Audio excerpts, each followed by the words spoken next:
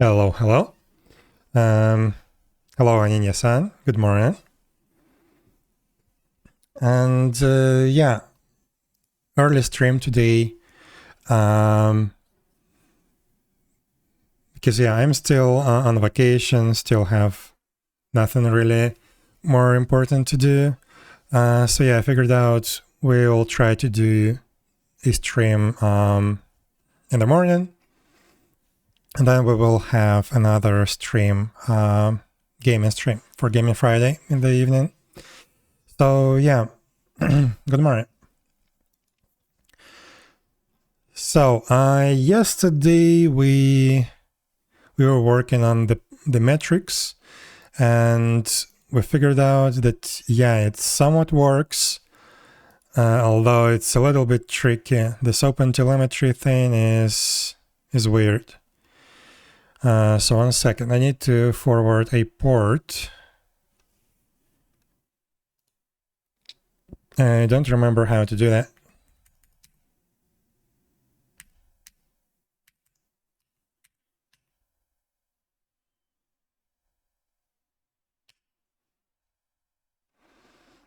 So 127.0.0.199.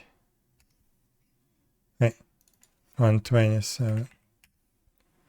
Okay, so this is our Prometheus, and I need a Grafana.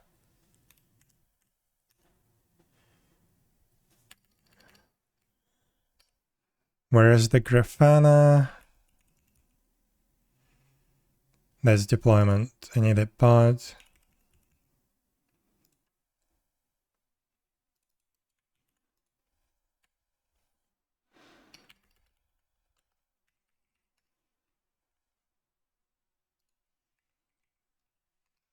There is Grafana. Admin, I keep forgetting the default password that they have from operator. Okay. So dashboards, we don't have any dashboards configured. So yesterday we managed to make this thing work.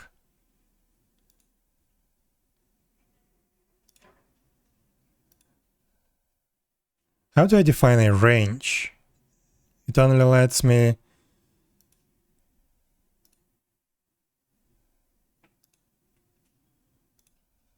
Oh, this is stupid.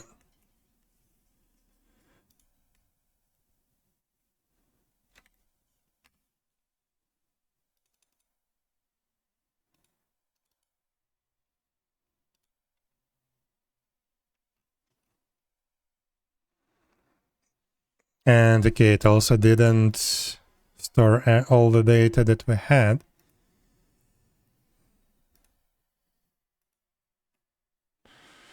But okay, we figured out that we can configure OpenTelemetry a little bit. Let me open the terminal. Yeah, by doing these environment variables. And also I forgot that I can just set those environment variables.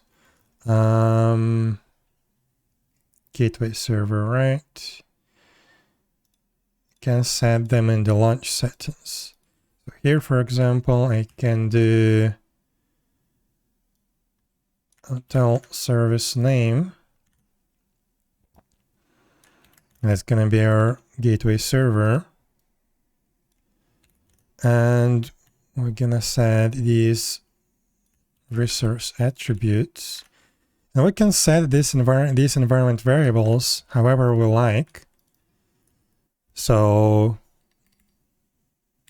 I can do it just like that for the test. I can do it like that in the Kubernetes. Basically, I'm free to do whatever I want. Besides those environment variables, we also have OpenTelemetry, the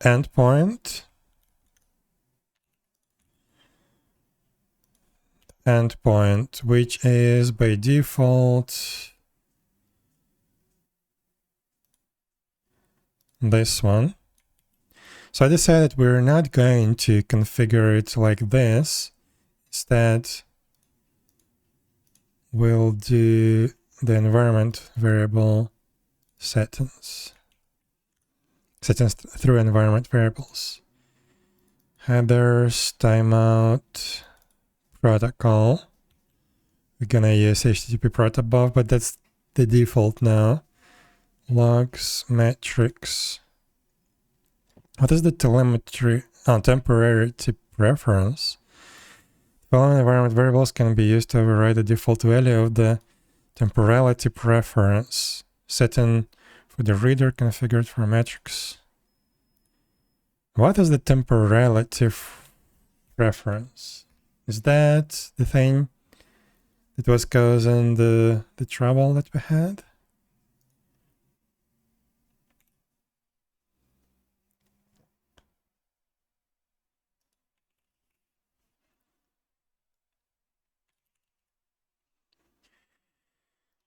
Must provide configuration to influence metric reader output temporality as a function to instrument kind. This option may be named temporality and must set temporality preference to cumulative for all instrument kinds by default. So what is the temporality?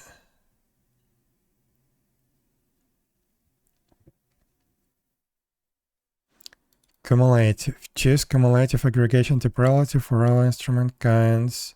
Choose delta aggregation. I have no idea what this is.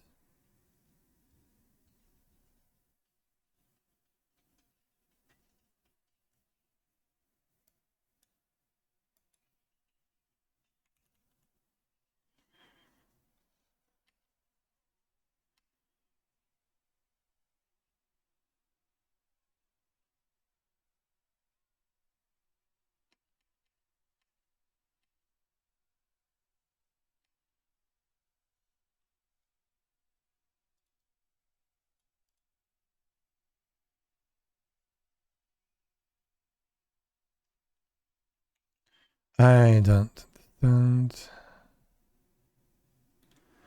Whatever.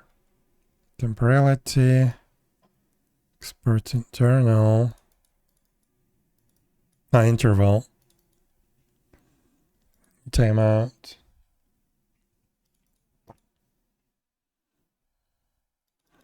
Yeah, we can set the interval as well to 1 second. Export timeout. Variables can be used to override the default values. Endpoints, headers, timeout, protocol.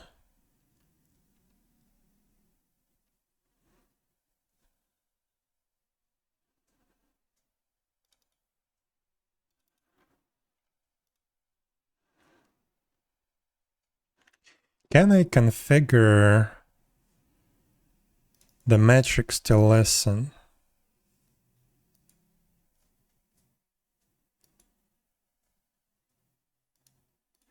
Add meter, meters.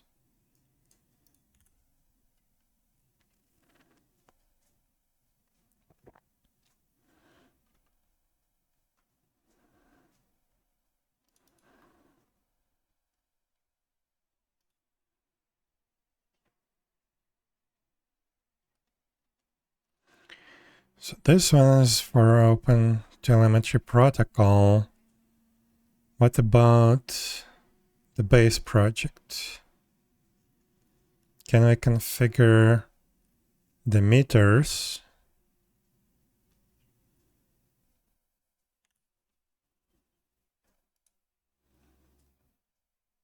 Create meter provider builder. That's in the base project. At least it should be.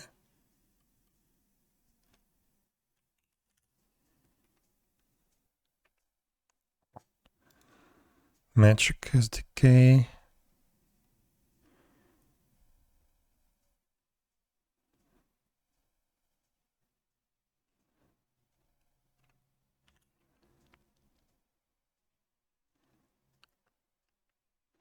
Let's give meter names to the list of subscribed meters.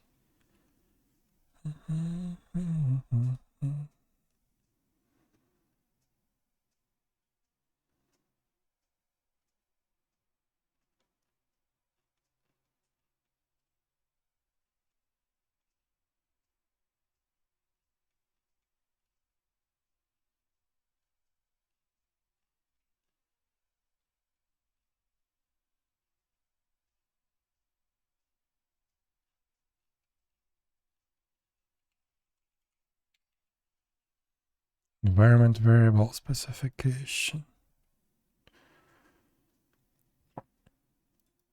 Exemplar filter.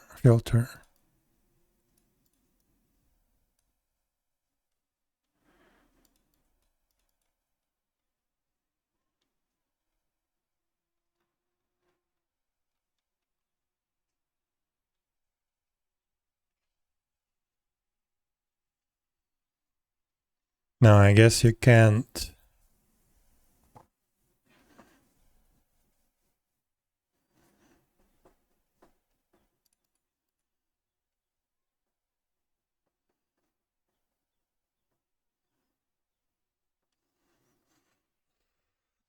Hey, Kubernetes. Hey, Plan Shift. How you doing?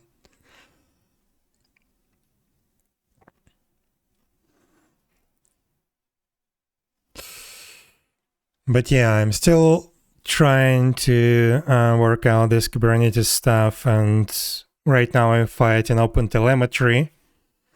And I think I got the idea how to do this, but it's a little bit weird. You can configure a lot of stuff through environment variables, but you also need to configure some stuff in the code. So this HTTP listener looks like it doesn't have any environment variable configuration. This one.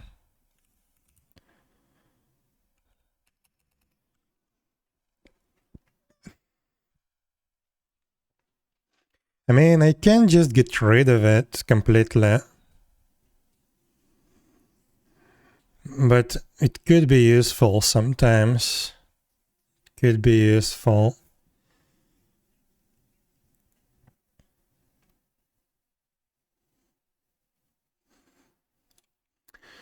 So what do we do? I think what I'm gonna do is I'm going to remove all the configuration for OTLP exporter.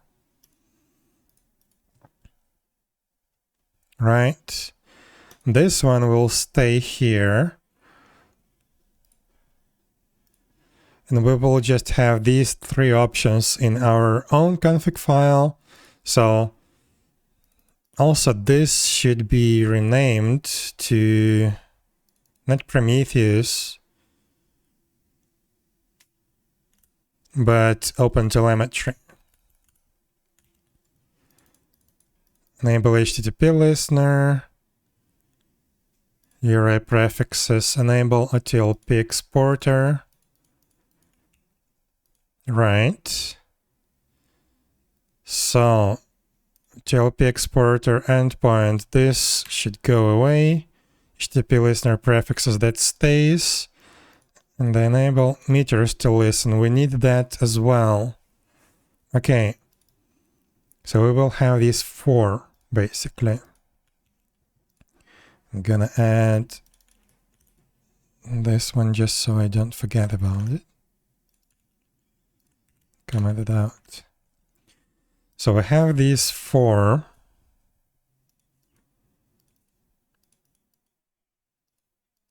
Right. Also this is called Prometheus, right? Let's rename it to OpenTelemetry.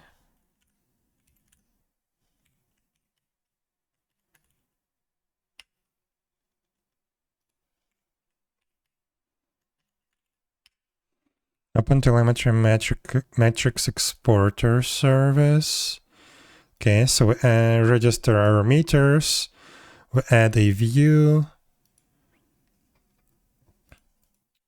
we can enable HTTP listener, enable TLP Explorer extension. What do you mean? What do you want to know? I'll tell you. Can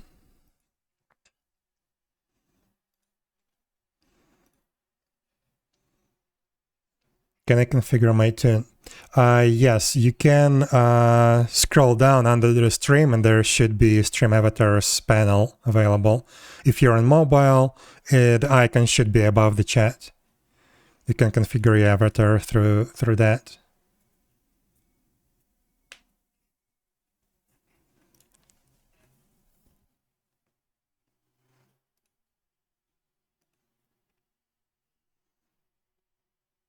Also, what I wanted to do is, instead of using randomizer as a temporary source of data, let's just use a counter.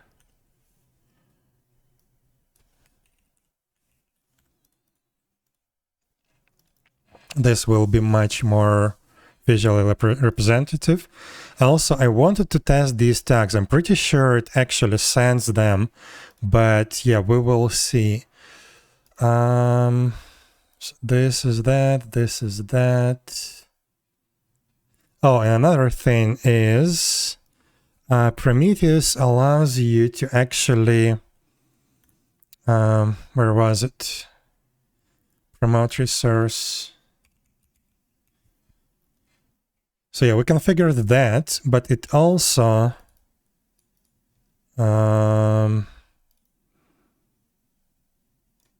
we have this. So by default, service namespace, and service instance ID. One sec, where was it? So service name, we configure that. We configure instance ID manually.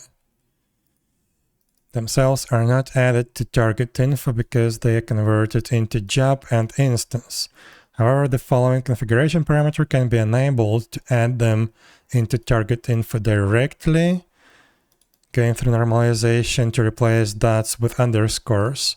If LTLP translation strategy, and yeah, on top of the conversion into job and instance. The rest of the resource attributes are also added as labels to the target info series, names converted to Prometheus format, according to the strategy. If a resource lacks both service instance ID and service name attributes, no corresponding target info series is generated. For each of the resources hotel metrics, Prometheus converts it to a corresponding Prometheus time series, and if target info is generated as the right instance ID and job levels. So let's try this thing in our Prometheus configuration. One problem is we need to configure it through this stupid Kubernetes object. I don't remember where the documentation for it could be found. It's not very well documented.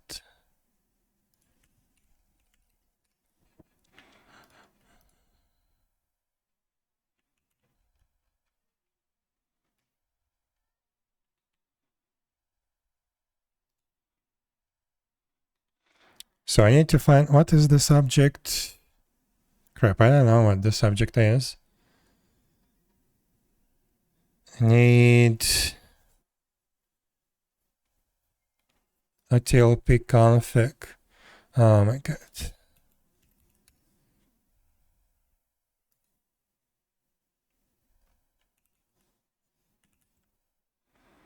Yeah, I don't remember where I can find this documentation.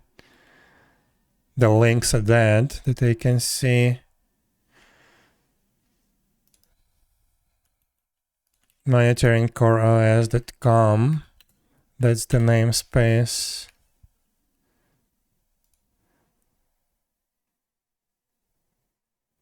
Maybe this.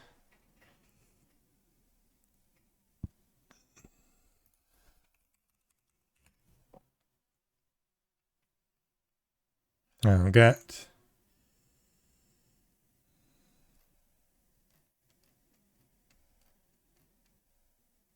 reference, not CLI tools. Crap. This is stupid.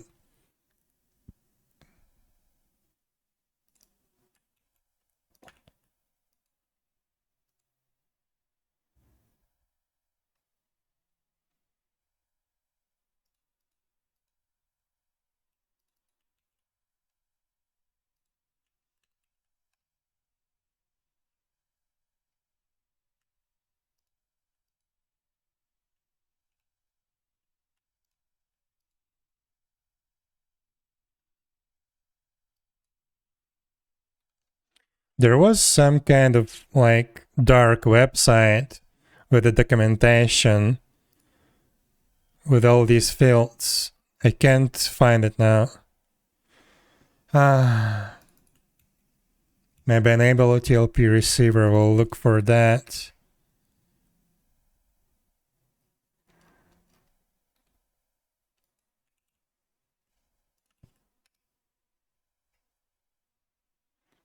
It was not a Red Hat website.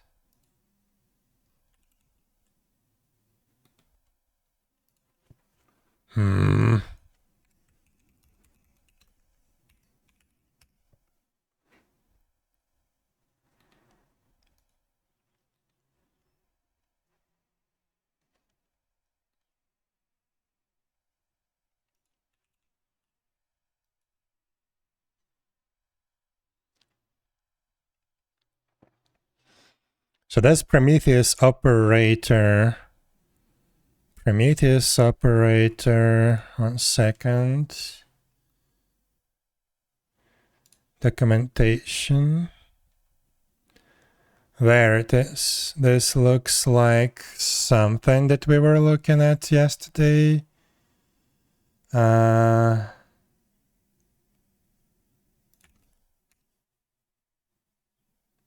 results. Nice.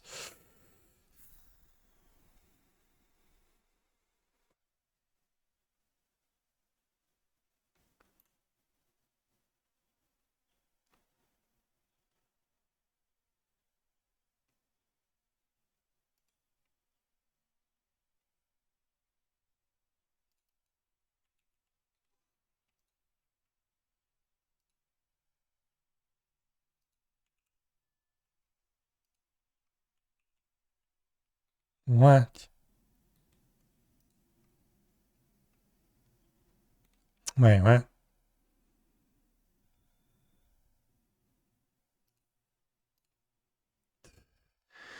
I hate the GitHub sometimes. Enable a TLP receiver. Can I find promote resource attributes in here somewhere? Okay, promote resource attributes. Oh no, this is the only attribute. Why?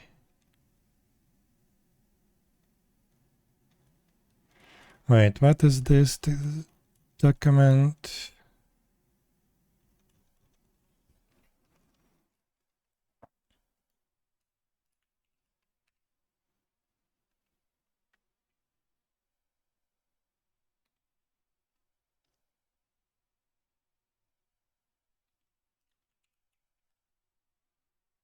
Translation strategy here. Keep identity for resource attributes. Is that what we're looking for? Yeah. Keep identifying resource attributes. Okay. So we put it here. And we comment on this thing. And we need to deploy our Prometheus. The problem is... Oh. This is it. Upgrade Prometheus. Prometheus stack. Monitoring Prometheus YAML. The problem is I need to go into a different directory. like that.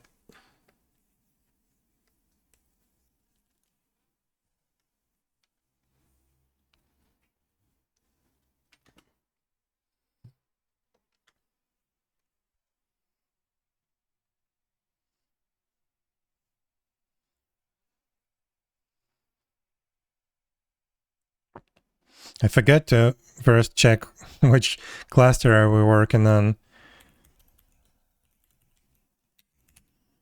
Yeah, Minikube, that's good. So we should have now Prometheus configured.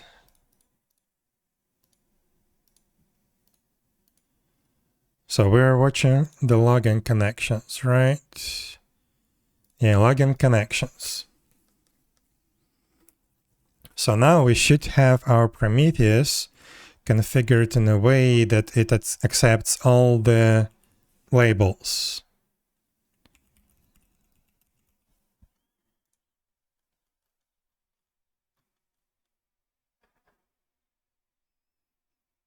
It's not going to be here.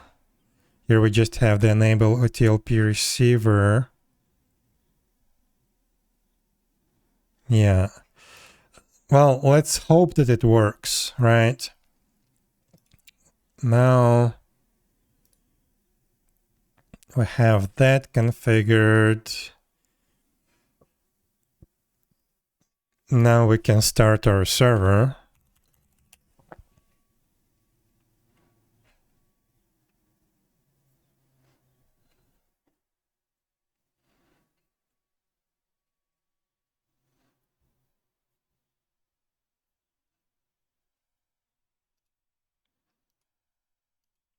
And hopefully we will see the metrics in a moment.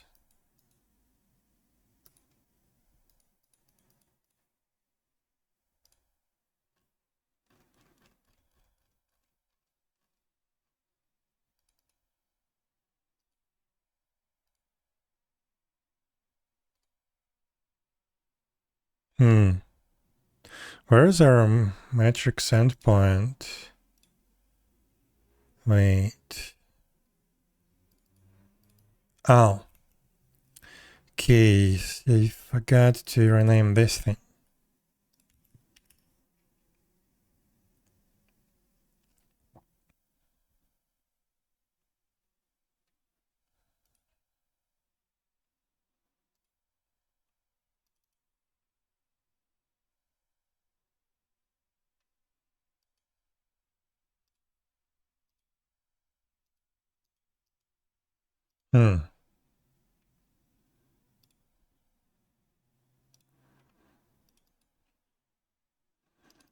To open telemetry, this is the local config for development environment.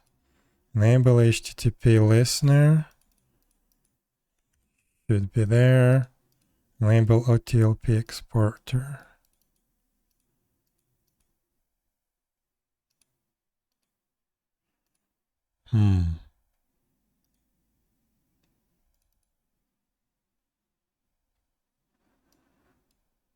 It's not listening on the metrics endpoint. That's concerning. So looks like it's not working. Monitor and open telemetry. The HTTP listener.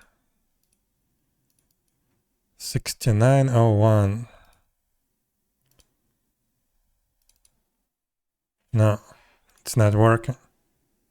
Why?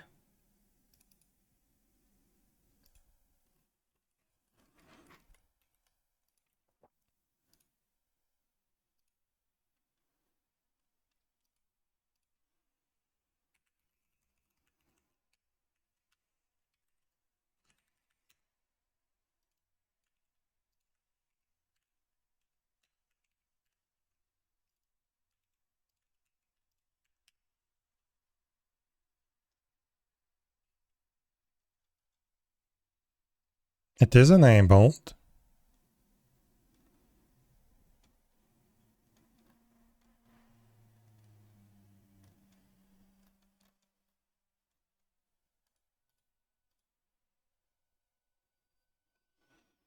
Hmm.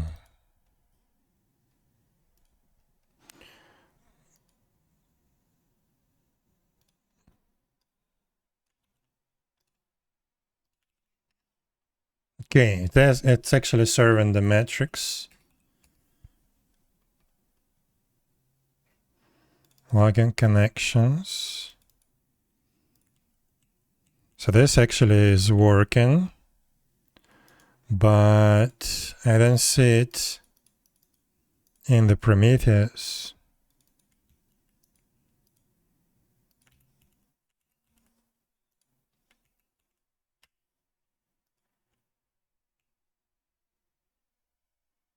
Interesting.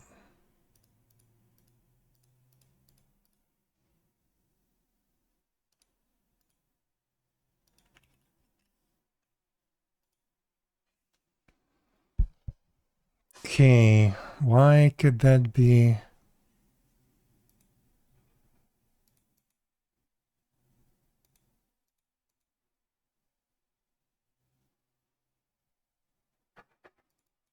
$99, that's our Prometheus, yeah.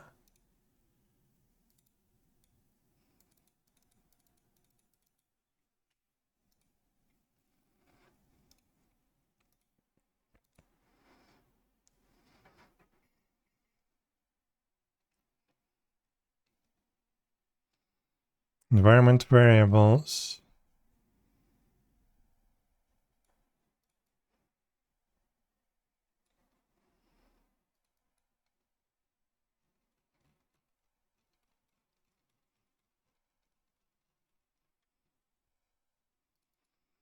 So I added this OTOP exporter, right? Right now, it's there.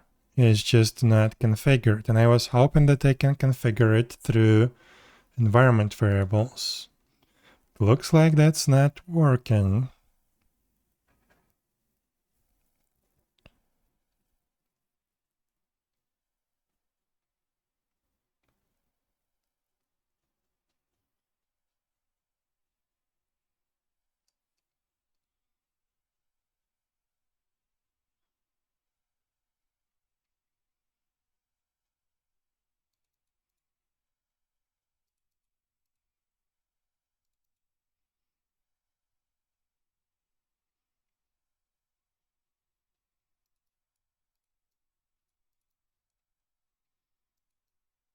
When using Microsoft extensions, hosting 8 or greater is a part of ASP.NET Core.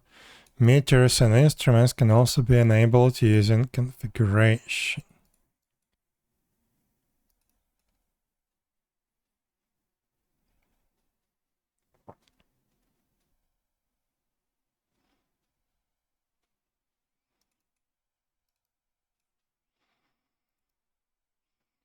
So this exporter supports the full set of environment variables listed below, including the signal-specific overrides that users are encouraged to use this mechanism to configure their exporters. Overload is provided, which may be used to set the endpoint and base URL.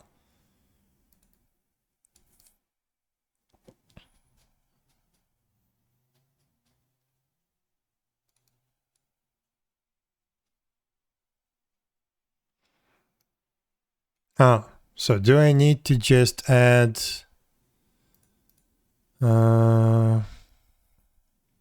this endpoint?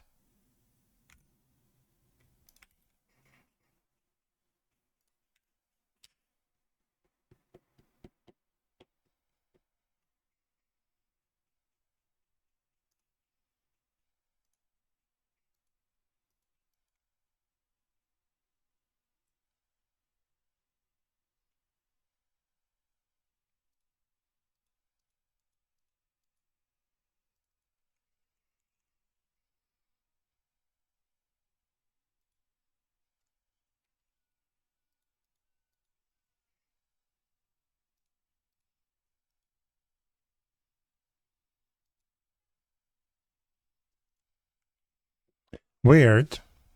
Really weird. I was hoping that I can configure that easily through the OTLP variables, environment variables. Maybe they're not working or what? Let's try stage and environment and see if that gets passed to... Yes.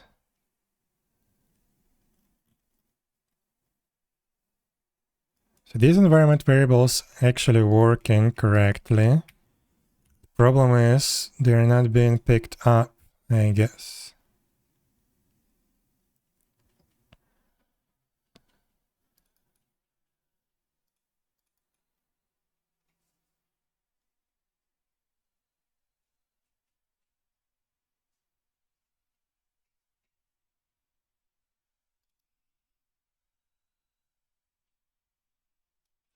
So this option can also be set by code, but order is important. They apply after configuration.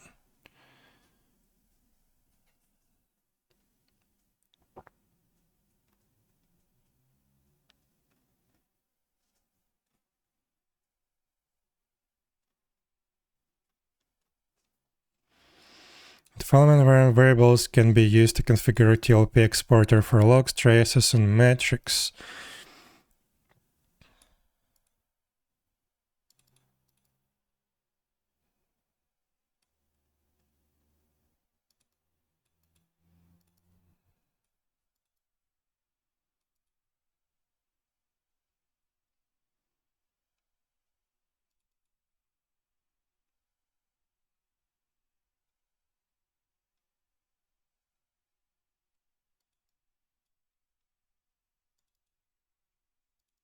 Maybe I need this one, metric export. No, that's an export interval.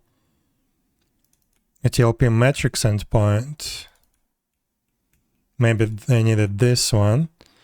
Headers, timeout, protocol, temporality reference, export interval, metric export interval, and export timeout. Maybe that's the thing. Let's try.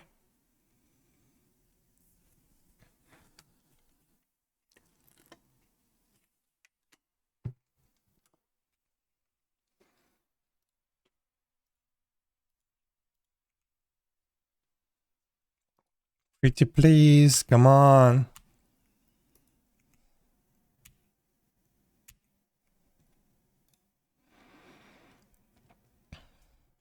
Following environment variables can be used to override the default values of the OTLP exporter options used for metrics when using the use OTLP exporter extension. This is not what I'm using actually.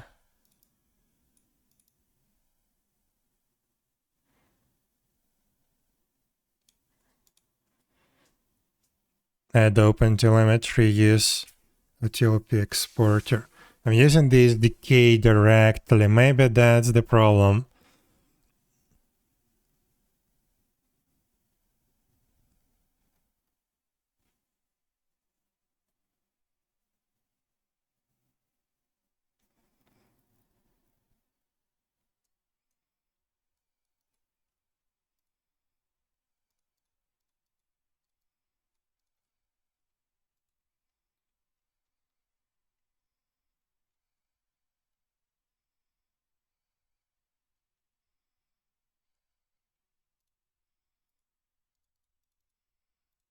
Yeah, I didn't see anything.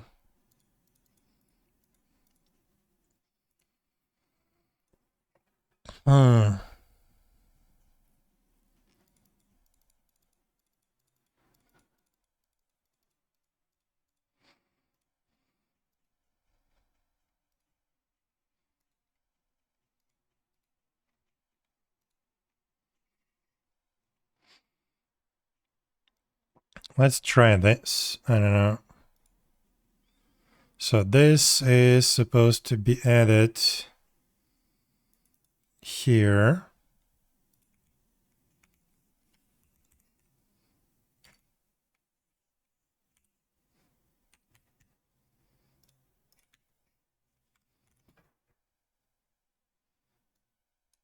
OpenTelemetry extensions, hosting. Okay.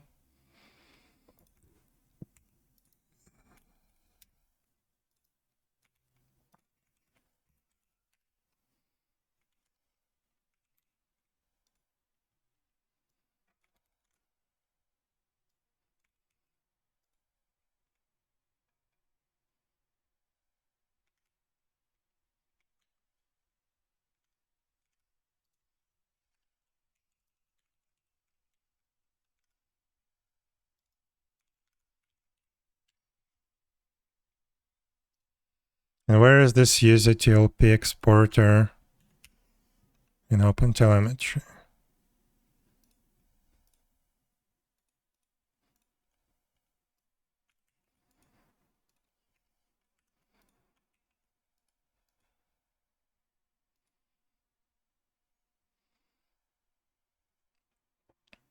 And can I do the same for the HTTP exporter? Where was it? This one. No. I actually need to use this SDK thing. But that's okay. Maybe this will work then. So I can probably get rid of this. Let's see if that works.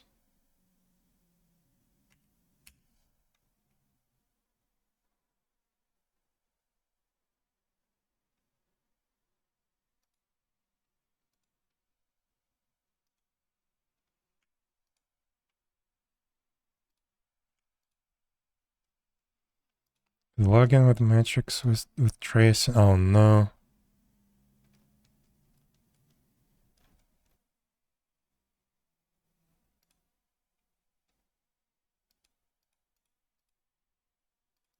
OpenTelemetry builder.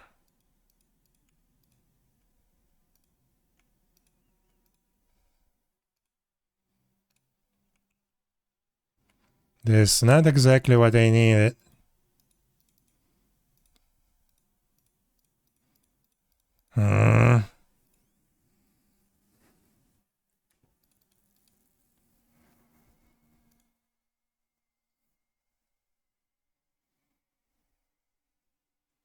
This is for all signals. So calling use a TLP exporter automatically enables login, metrics, and tracing. However, only telemetry which has been enabled will be exported. With metrics, admitter. Okay.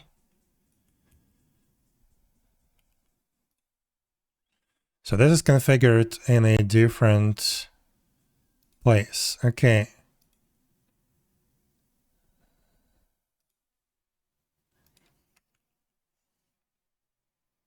We don't need ASP.NET. We just need... Wait, what is this? Oh, that's with metrics.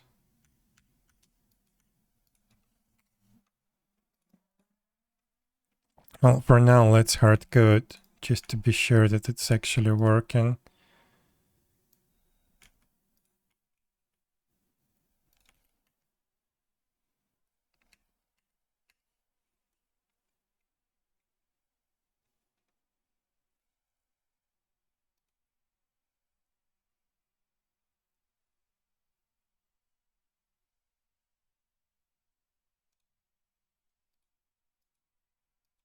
Come on.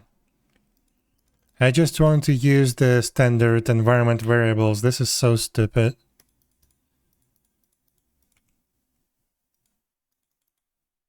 Don't think it's working.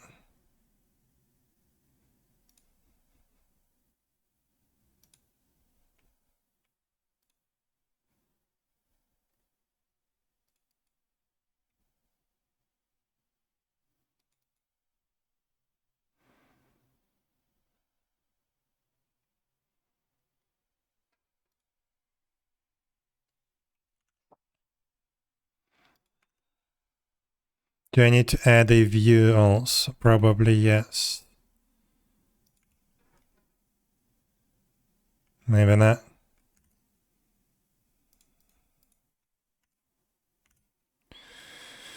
Why is this so confusing?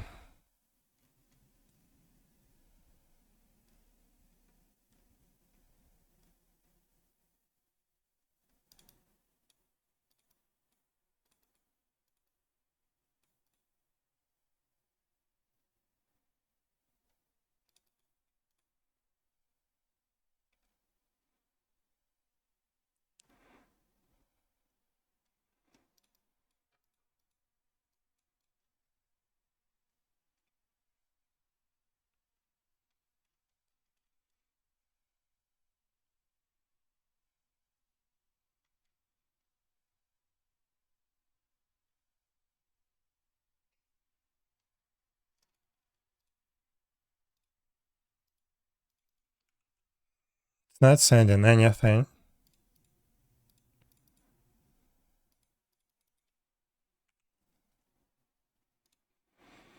Okay, I don't care anymore. Let's bring back it to where it was. I don't need these extension hosting things. We will just use non-standard environment variables, whatever. This will stay open telemetry. This thing.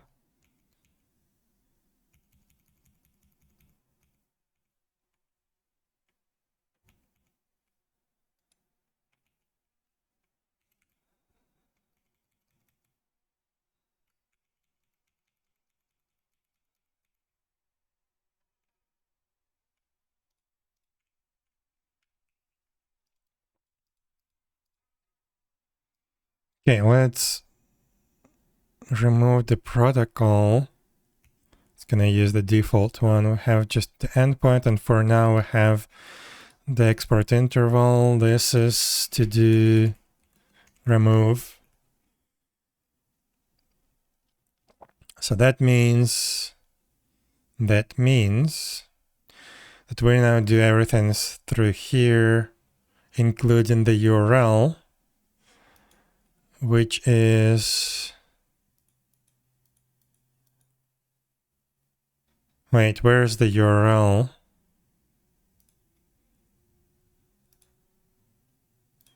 A TLP exporter endpoint.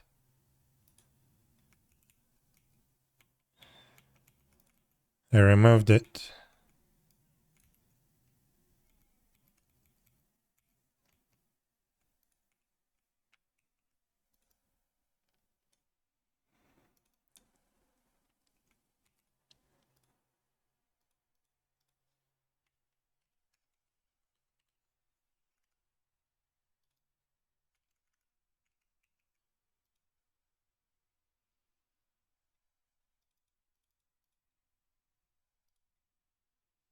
So let's get rid of that.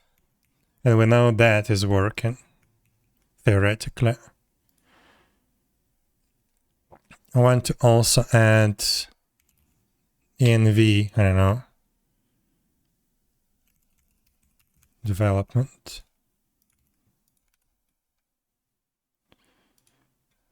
Okay, so we're still gonna use our configuration files.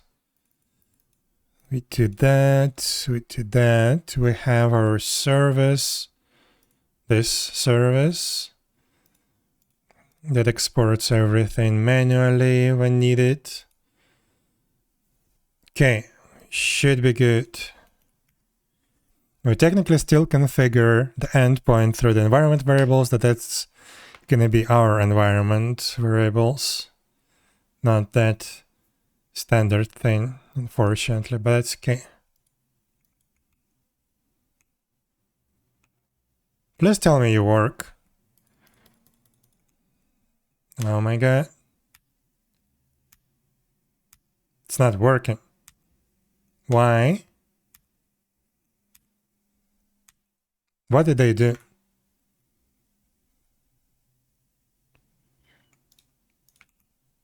We We serve the metrics on the HTTP endpoint, but it doesn't want to send them to Prometheus.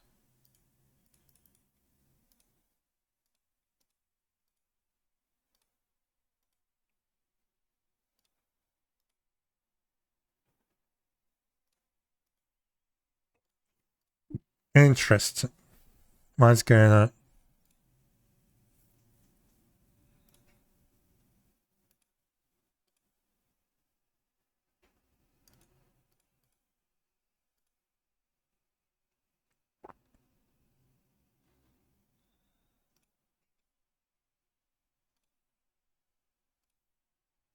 Something's going on. It was working yesterday, but it was weird. And I wanted to make it better, but looks like I broke everything. So maybe it's trying to send something, but Prometheus is not responding. Let's copy this thing and revert to whatever we had before.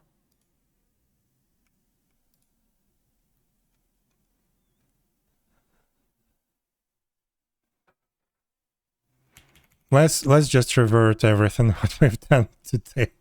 Because I don't know, this is so weird. I have no idea what's going on. Let's do the randomizer. Let's revert this. We can have this. This is not a problem. Actually, for now, let's comment that out.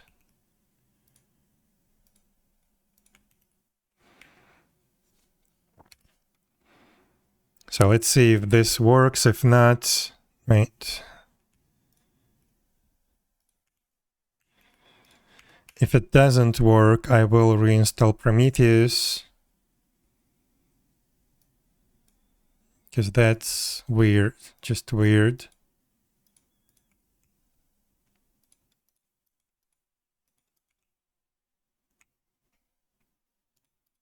I don't see anything.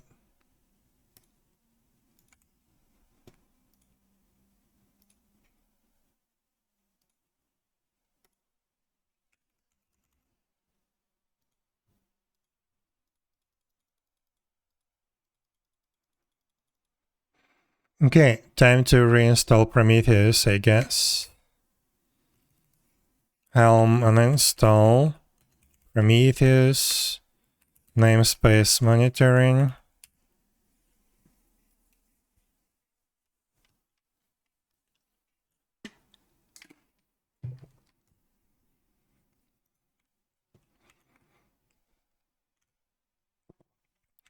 And we install it back. Wait, cat prometheus.yaml.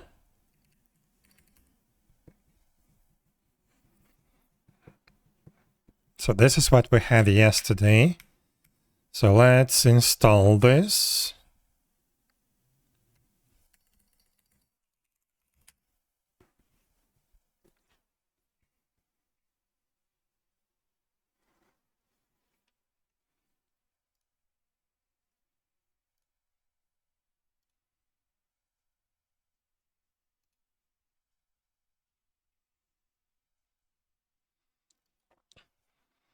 Okay.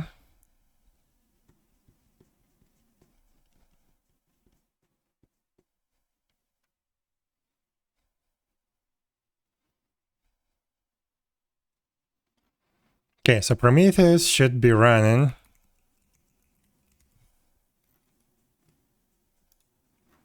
Let's take a look at the command line. Yes, we have the OTLP receiver enabled.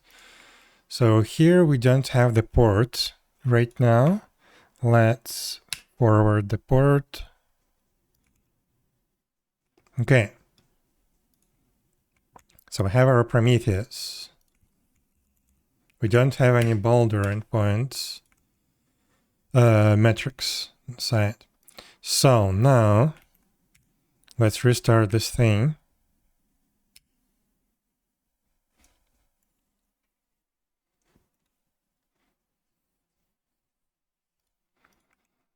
The metrics endpoint should be working. It's not though. It's not though.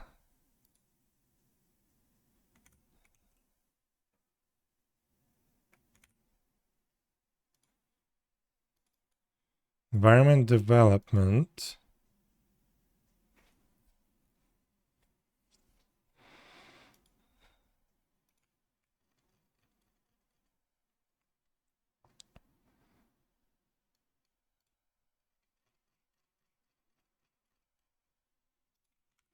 Why is this thing not working?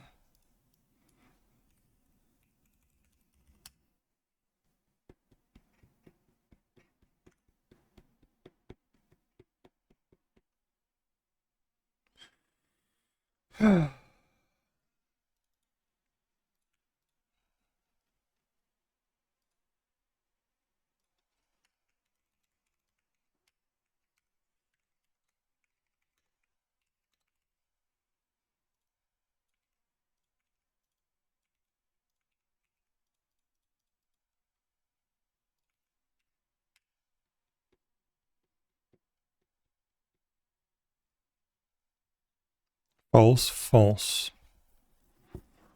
Now.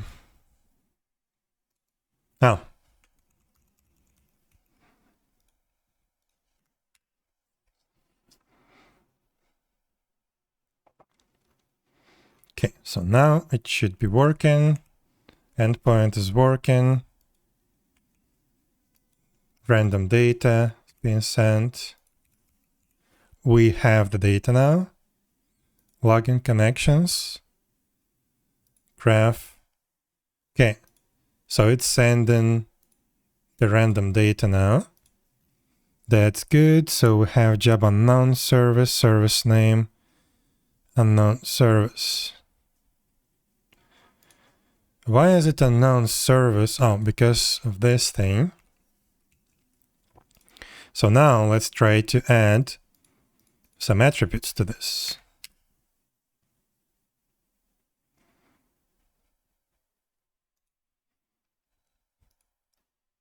There we go. So now we have instance gateway 01-1 job Ymirheim server gateway server, service instance ID, service name. We don't have the environment. Okay, so now let's do all of this step by step. So now I want to add this config option and remove this one. Let's upgrade our Helm chart.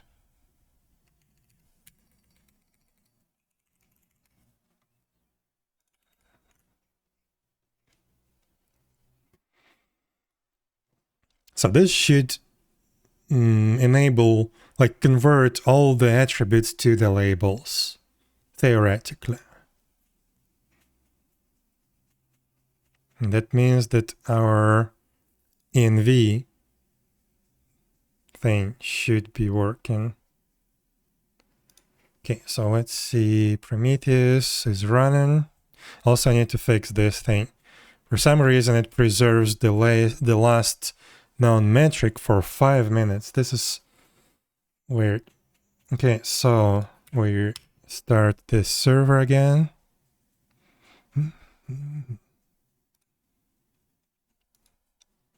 There we go. The data is coming through.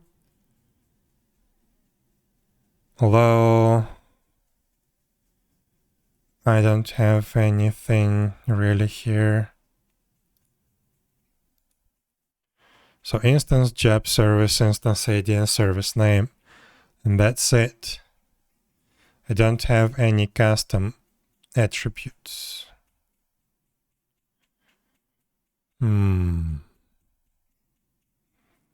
That's a bummer.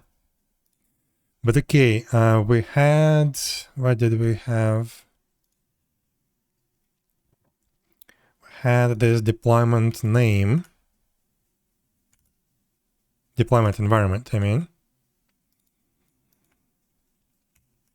Can we do that? Will that be converted automatically?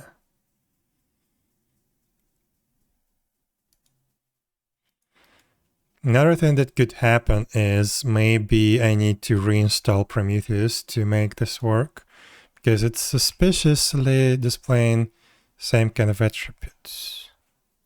Okay, deployment environment is there. Looks like this didn't get saved. So what we're gonna do is we're gonna uninstall Prometheus again and install it with this thing enabled. So keep identifying resource attribute. And while it's doing that, let's see.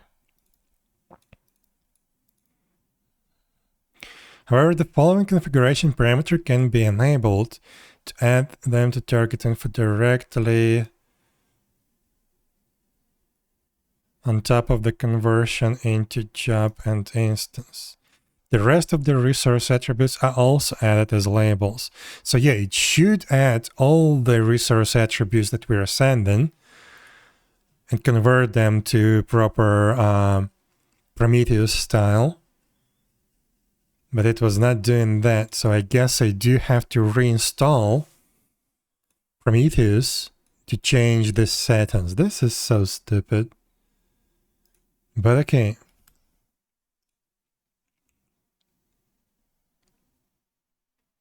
Oh yeah, I need to forward the port again. Pod not found.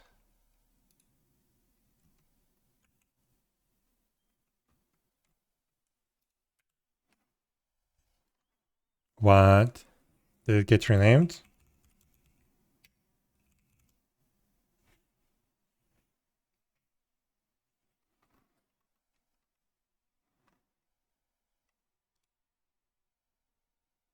Wait, installation failed. Cannot reuse a name that is still in use.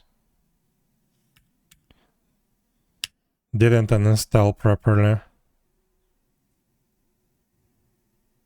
Release not found. Wow. Helm died. Helm failed me.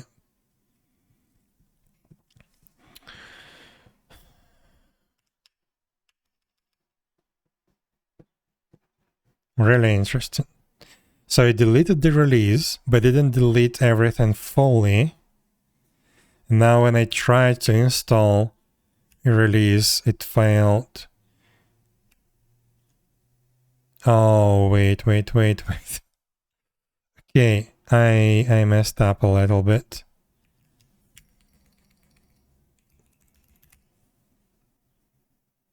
I installed it with the name of upgrade. Okay, so monitoring is empty, default is empty. We don't have any upgrade namespace, no, okay, good. So now, install Prometheus.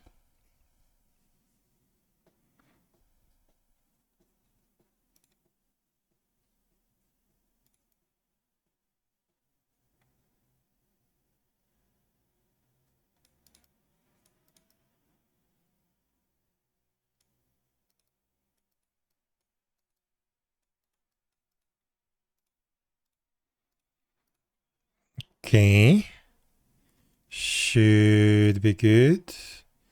Something is still pending. Now let's forward a port. There we go. And we are receiving some data. And it's not working.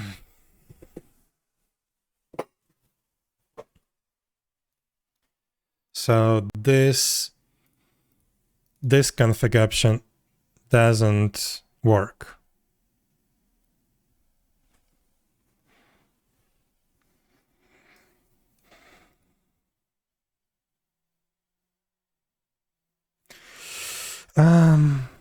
Okay. We're back to where we started.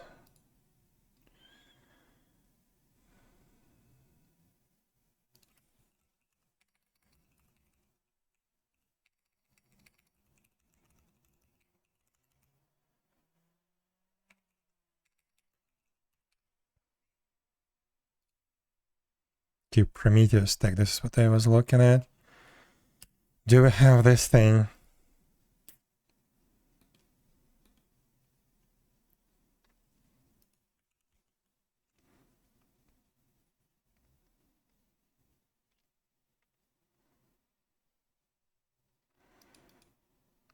Additional config. Yes. TLP.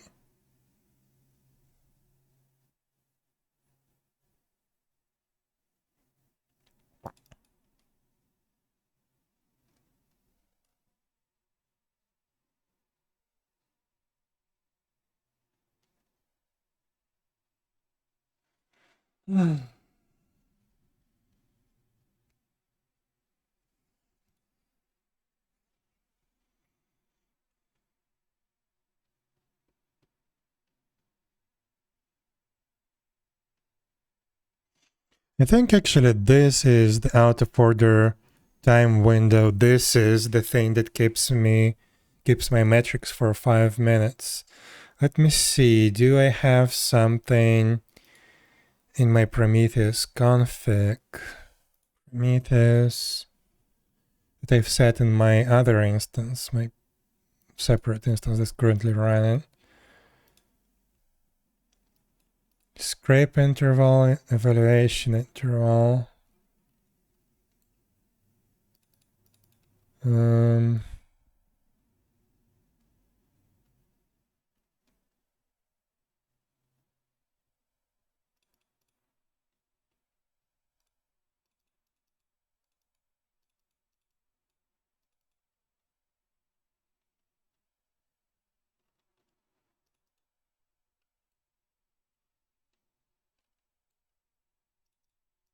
Not really, unless they do send something, I don't know.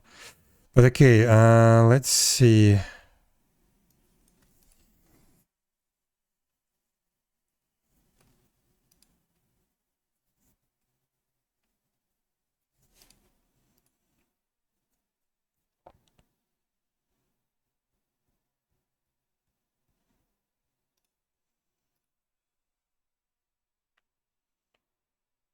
Why is this not working? I was really hoping to make it work like that.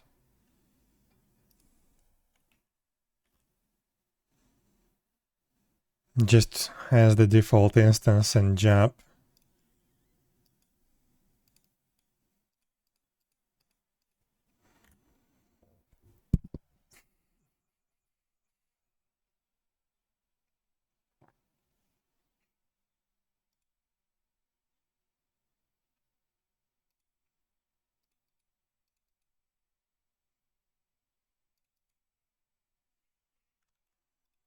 So where did they find this setting? This one.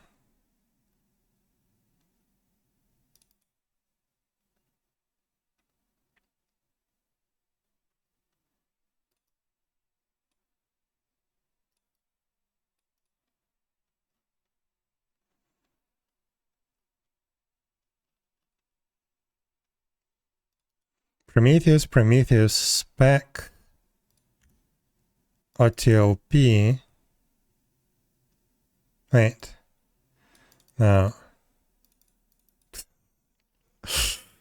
This is modifying the chart directly. Well, that's not what I'm looking for.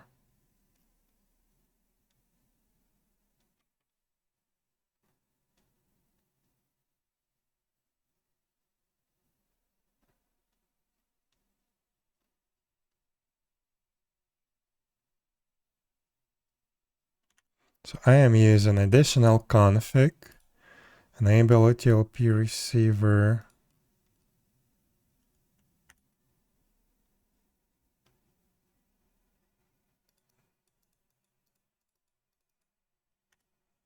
OTLP. This should work. Why doesn't it work?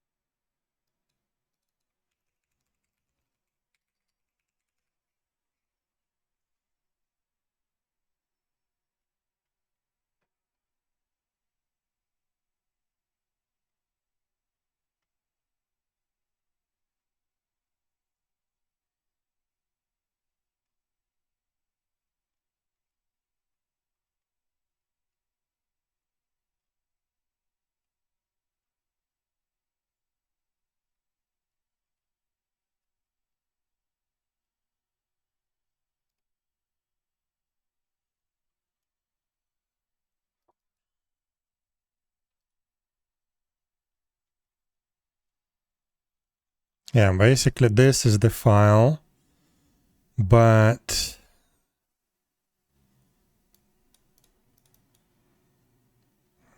I was looking at a different thing.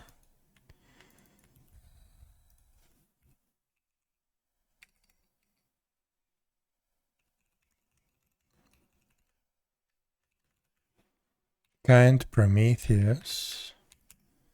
Where can I find the documentation on that thing?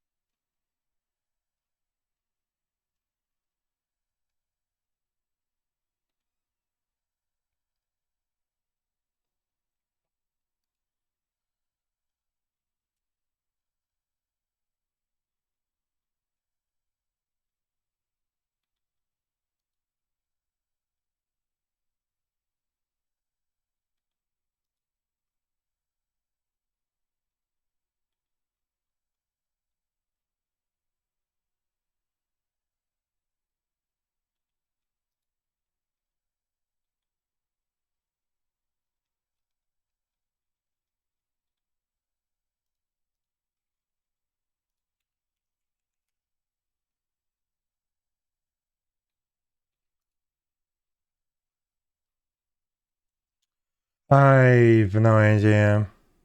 One sec. Let's see, maybe I can find it in here. Prometheus. Edit. Prometheus monitoring CoreOS.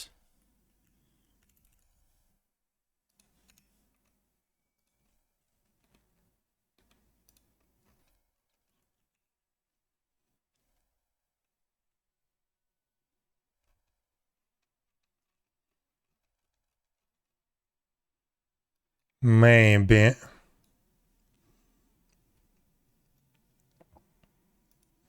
So let's see, can we find this name there? No.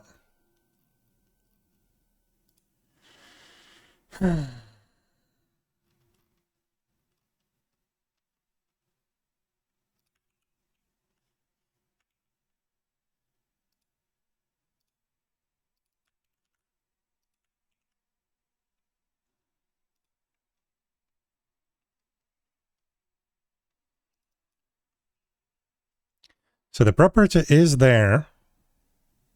Enables add-in service namespace, and service instance ID. Ah, he's stupid. Resource attributes to the target information on top of converting them to the instance. Okay, I see. Still it doesn't work. It doesn't add service name and service namespace as a separate set of attributes. It just doesn't work.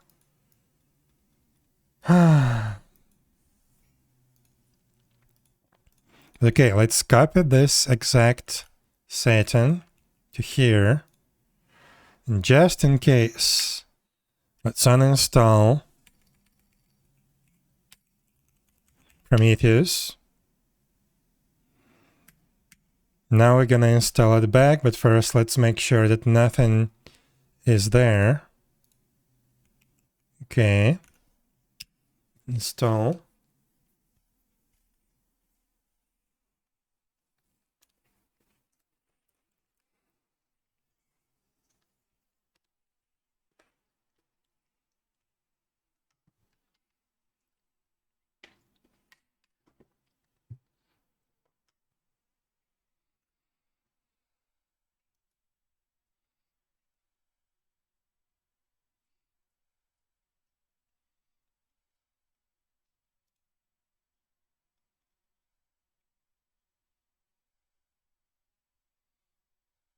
Come on. Okay. So we don't have the port. Let's forward it.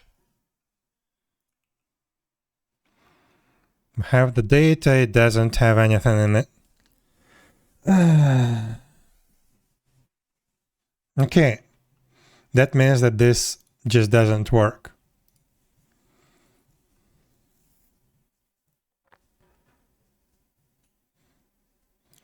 I was hoping that maybe it will work. I don't know.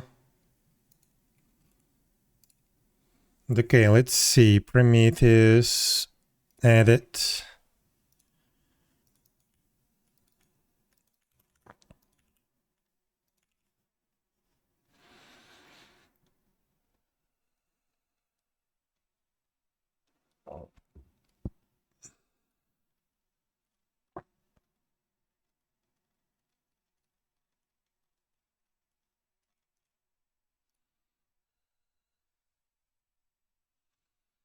Promote resource attributes. List of OpenTelemetry attributes that should be promoted to metric labels. Default to none. Translation strategy.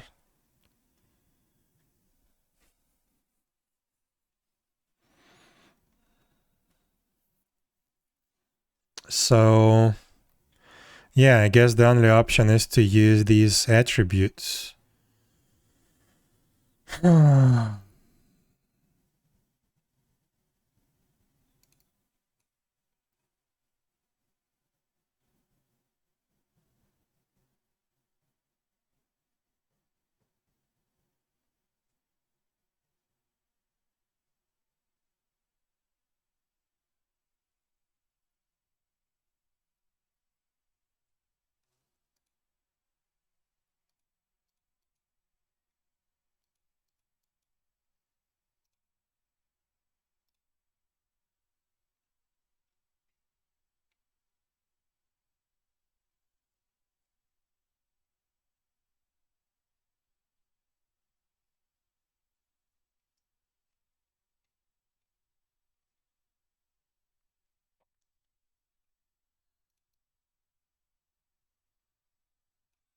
All non-promoted, more verbose or unique labels are attached to special target info.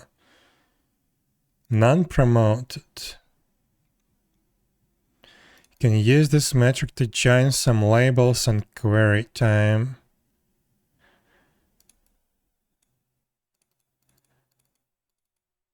Group left.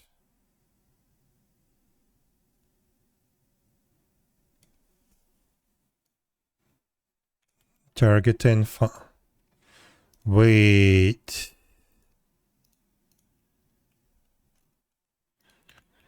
Group left. Not cluster name, but we're setting the deployment name, right? Deployment environment. But with underscore. Target info.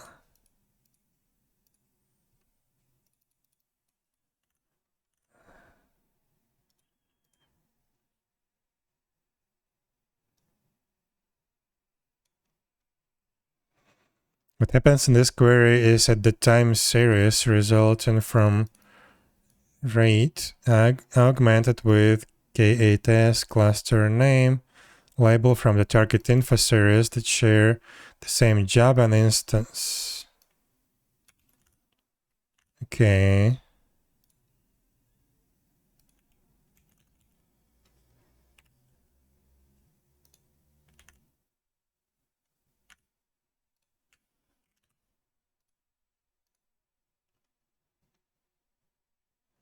Deployment environment.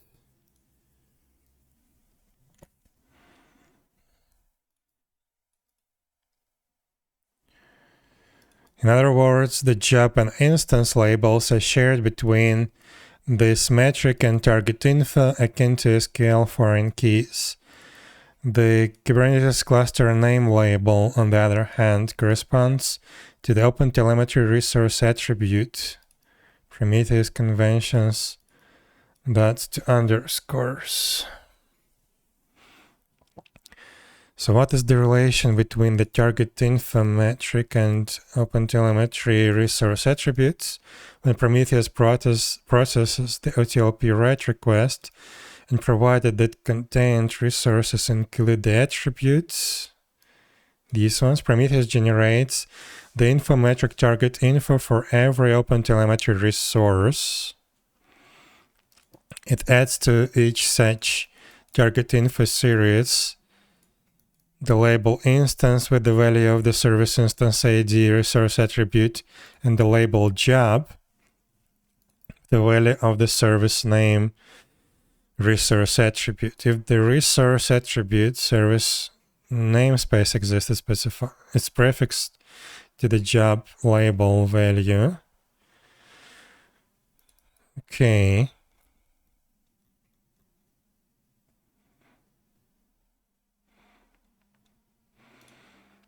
So, however, the following configuration parameter can be enabled to add them to target info directly. So okay, this works. It just adds them to target info, not to the labels. And then I can retrieve the target info with this join thing, group left.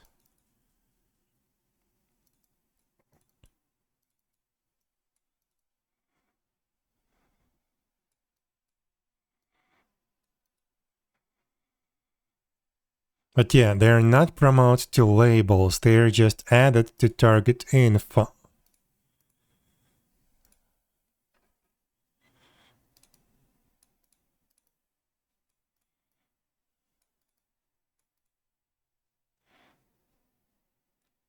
Okay.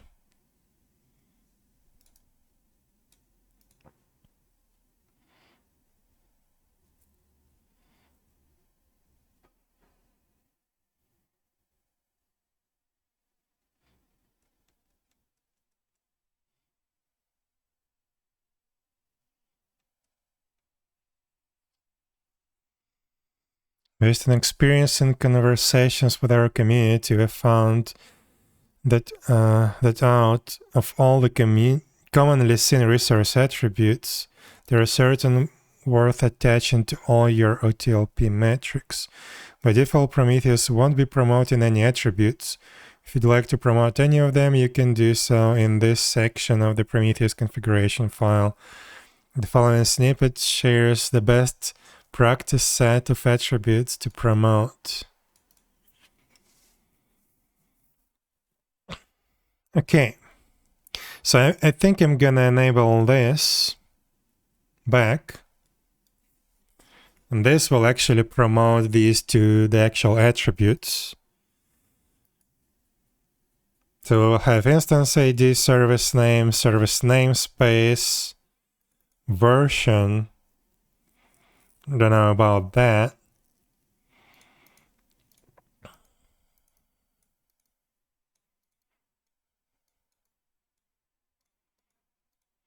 But yeah, I could use this deployment environment.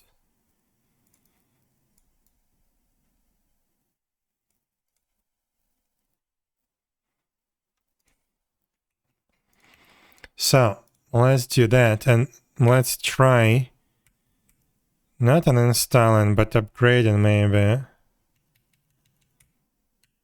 But let's do it in the right way now.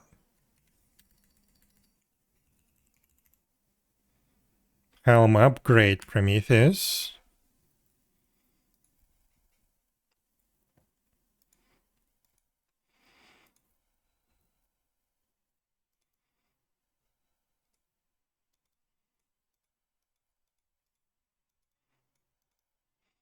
Okay, And let's verify that that works. Then we proceed to break other things. Because this is ridiculous.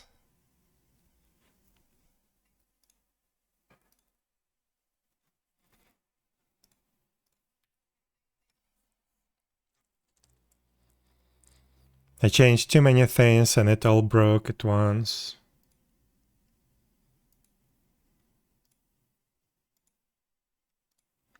So let's see, we get the new data. So now we have deployment environment, instance, job. Wait, we're still using this group. I don't really want it. So yeah, we're interested in the green one. Deployment environment, development, instance, job, service instance ID, service name. Okay. And we will keep our dashboards to a minimum. We will just use the instance and job and provide maybe an optional development environment support.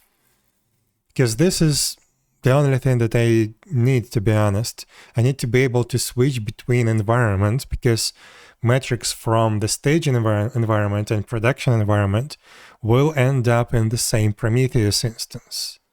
I don't want to set up two separate Prometheuses just for that. And I need a way to switch between the two. So we'll do that. And we will use this development and deployment environment. Okay. So this is working right now.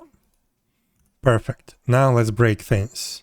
So first of all, I want to rename this thing to OpenTelemetry, not Prometheus. OpenTelemetry.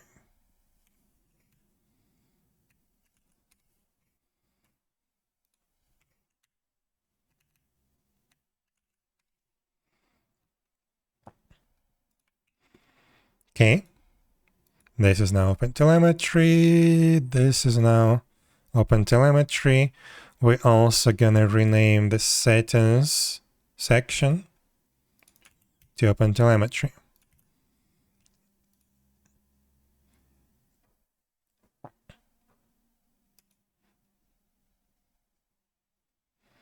Okay, let's check it out.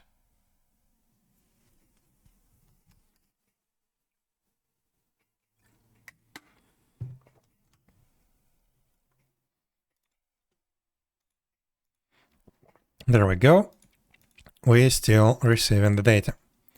Perfect. 1 sec.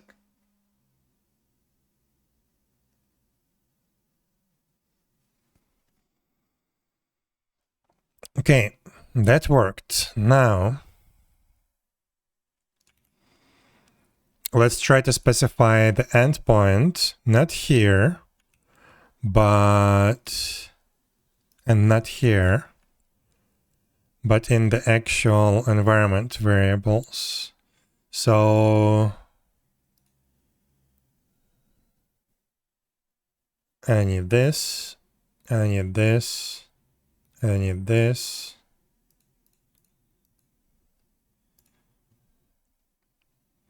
A TLP exporter.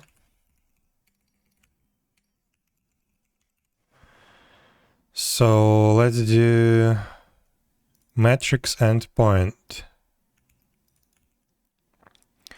So this is gonna be this.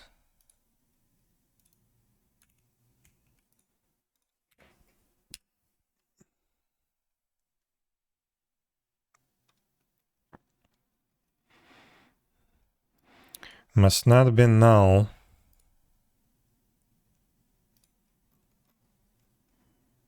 Right, that makes sense.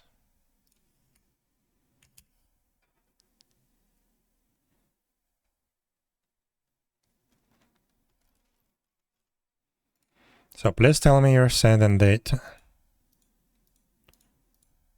You're not.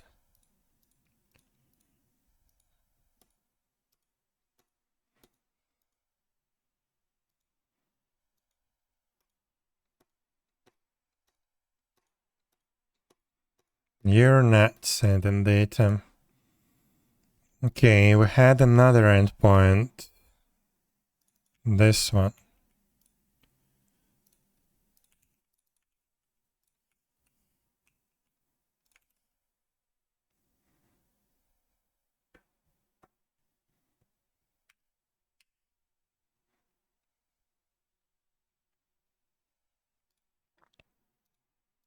There we go.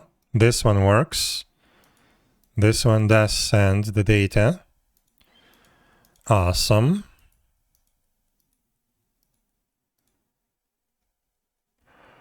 Okay.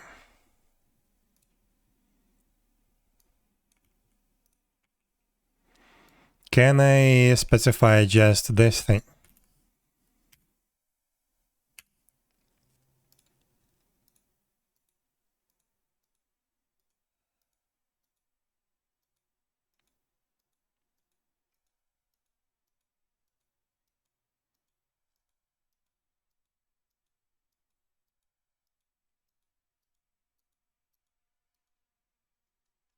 No. That doesn't work.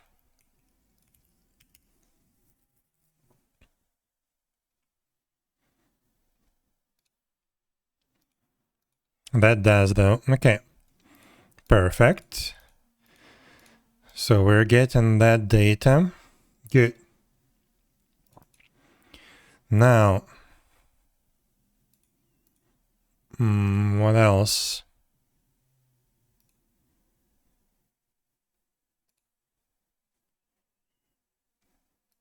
Protocol, we're gonna leave it as default. An export interval, let's get rid of that. Let's just get rid of all of this. The export interval should be configured like that.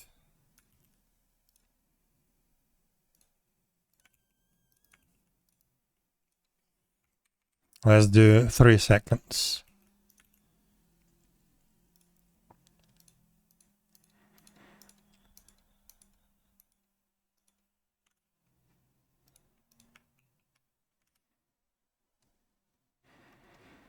So we just add this OTLP exporter and that's it. Okay. Let's start.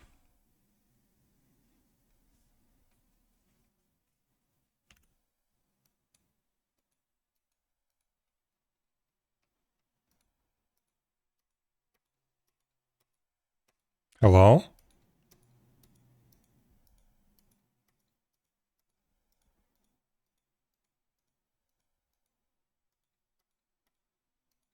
Huh.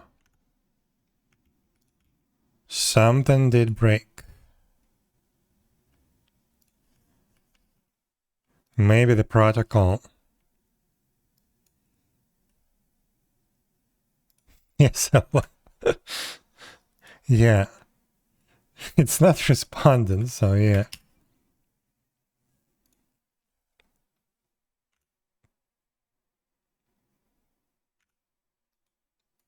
Now we're getting the data.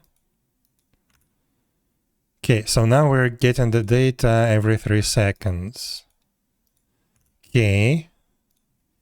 Let's change it to, I don't know, 7 seconds. I want to see if it actually works.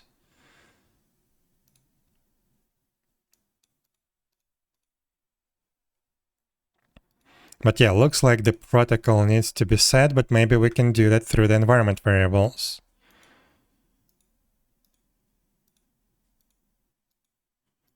Yes, this looks like it. 7 seconds interval. Okay, good. Now the protocol.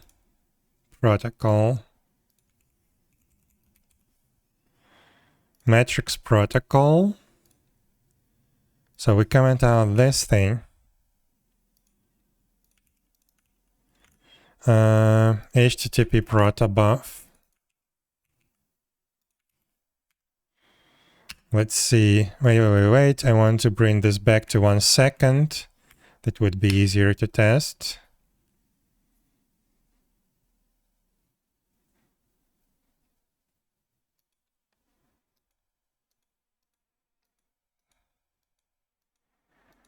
and it's not working. This is interesting. So they did mention something about breaking changes, right? Where was it?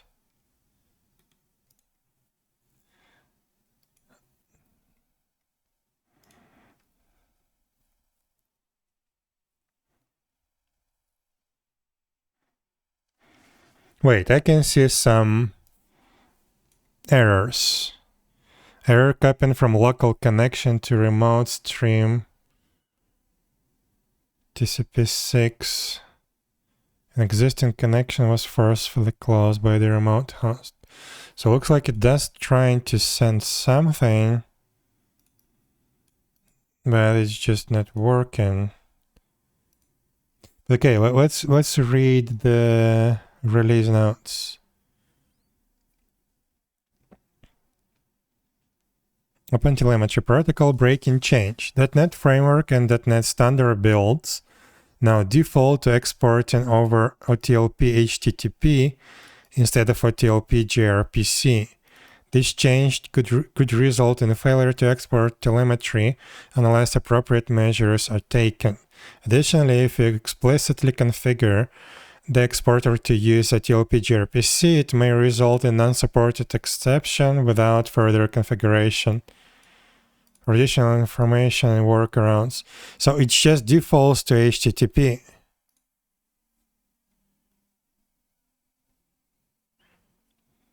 Data default protocol to HTTP protobuf. Am I using the latest release? Yes, 1.12. Also, I can remove the hosting, I guess.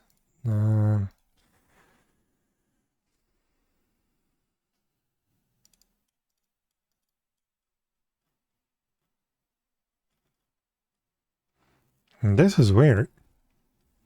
Looks like it doesn't respect this hotel exporter or TLP metrics protocol. Let's see, maybe I'm setting a run environment variable or something. Traces protocol.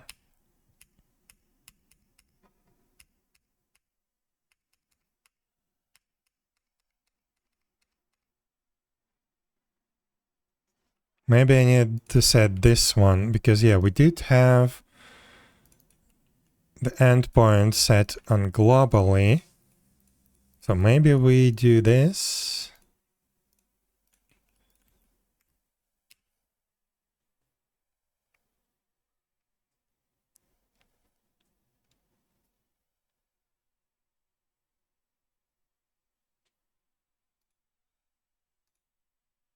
So it's commented out in the code.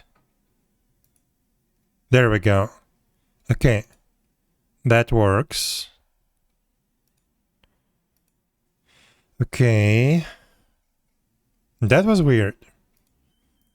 Why the metrics section doesn't work, but this one does? Okay, endpoint headers timeout protocol for all signals. Can I enable certain signals? Well, I guess I'm currently only exporting metrics. That's good.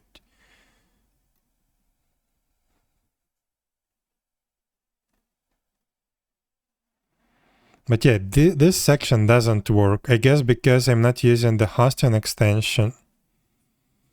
Yeah, that makes sense actually.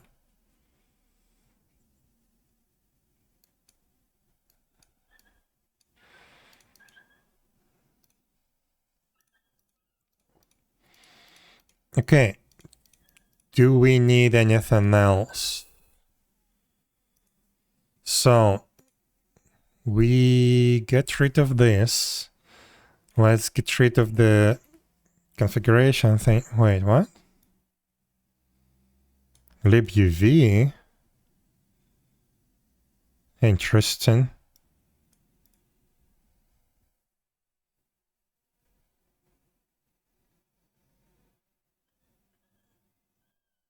haven't got these kinds of errors for a really long time, but they didn't change anything, did they? Weird. But okay. We did that. We did that. Let's see if it's still sending data. So right now we configure OTLP exporter solely through the environment variables, the standard ones. Yes, it's working. Good. It's working. So now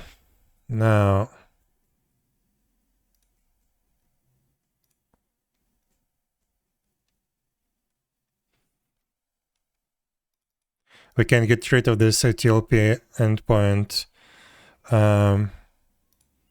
thing. So now we only have enable HTTP listener, enable OTLP exporter, meters to listen, and HTTP listener. That's for the Prometheus HTTP listener. Okay, we can get rid of that.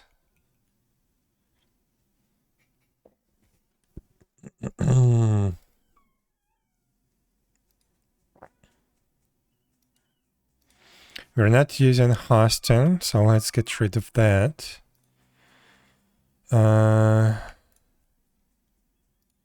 Monitoring extensions. Okay, we get rid of this one. Let's remove it also from here. We just do that. Yeah, there are no environment variables, I guess, to control this HTTP listener. We renamed this OpenTelemetry section. That's good.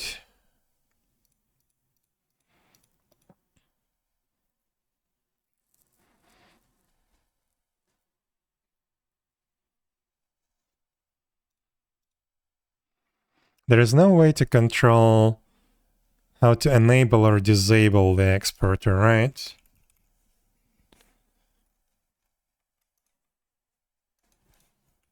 That's right. So to enable it, you just configure it, I guess. But what would happen if I don't configure the endpoints? Will it just try to contact the local hosts all the time, or what?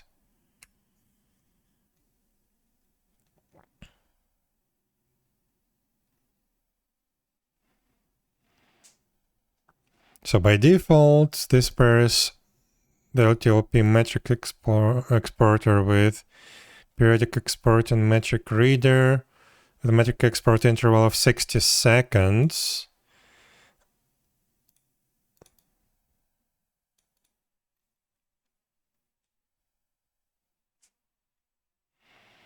To enable it for all signals, we use this extension. I don't want it well that way.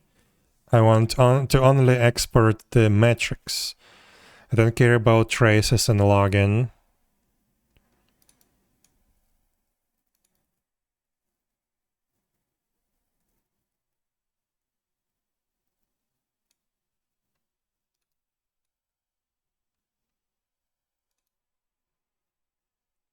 Also, I don't like the way we configure the meters in this case. So yeah, I think I'm gonna stick to my implementation.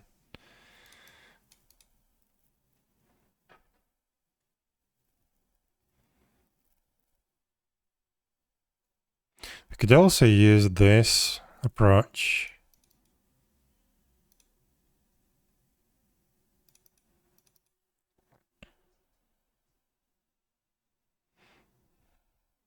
But then I cannot configure view anyway, so yeah, I think this is good enough.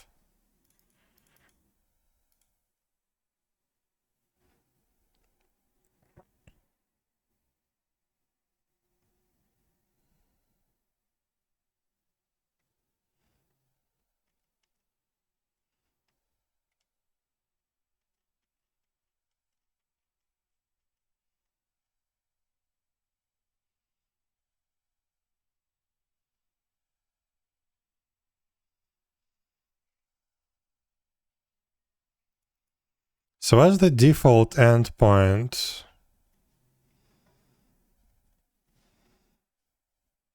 Or does it just ignore everything if it's not configured?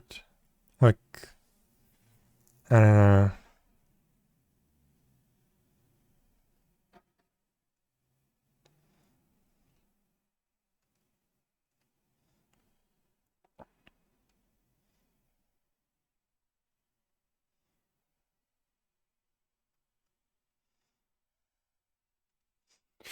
Okay, just to double check, we don't have anything, any environment variables that we can use with this one, right? Prometheus exporter that configures an HTTP listener instance for Prometheus to scrape. Maybe we can just get rid of it completely and migrate fully to the to sending the metrics over OTLP protocol. I don't know. And enable it by default, maybe.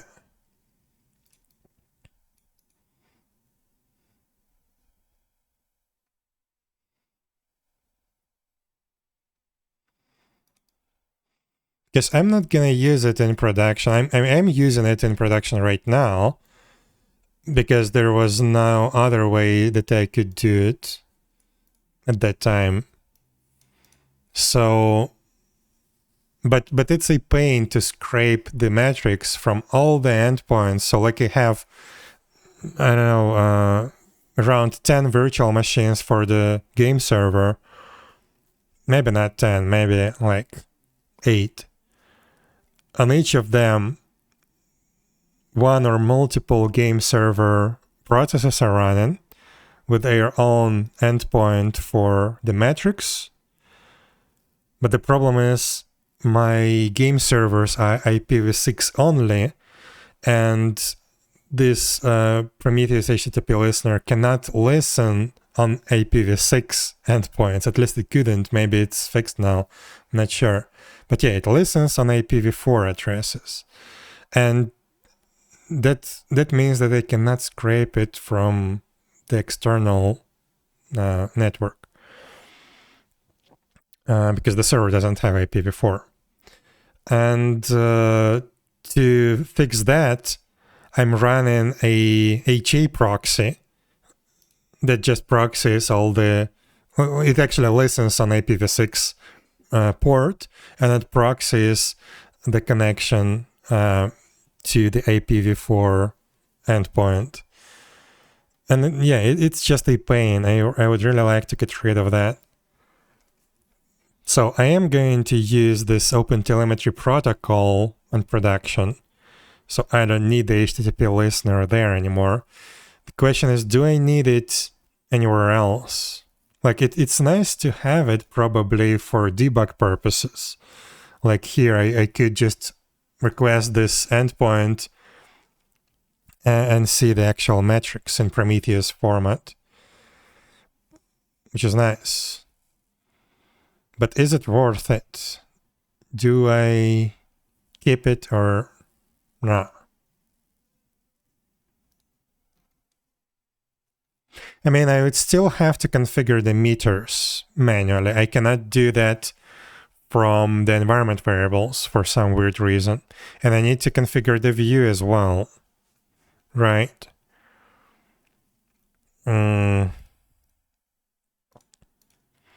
So I guess we keep it, we keep the current settings like that. Monitoring OpenTelemetry, we will have enable HTTP listener, which will be false by default. URI prefixes, and we will have the OTLP exporter also disabled by default. And we can configure meters. So yeah, let's keep it that way. So I get rid of the hosting extension, sure. This looks fine. This is not looking fine. Okay.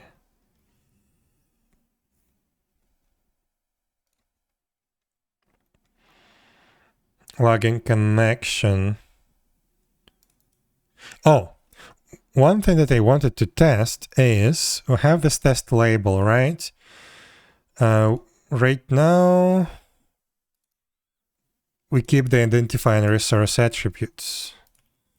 So can we retrieve it like that? No. It's not there. Okay, so that means that we don't care about the tags that we assign in .NET. We don't care about the unit in this case. And I guess we can return the connection count to where it was. Actually, no. Let's keep it randomized for now so we can test.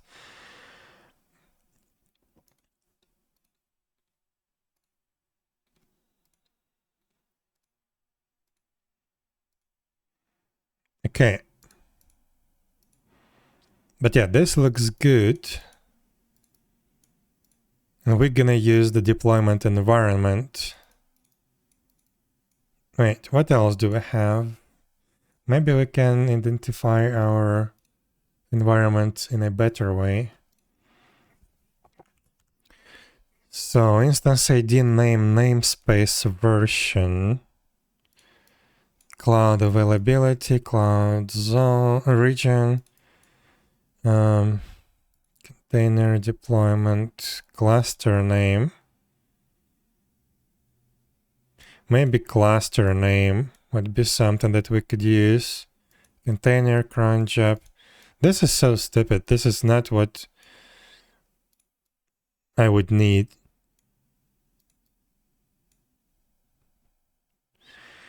Can I put like a full DNS name or something? Well, I guess pod name, no. Pod name is not that. I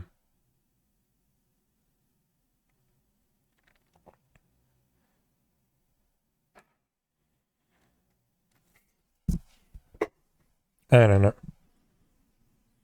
Yeah, I guess we're gonna use the deployment environment and that's gonna be it. Okay.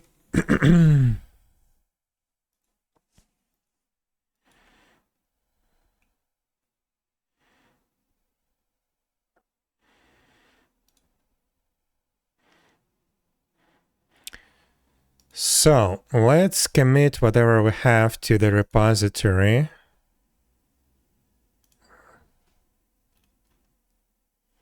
Yeah, this is a test code.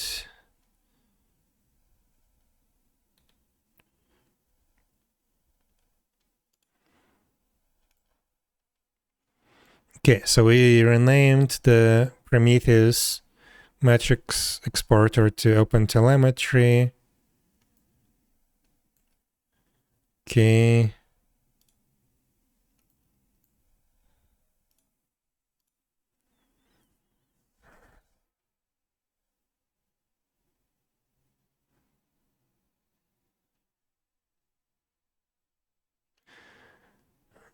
I think, yeah, let's keep this launch settings file for an example.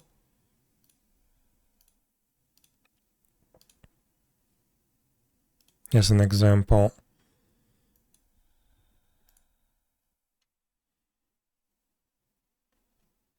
Okay.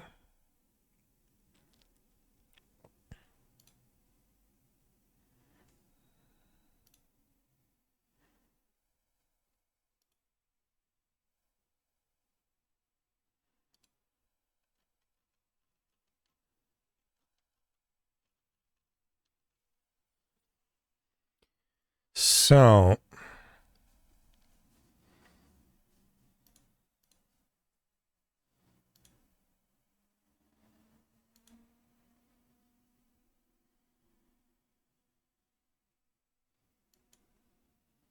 do we need this Prometheus YAML file? I don't know. let's comment this first. So here we have open telemetry. So what is this gonna be?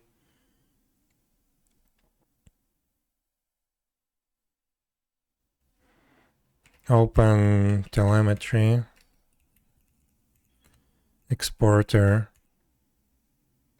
no, a TLP exporter support.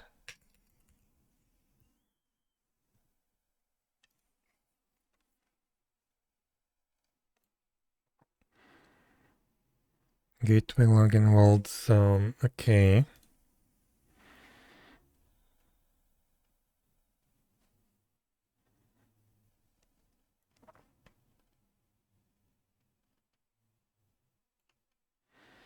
Also, let's not add 1 second interval here.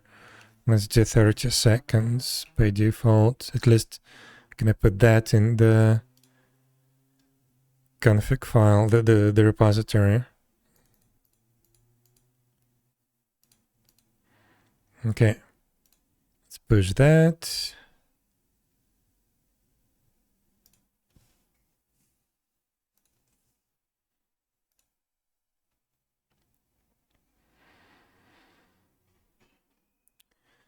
Also, yesterday we fixed our service monitor, which is now a pod monitor, right?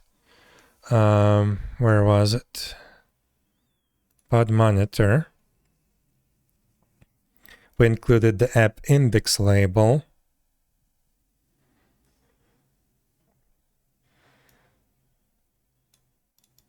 And we had a problem with the instance because it was just containing the IP address of the endpoint that's constantly changing throughout the deployments.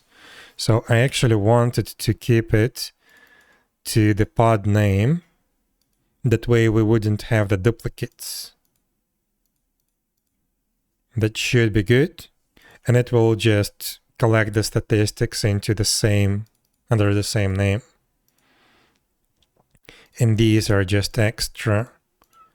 Env name, app kind, app ID, app index. So this should work, but we don't really need this anymore.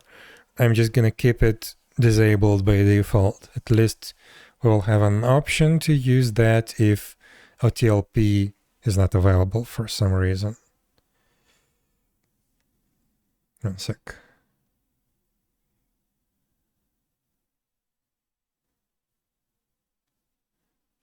Okay, so let's commit that. Okay. And then the values I want it to be disabled actually. False.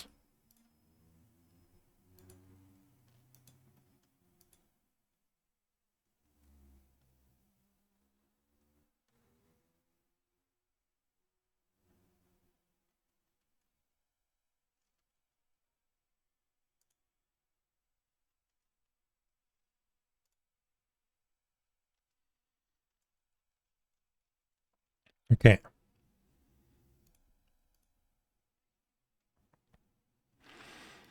So this is pod monitor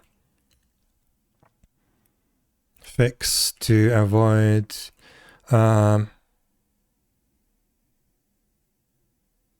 duplicated instances.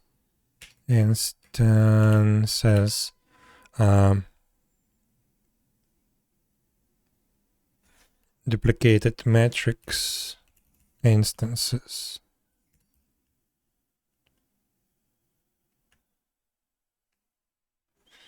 Okay.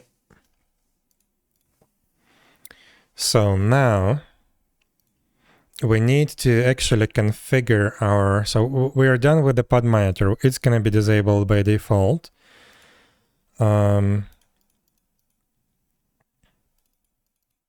Actually, what we can do is pod monitor enabled.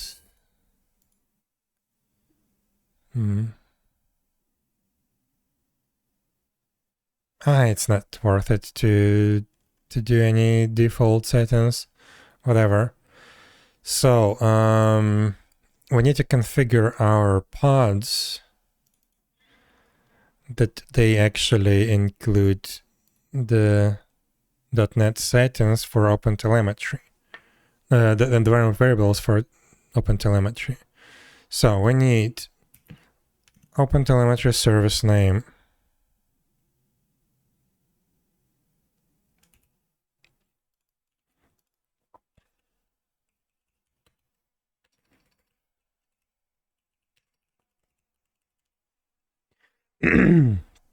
So service name, that's going to depend on the type of the instance. What can I copy for that?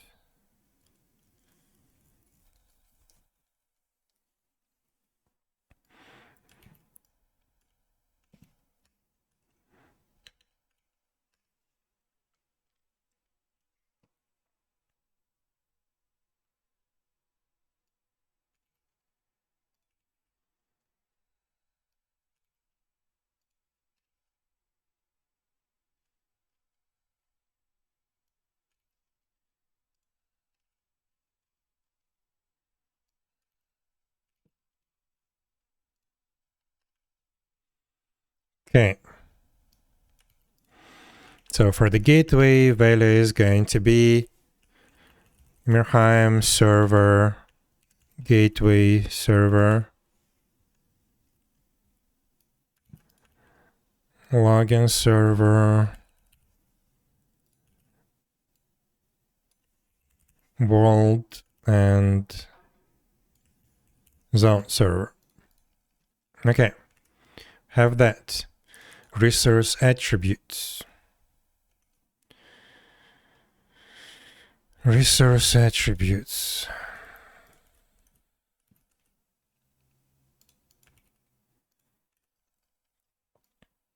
We just need these two. And this is gonna be Kubernetes pod name. Specify it like that. Deployment environment is this one.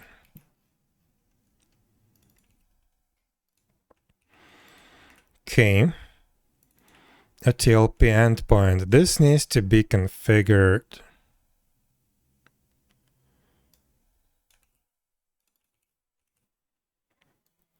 Let's just put this one for now temporarily. And let's also add the protocol. Then we will make them configurable.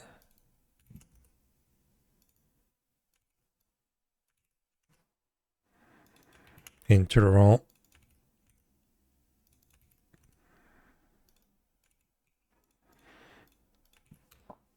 Okay. So these need to be configurable. Also, we need to enable or disable that, right? Also, I think here expose metrics. So let's move this thing down because we already have this expose metrics thing.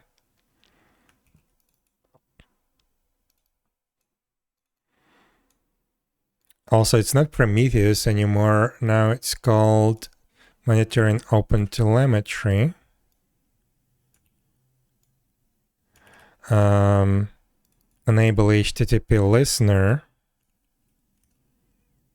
And HTTP listener prefix URIs. Okay.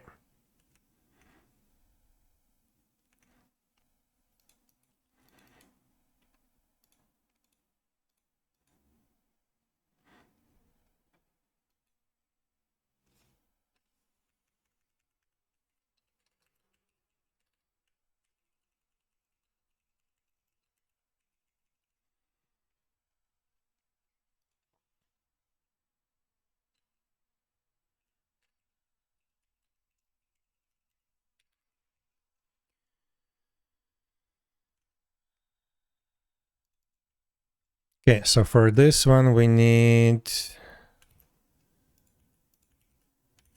OpenTelemetry enable OTLP exporter. True. Meters to listen. We could do that as well. Or maybe not. That's going to be for the config file. But okay, this needs to be configured like that.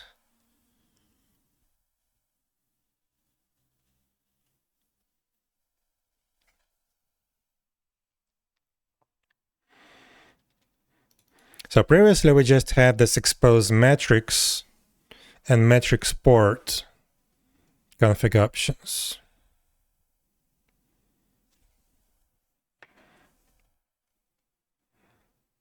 There we go. Expose metrics and metrics port, which was true by default. So now it's going to be false. False for expose metrics. Pod monitor enabled. Okay.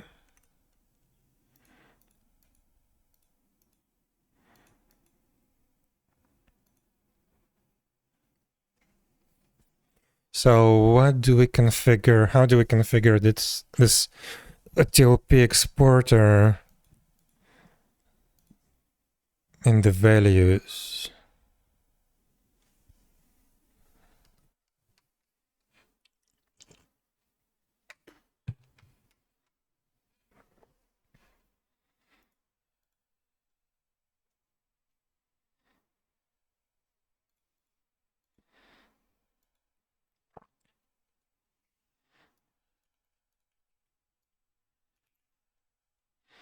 I feel like for this thing, we would need two level of configurations. One is global for every instance, and the other one is on the instance level.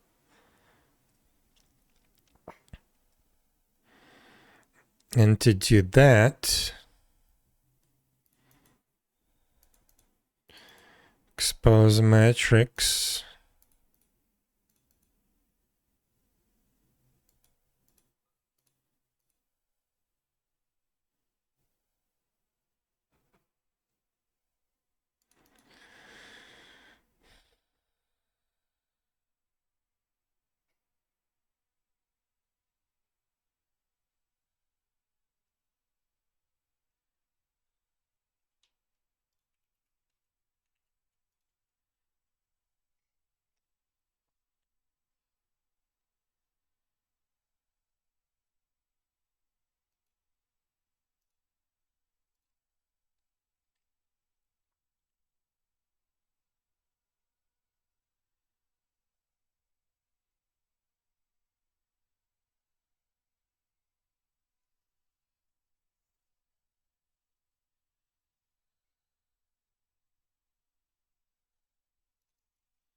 Let's see where we actually use this metrics port.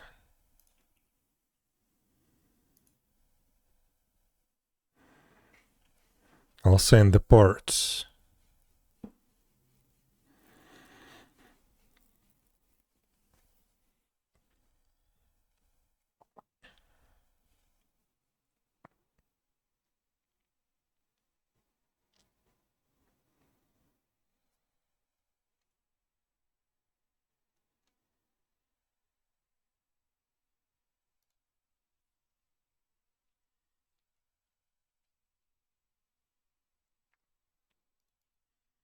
And expose metrics. Okay, just here. So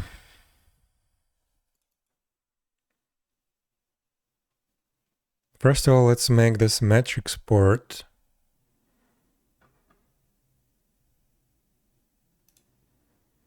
available globally for all the instances on the app level.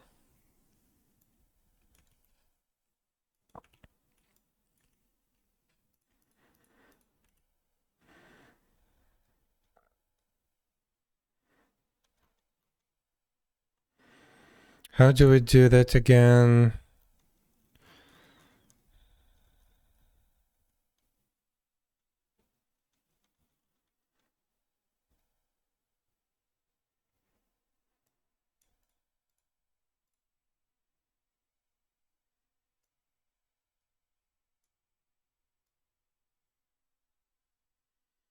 Yeah, we just add this as the default.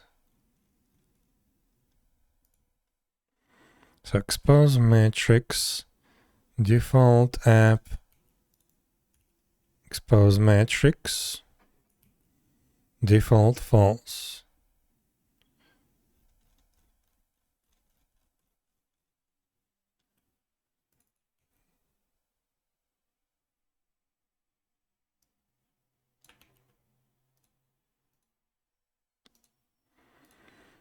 Okay. And we do the same for the port. Matrix port, default like that.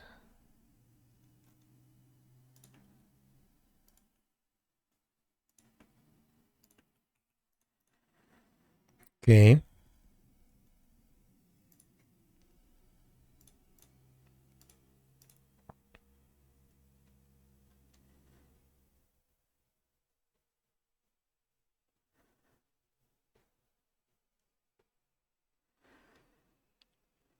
Then this is gonna be called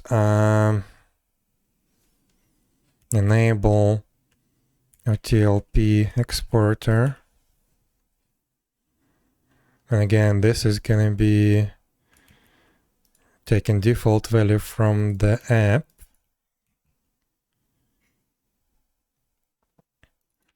Let's add it here. True.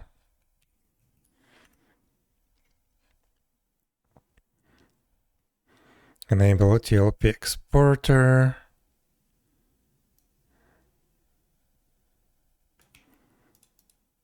Service name, we set it automatically.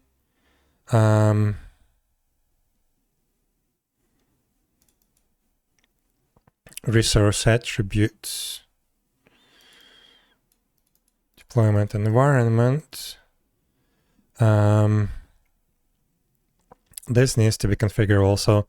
You should be able to set more, but it should be separated by comma. So what I need is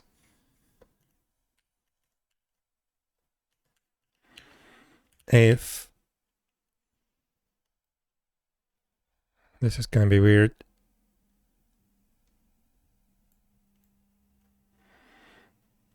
So if until p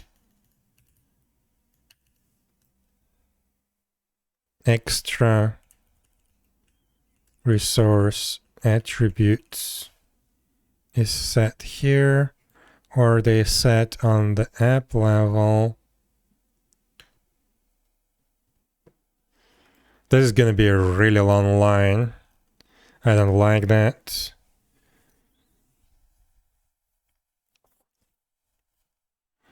Let's extract it into a separate environment variable. Hotel extra resource attributes.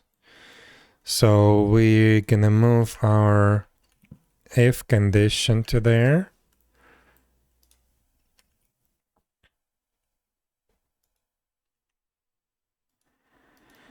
So if this is defined,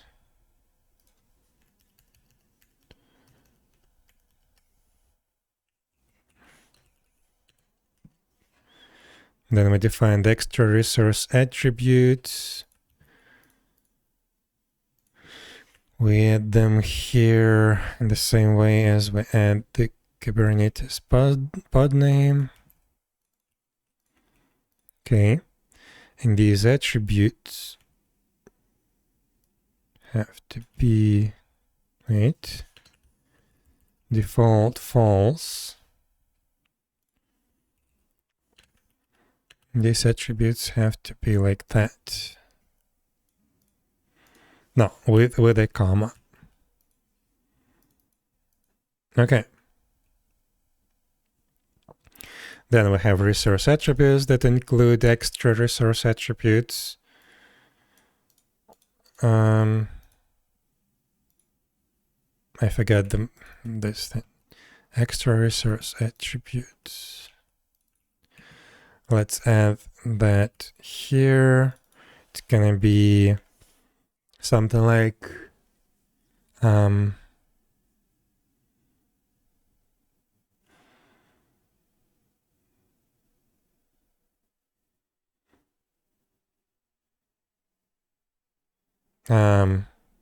I don't know, project name. Wait, what do we have?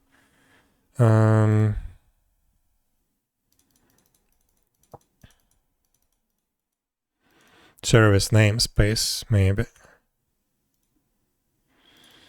Service namespace. No, it's gonna mess up the thing. Cluster name. It's gonna be 𝙽𝙴𝚁𝙸𝚂. Okay. So I have the extra resource attributes, then a TLP endpoint,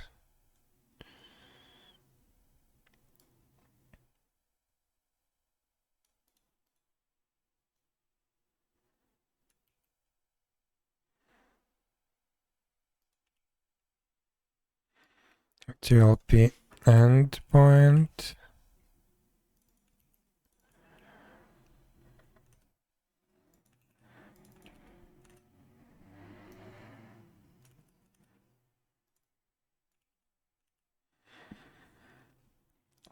a TLP protocol,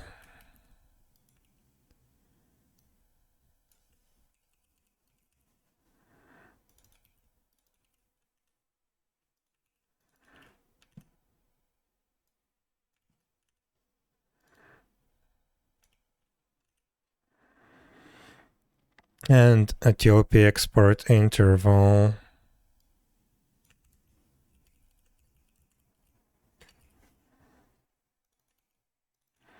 It's gonna be default 30,000.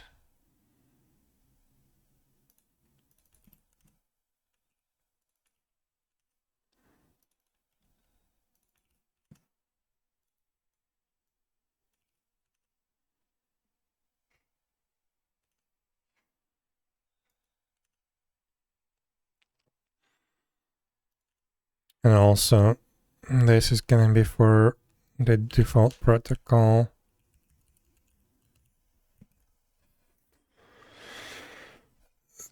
Okay. But you do have to define the endpoint.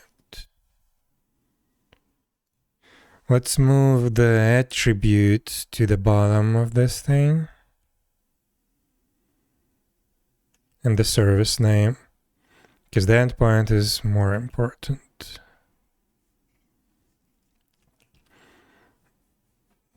Okay.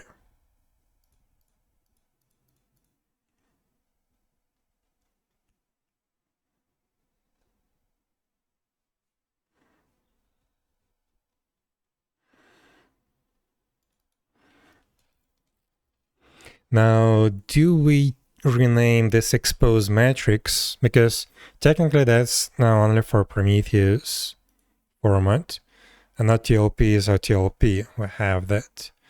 So maybe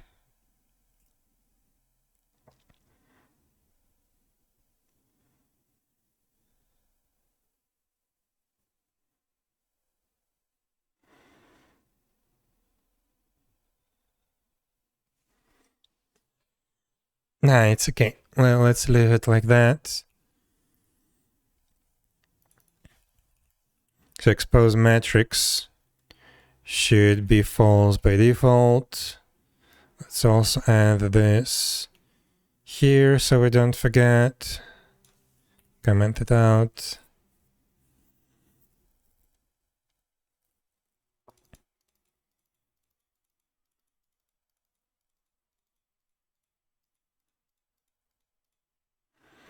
Also,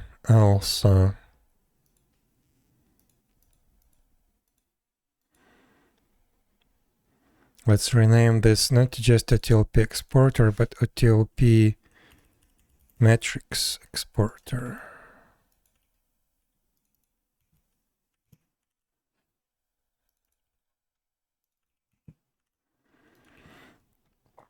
And this is going to be not expose metrics, but enable Prometheus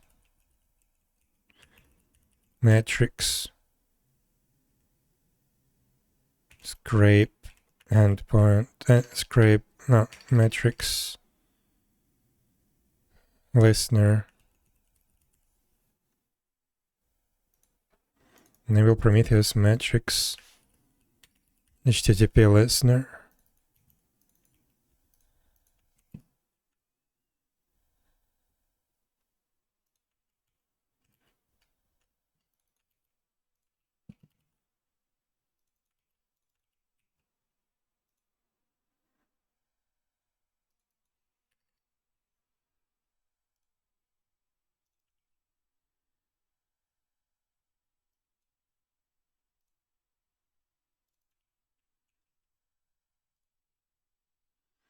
I'll update that file later.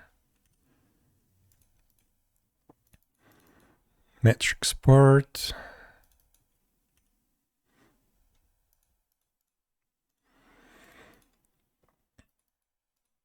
Okay. That should be good enough. So add the cluster name as well, just to see how that works. Let's see, do we have the application running inside the cluster right now? Hello? Where is it? No, we don't. Okay, good. So theoretically, we can now deploy and it should start sending the data. Right? Right now, we don't have any data. And wait, this is localhost, so what's gonna be the URL for this thing? Monitoring.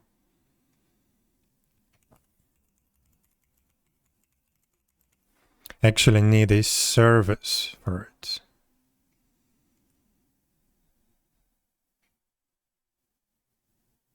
Prometheus operated? Is that the one that I need?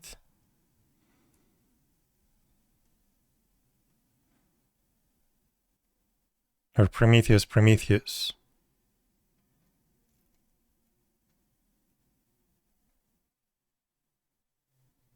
I have no idea. What is this operated? Yeah, it points to the Prometheus.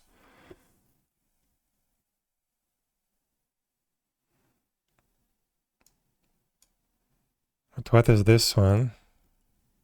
It also points to Prometheus. 1990.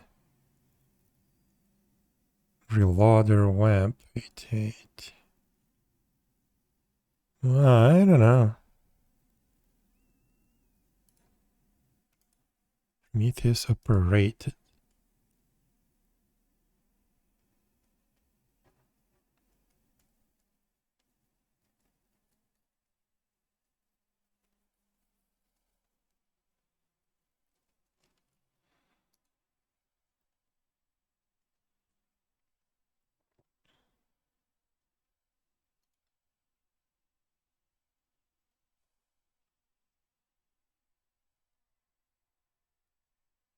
Managed by Prometheus operator.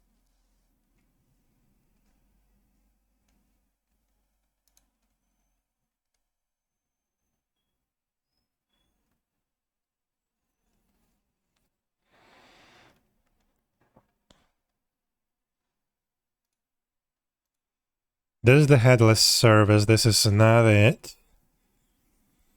So we have Prometheus operated. Let's just look for 1990 port. Yeah, it's these two. So it's either Prometheus separated or this Prometheus cube Prometheus.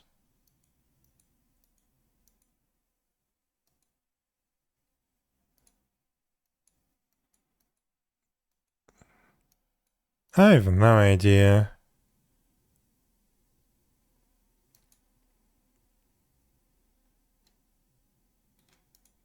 I think it's this one. So it's gonna be this dot svc dot monitoring dot cluster local, like that. And let's do 1 second for now. No, let's do 3 seconds because there's gonna be a lot of connections now. Actually, we can start with just the gateway for now. And let's not deploy test database. We're not deploying adapter. Let's see what gets generated.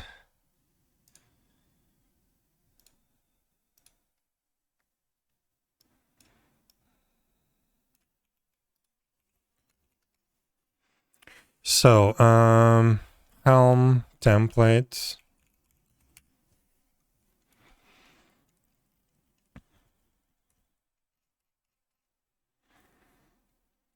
So I have the service. It doesn't have the metrics endpoint. That's good.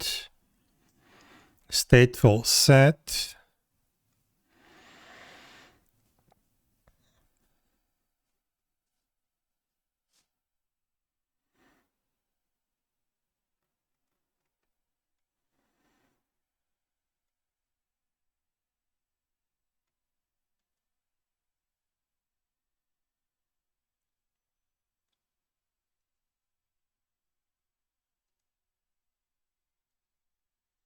Okay. ATLP exporter. Enable exporter true endpoint Prometheus cube Prometheus. Yeah, that's the one.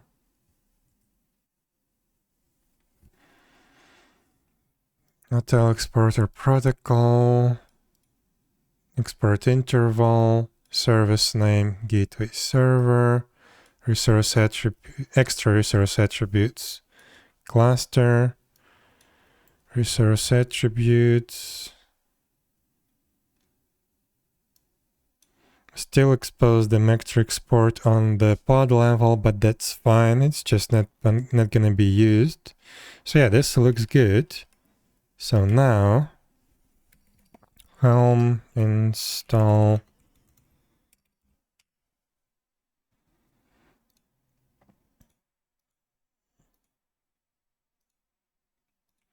Okay, so that's our gateway server.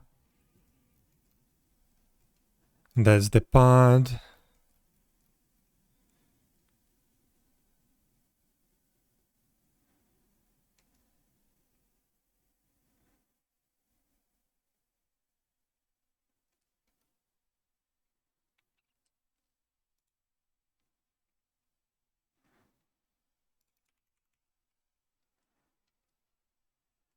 Pod name includes the thing. That's good. So instance ID is gonna be our pod name. I think this is correct. This is the best. I don't see the data.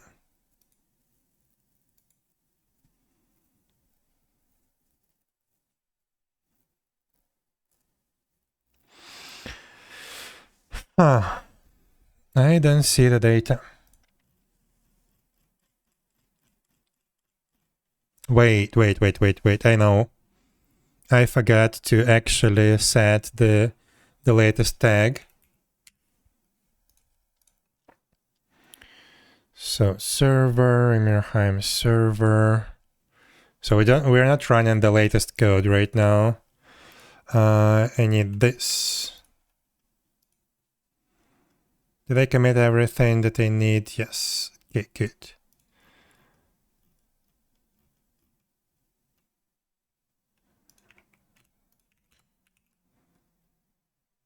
Okay.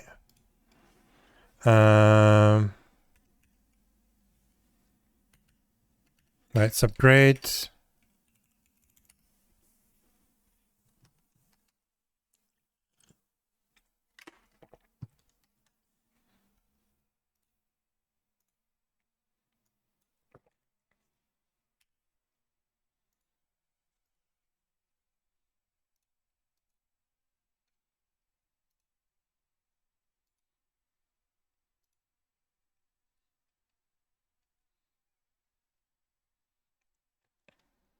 So this should be good.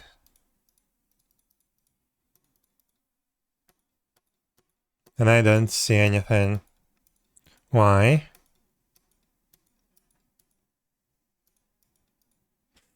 So, okay. I need to test if this URL is actually correct.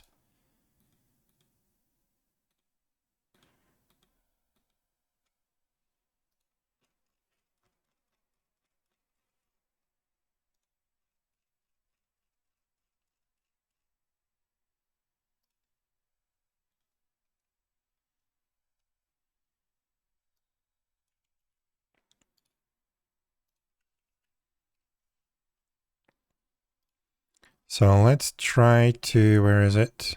Ping this URL from within the cluster.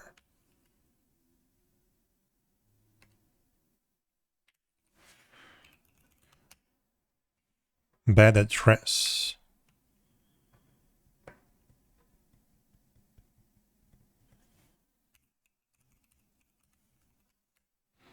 Let's do an S lookup.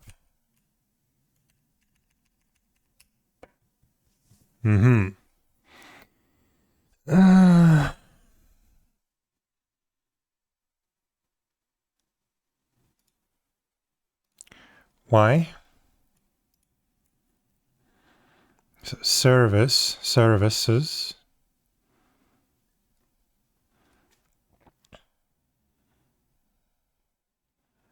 This one has 1990 port. Prometheus, Cube, Prometheus, Prometheus.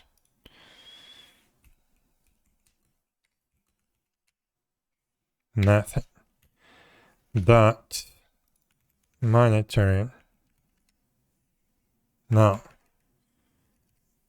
SVC monitoring. No.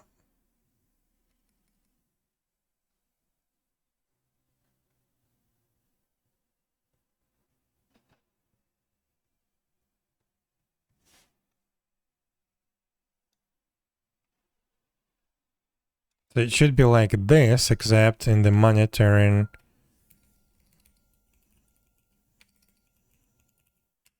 namespace.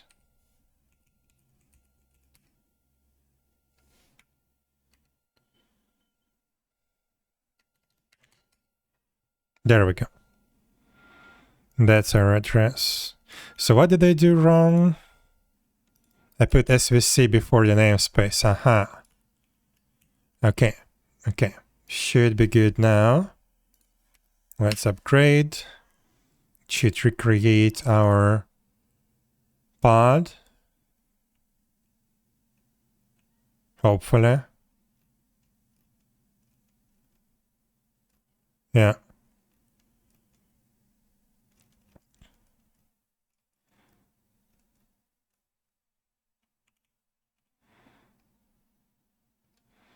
So theoretically, yes. Yes. So we have deployment environment staging instance. That's the pod name. Job gateway server, cluster name, service instance name, service name. Perfect. We're actually getting the data. Okay.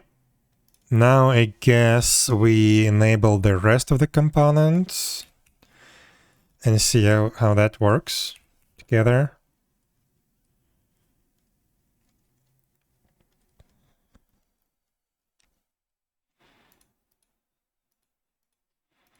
What else can we set? So cluster name.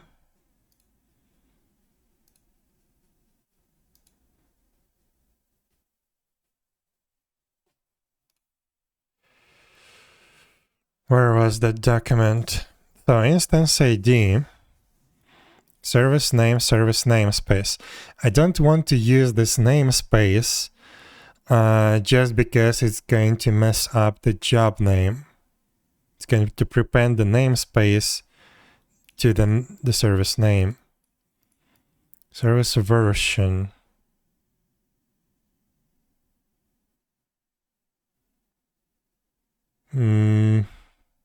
No. Cloud availability zone, cloud region, container name, we don't need that. Deployment environment, we use that.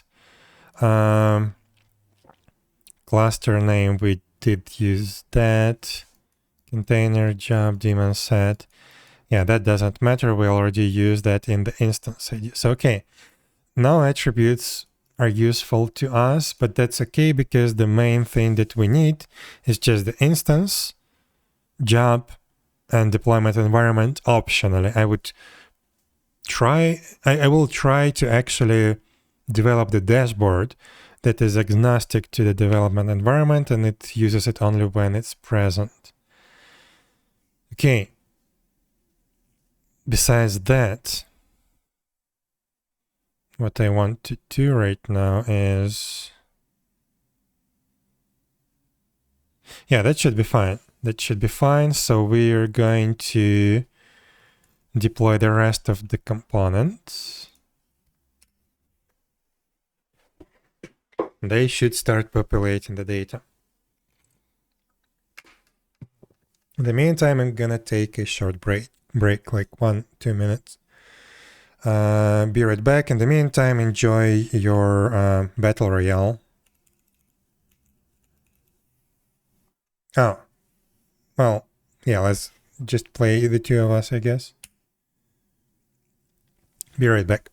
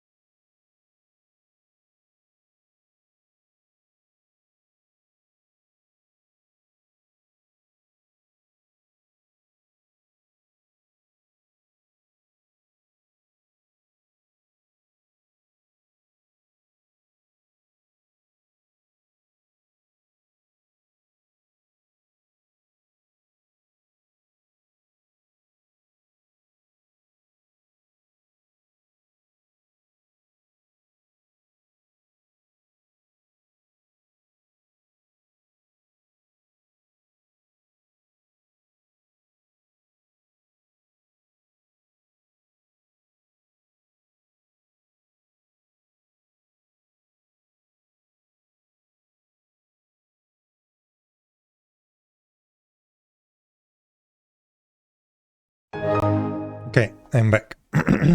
So, where were we?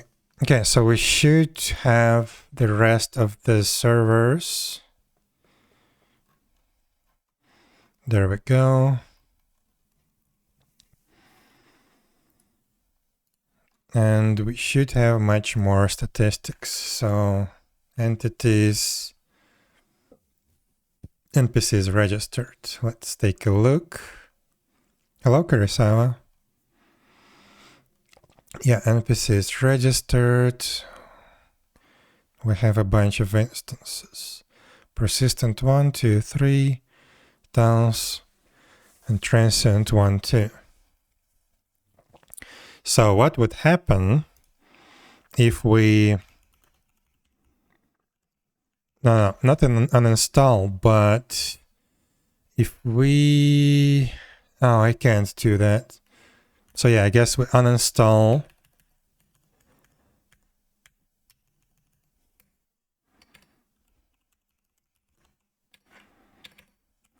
And then we install again. And we will see if it changes the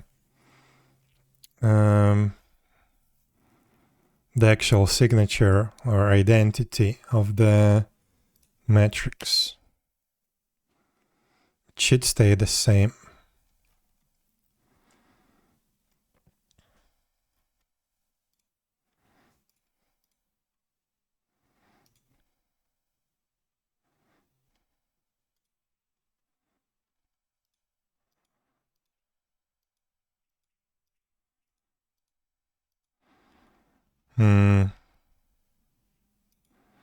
It's weird that it didn't change.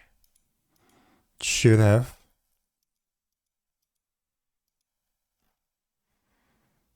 Unless we get absolutely the same random distribution of the zones across the... Oh, there we go.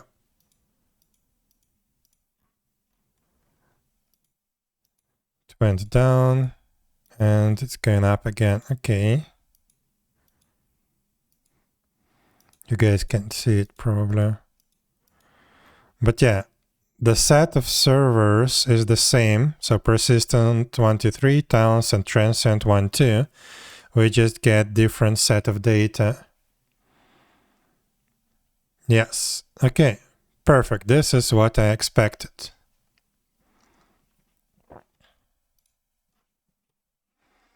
Perfect. So now we can go back to our dashboards. Right, I need to forward Grafana port. I don't have that. Sec pods, Grafana.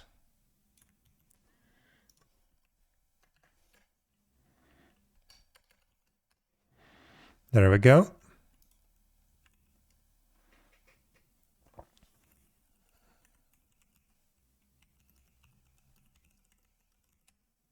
What's the password again? I keep forgetting this stupid password. From operator, that's the default password. Okay, so now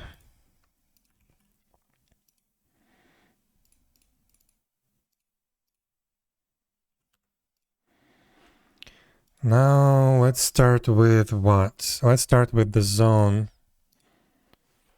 server. Import.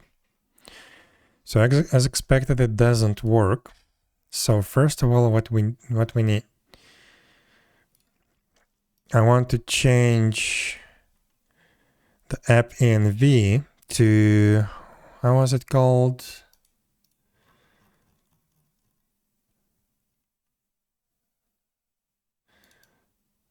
Not cluster name.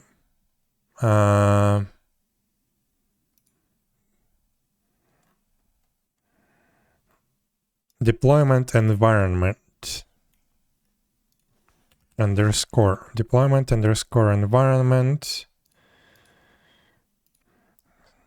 So yeah, this one labels job would be Vault server? Nah. For this one, I guess we just need a different metric.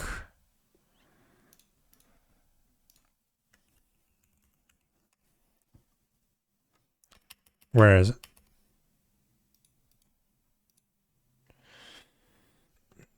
So we need a metric for a zone server that's always there. For a zone server, a metric that's always there.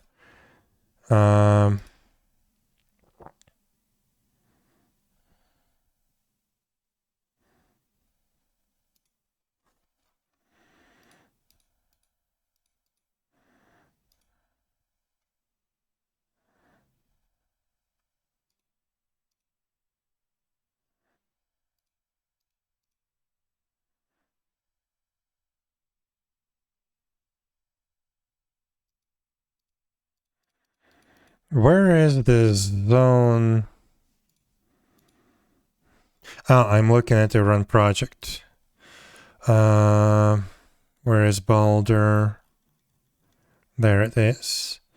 Zone, zones, zone manager. No, not zone manager. Whoops.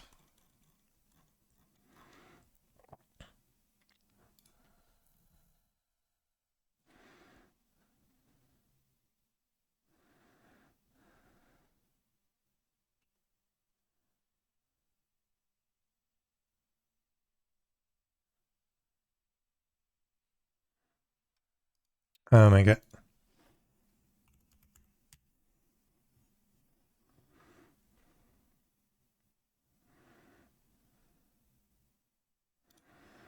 Yes, this one, gateway connections. So Boulder network.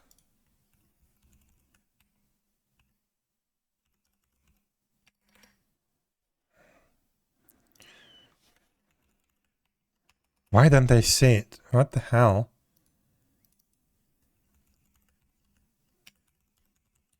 Network. Zone connections. No, gateway connections.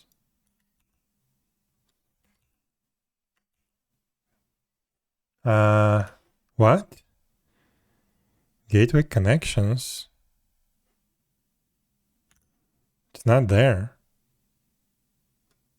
Do we have a failing zone server or what? No, shouldn't be.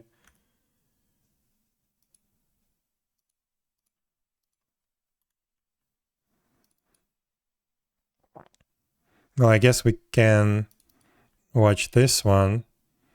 It's just, it's weird.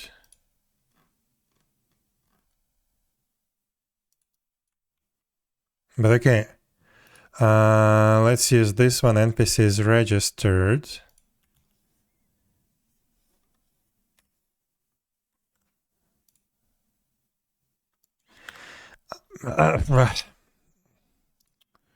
Variables. So I know why this job needs to be zone server deployment environment. Then here finally we have that Boulder network gateway connections. We're gonna use that to be our selector for development environment label. Include all option.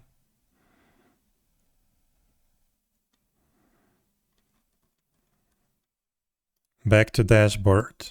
Okay, now I have the selector, staging or all. Let's use the staging for now. So let's start with NPC entries. So NPC entries.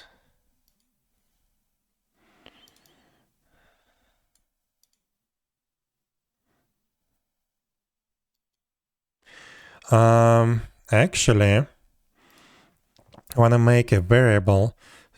Let's run with this one. Not referenced. Oh, okay. So I'm going to make a new variable. Not query. Custom, I guess. Custom. Job. job. And this is gonna be Ymirheim server zone server.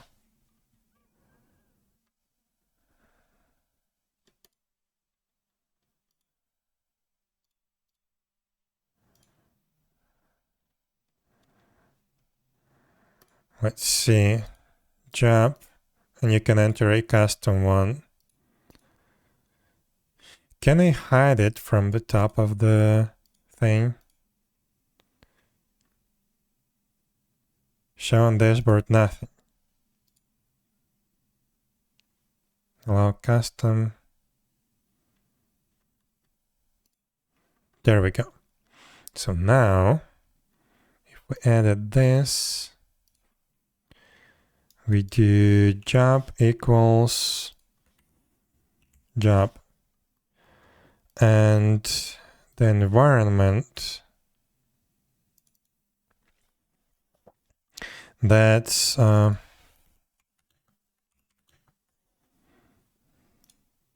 is it called again?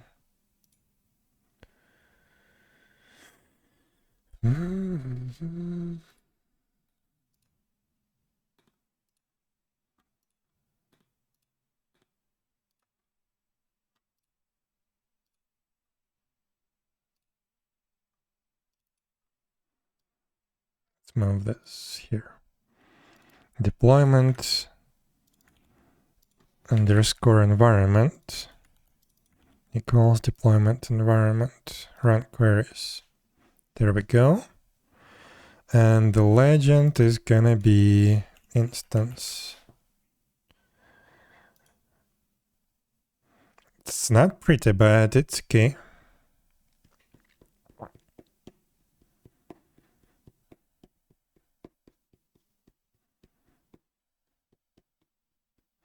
We can make it prettier, like we can get rid of Ymirheim server. So I just want to take a look how it's gonna look like. Also, I don't need this anymore, but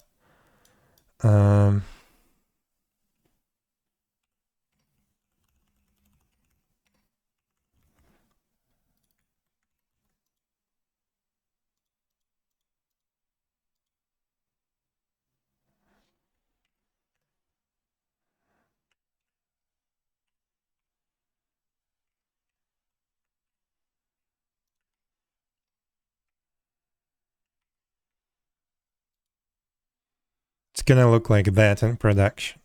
But this is just a test. I think it's fine.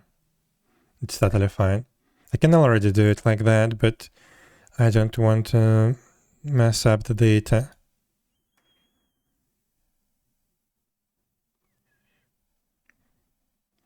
Actually, can we make this configurable?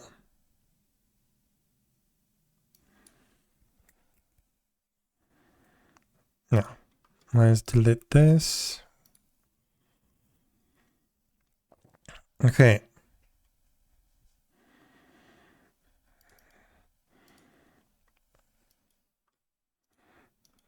Now what if we select all environments? It stops, right?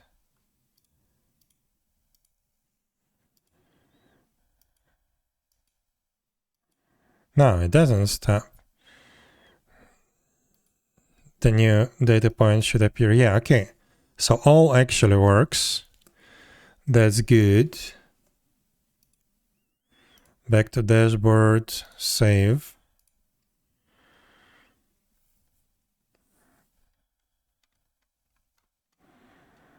And legends actually look nicer when they are so long. You can just scroll them.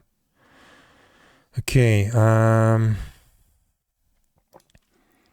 variables. Can I set a default?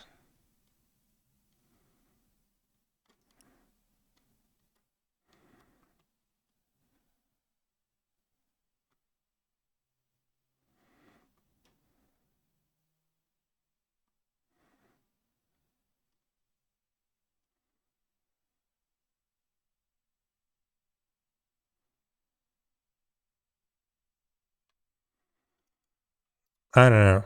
Maybe it's gonna save somewhere. Wait, settings.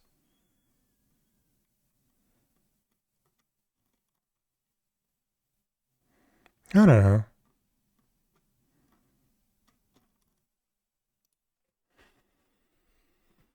Okay, so it should be working with all environments. What else do we pass to that? So deployment environment, instance, job, cluster name. Cluster name.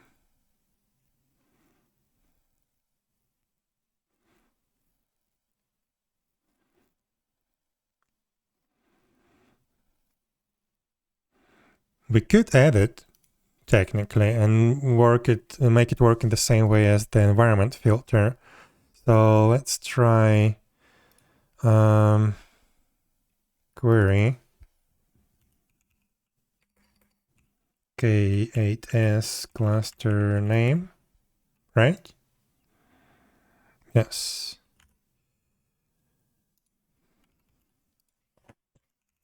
Cluster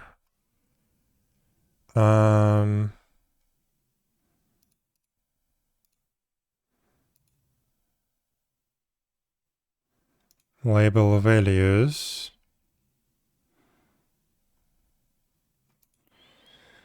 Metric.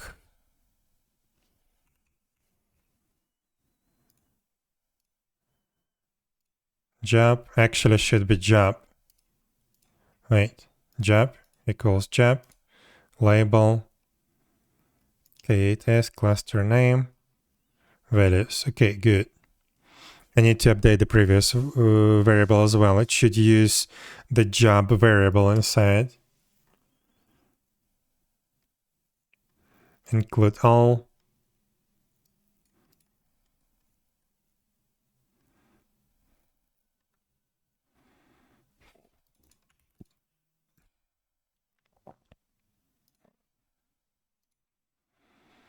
So I have job, deployment environment. This should use the job.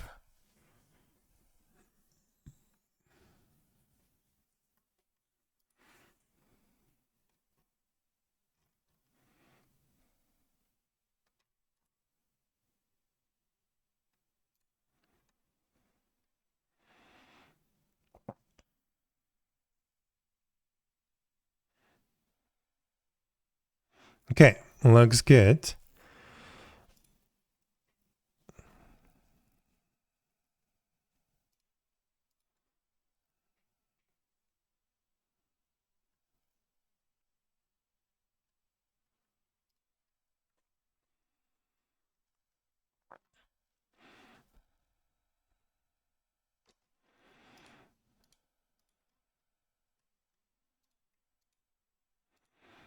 Okay. Wait. I need to add this cluster name to the query.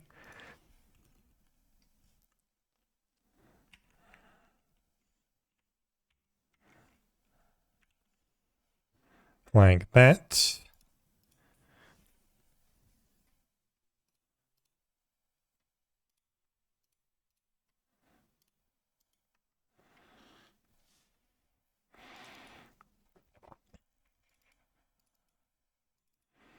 Okay, this is good. This is good.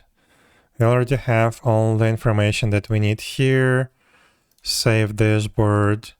So now let's copy these filters and we're gonna apply them to every single widget, or how is it called, on the dashboard. So edit panels. Panels, they're called panels. We need this. Okay. So yeah, we need this. Legend, yes. Run queries, good.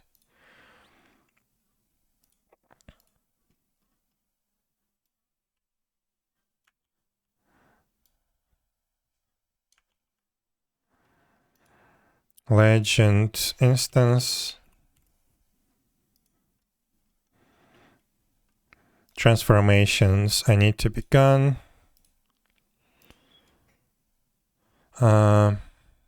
Back to dashboard. Let's see, do they have transformations here? No.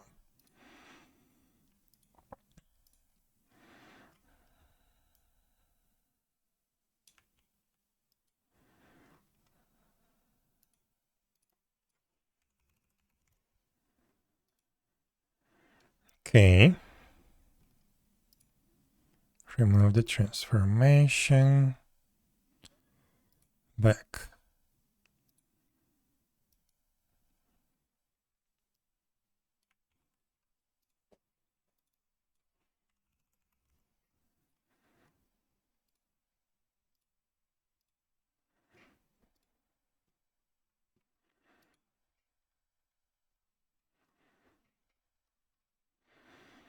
Okay, let's save just in case. But yeah, this looks fine. It's just previously I had 2 lines of legends and they were pretty short, but yeah, now they are a bit longer, but it is what it is. It's at least now we're following the standards. And we have some filters, which is good. And these are optional actually. So if you don't configure anything in the Prometheus, like you need the OTLP receiver. But yeah, if you don't configure this, you're totally fine still.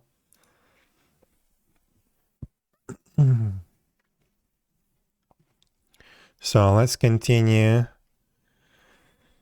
updating our stuff.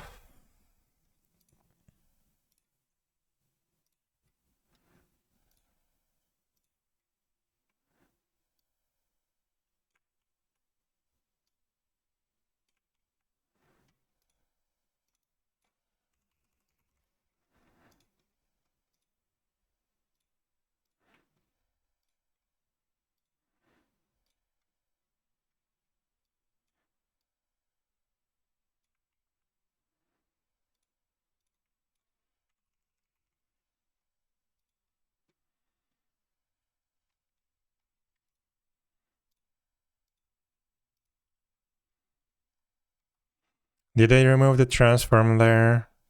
Yeah.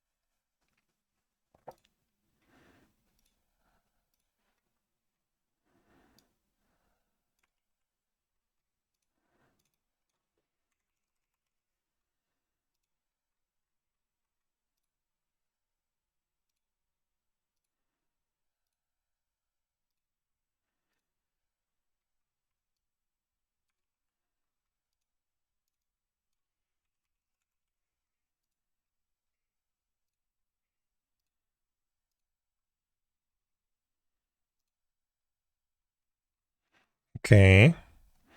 We have just 2 more.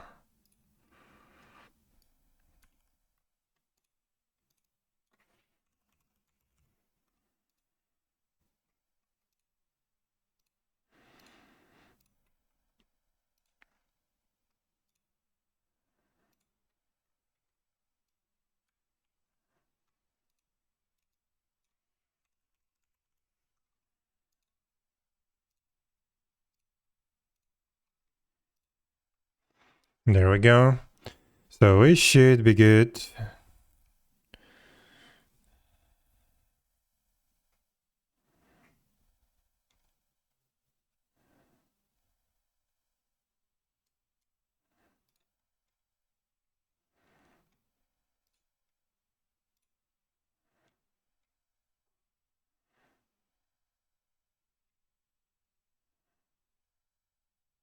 That's our restart. So 2 gateway servers swapped some maps between them, I guess. Okay, this looks good. This looks good. Save. And exit edit. Where can I set the default range? Save. No. Settings.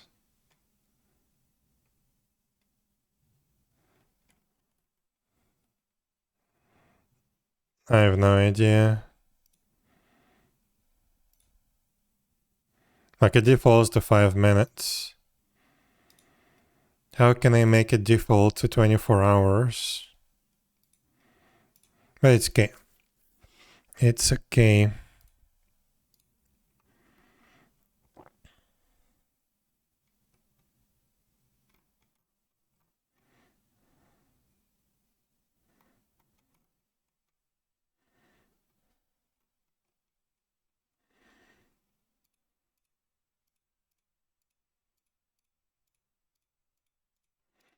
Okay, so zone dashboard is done. Let's export that.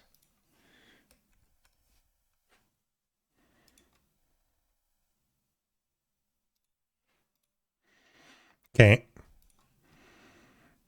Now, let's do the gateway. That one is also hard. Like it contains a bunch of selectors, but yeah, it's much smaller. So we're gonna go back to our zone, edit settings, variables. So we need to duplicate that. So I need the job, edit settings, variables, job.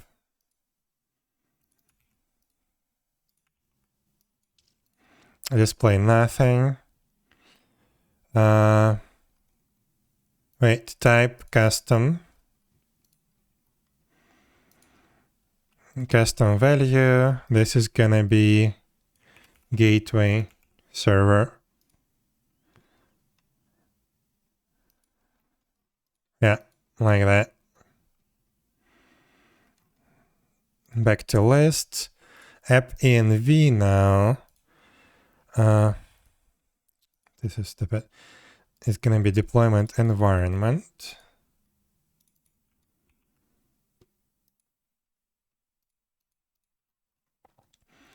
So here we need job equals job. Job. This equals $job. Not players online.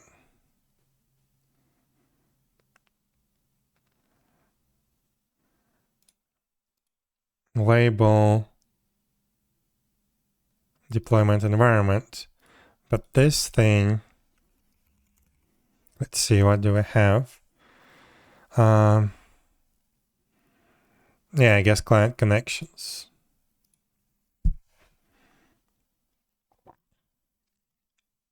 Include all. We have a development. Oh yeah, that's our, well, okay, now we can test the data.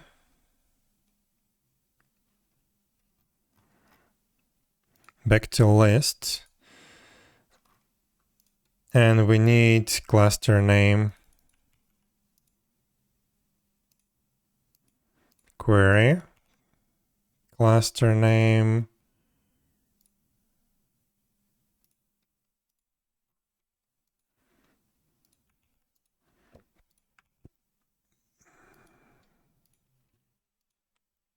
Job equals job.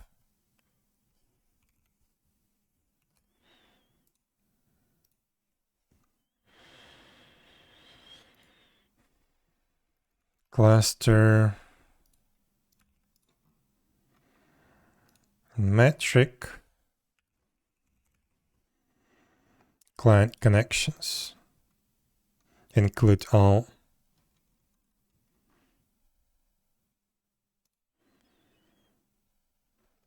Okay, so we have development, we have staging, we have all, and we have cluster.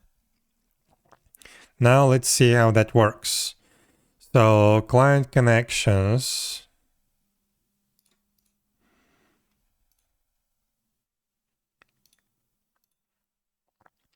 I need this thing.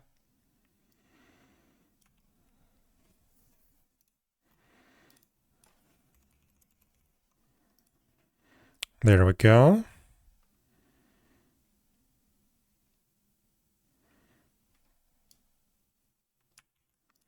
Let's remove the transformation. Back to dashboard. We were testing that random data on what? On login connections. So let's do that. I should have done that first.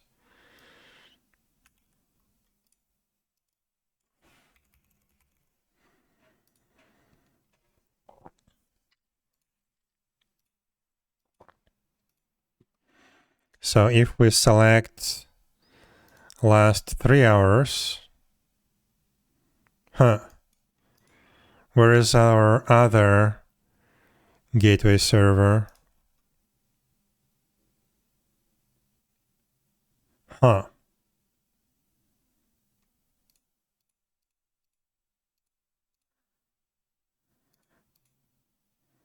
Like we have some data from the development environment, but why don't I see it here? Maybe that's this thing affecting it. Okay. Do I need to get rid of the cluster name? This is interesting. How can I make this optional?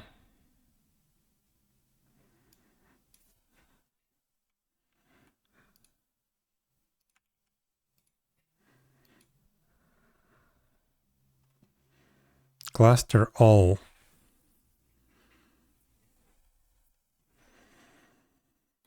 Let's see, how is it done on other dashboards like nodes? No. Here, for example,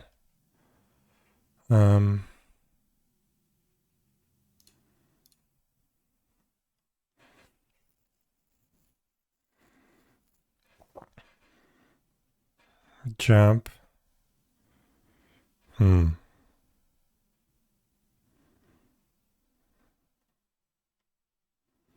Yeah, it's done like that.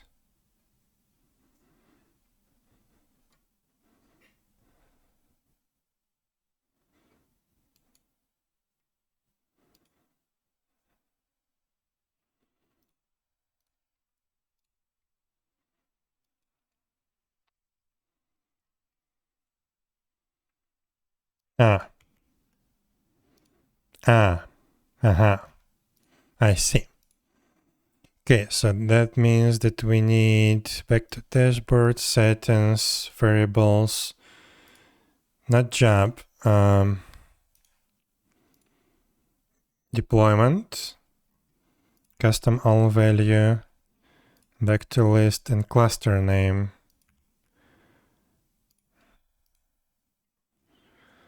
So now should be able to see it. No?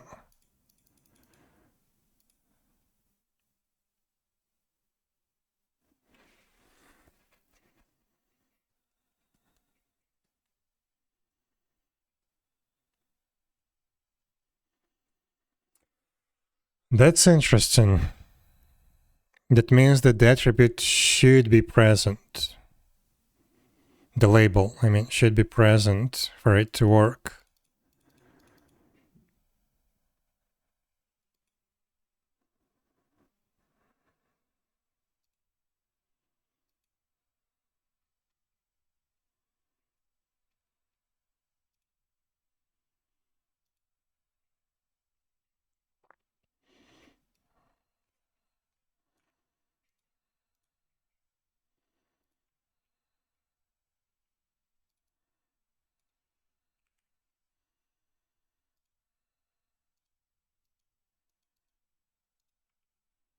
Wait.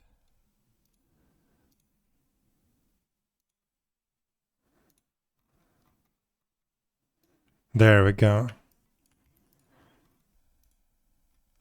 There we go. Should be like that. There we go. Let me double check. So this custom value. So this is deployment environment. Cluster name. List. Okay. It works. So even if the attribute is not there, it's still doing that if you select all environments. Like the first one, for example, that one didn't have an environment. So it's only visible when we select the environment. This one had the development, so we see that, a bunch of random data. And the last one is staging. Okay, perfect. So that means that I also need to apply these settings to the zone dashboard. Deployment environment, cluster name.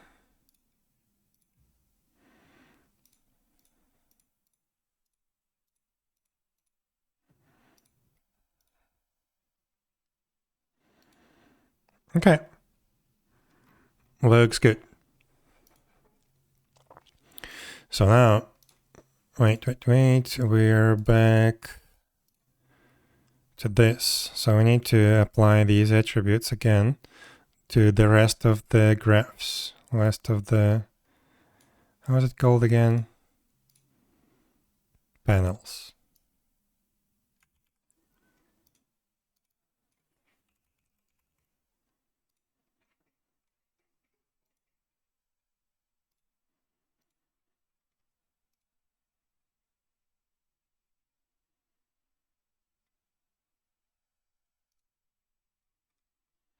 Let's double check that this one is the same as well.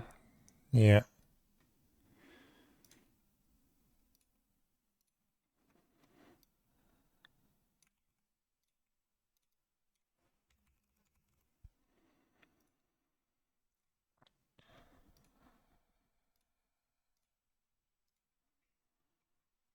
Okay, looks good.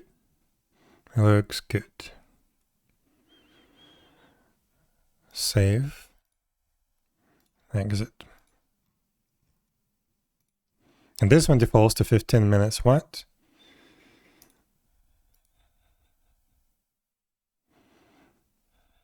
How do I define the, oops. How do I define the default range? It was somewhere.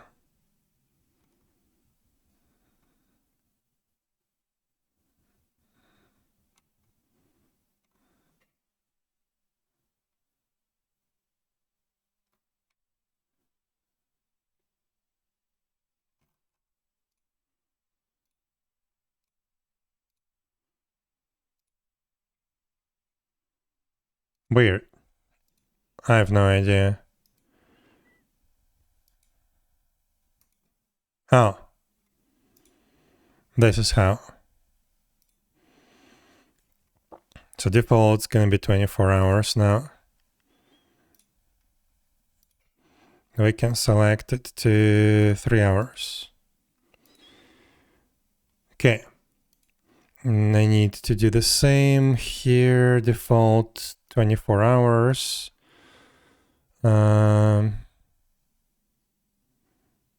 Save, update default time range. Exit.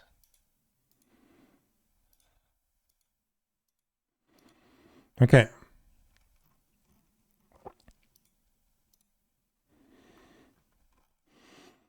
Right, but also we need now the rest to dashboards. So that's gonna be import login.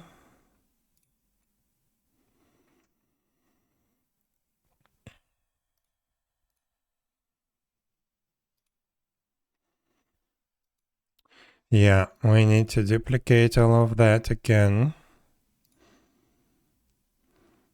So let's create the job first. Custom job. Job.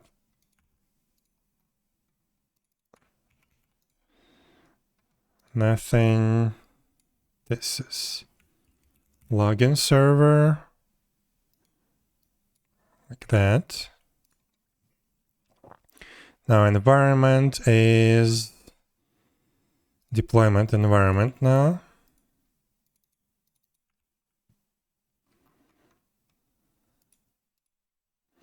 So this is job equals job.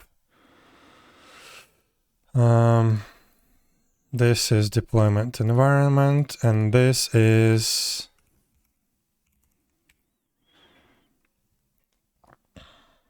let's do the gateway connections. We also include all option. It should look like not like this.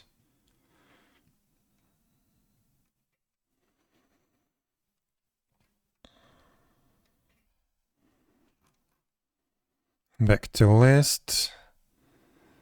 Now we need what? Cluster name.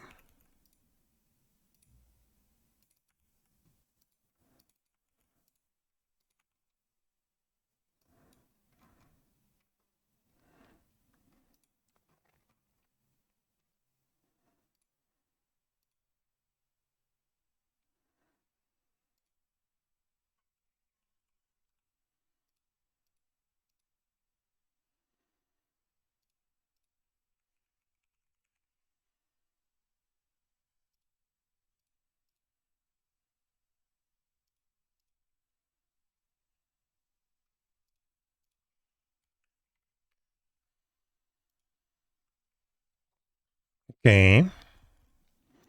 Back to list. Should be good. It's not being used. Okay, good.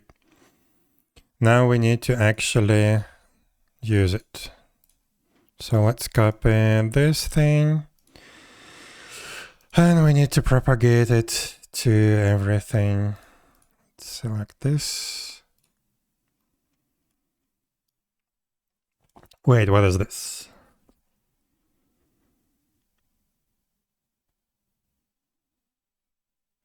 Users connected.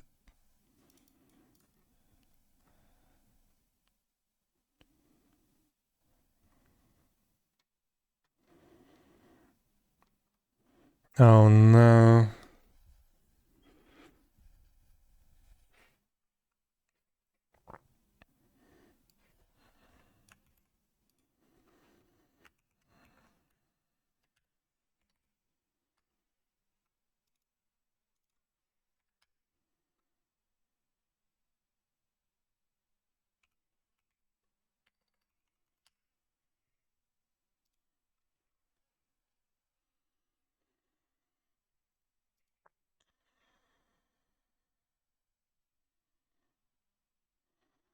I don't remember how this works.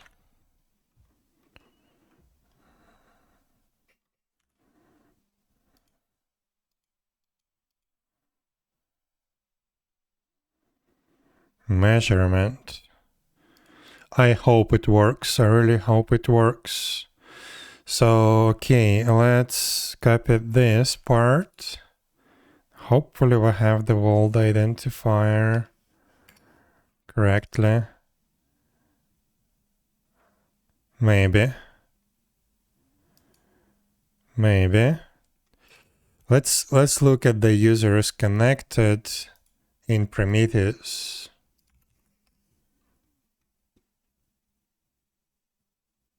Thank you, it's already there. Okay, good.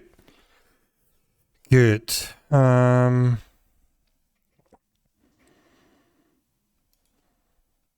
I didn't even remember I did that, but it's okay. It's nice. Right. Yeah, this needs to be here.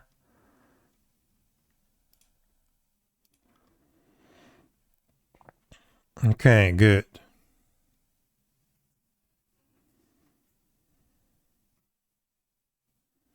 Yeah, it's per world.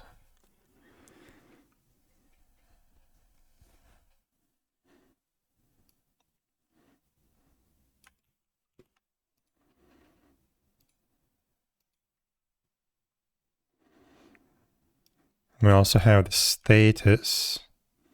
Hope it works. It does.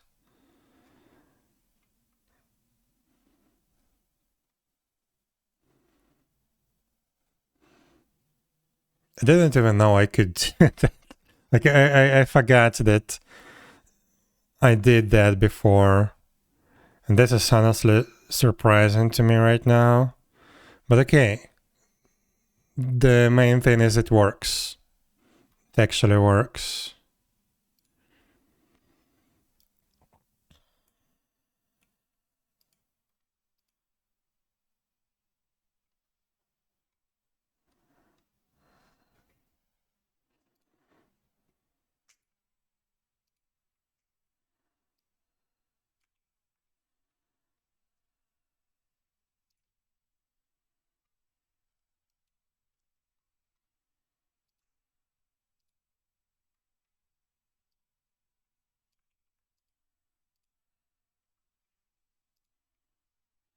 Okay.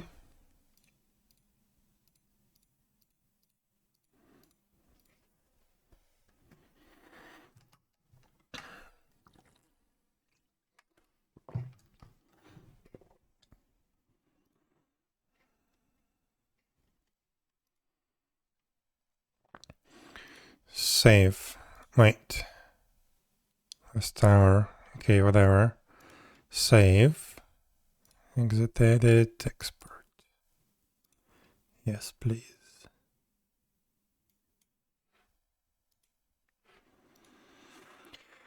Okay, and we have our last dashboard. World.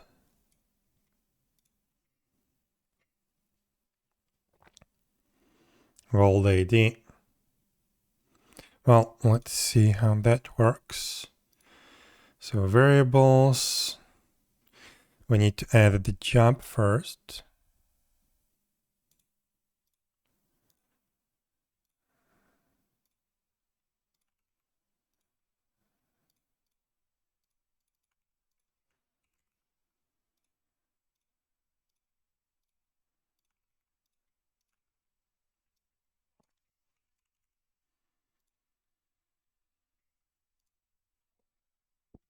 No, without all, just that thing.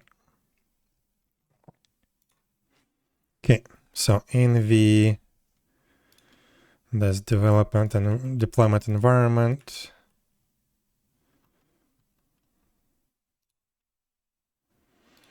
So this is job equals job. Metric.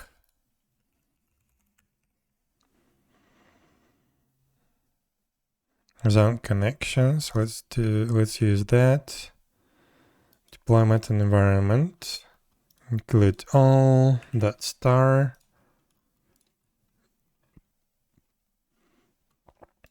Okay. Whoops. Settings, variables. Okay, we're good. So world. Now let's first do the other one, the cluster. Kubernetes cluster name.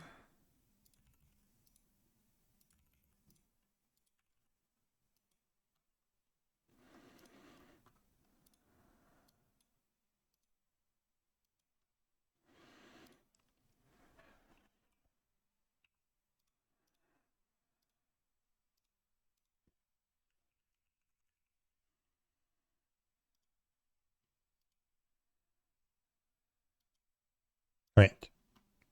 Cluster name. Include all. Dot star.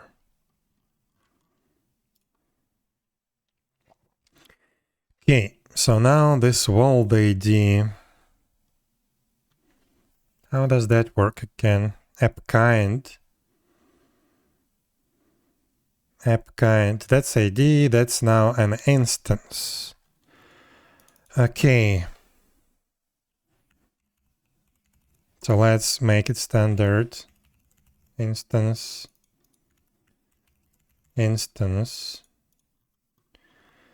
So wait. Job equals job metric.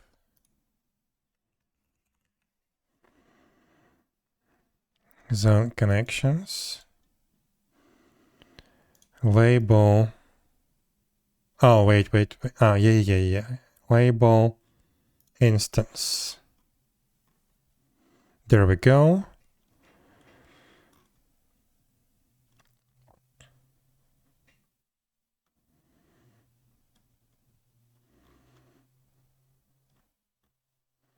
Enable all, and all is gonna be this.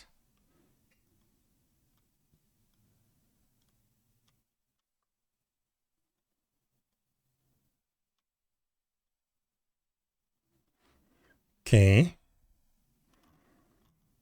Back to list. Looks good, I think. Instance, cluster all, environment all. So now we need to update it.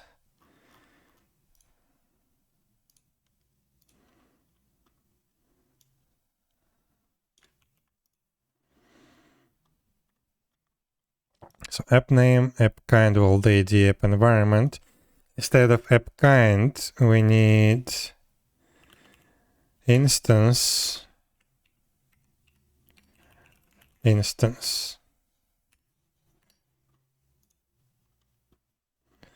Okay, something like that. Probably we would have to do this exact filter. Legend also needs to be updated. Instance. My weakness.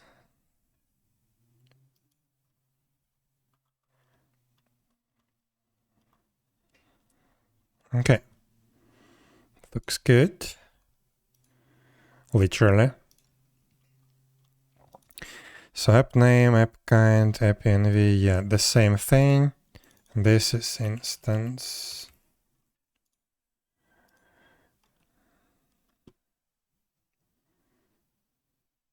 That's players online. Good.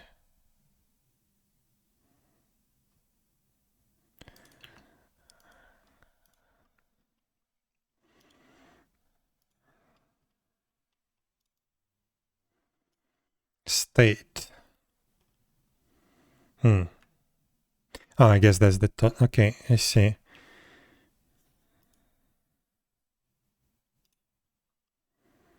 There's the state. Okay, good.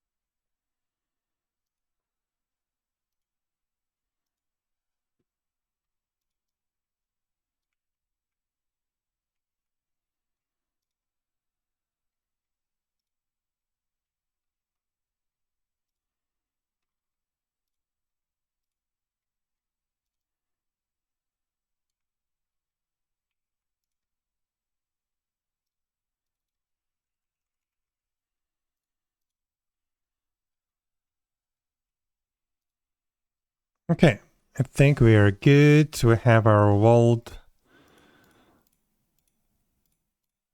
Right now we just have one world instance, so it's not like we can test it, but it's already looking good. Looking good.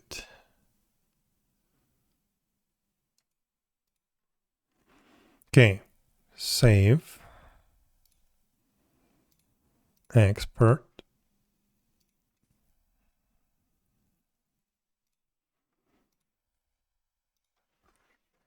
And now we can put that into the Grafana folder.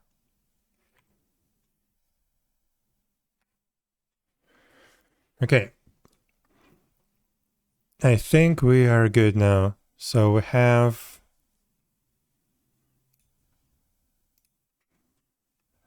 okay. So gateway server, that looks good.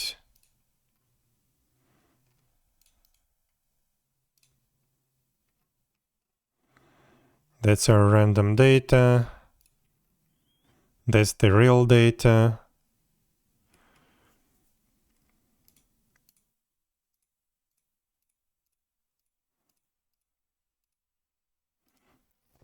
Okay. Gateway server login.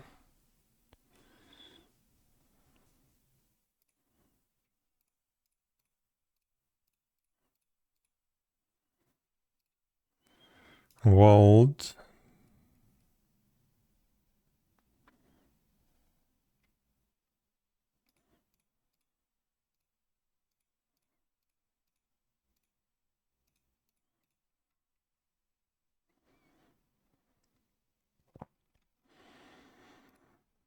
And zone.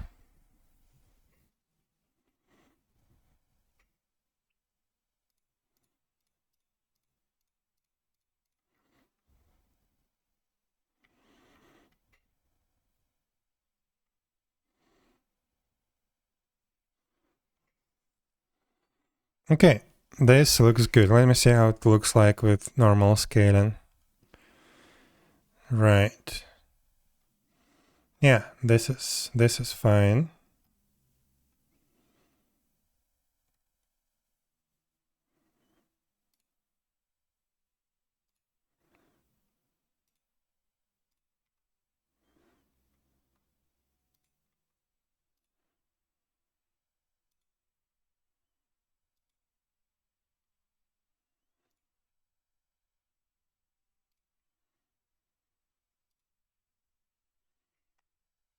Okay. I think we are fine. Oof.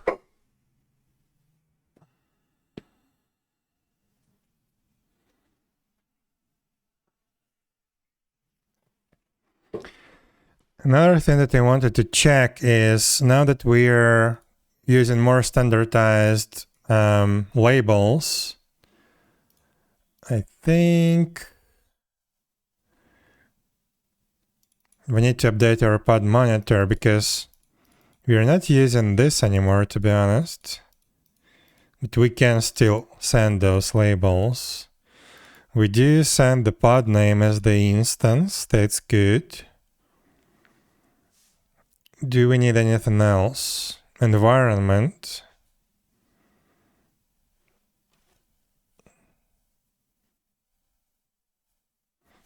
Yeah, it's right now app-env.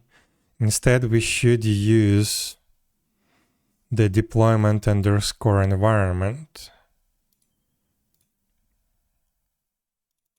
This one. So deployment environment, app name,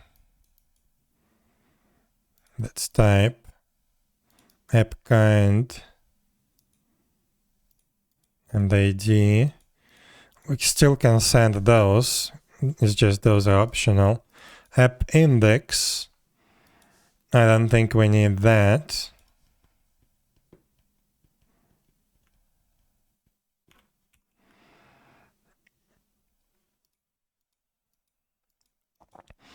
So instance job,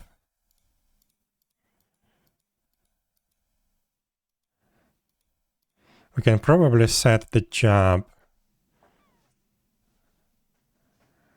No, let's not. Job can be configured.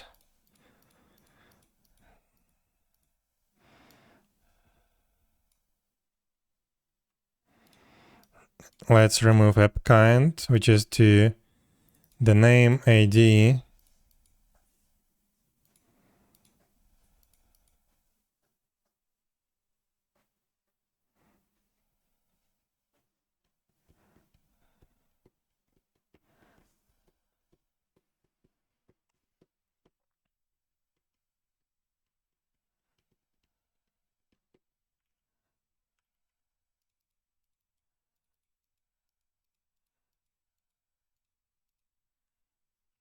Yeah, I think this is good enough. So if we need, we do have name and ID. We override the instance name, the job name. But this thing, the job name, is gonna be something weird.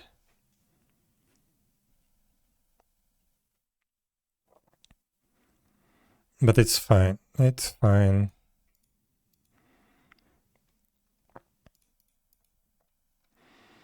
So, do we need to commit anything here?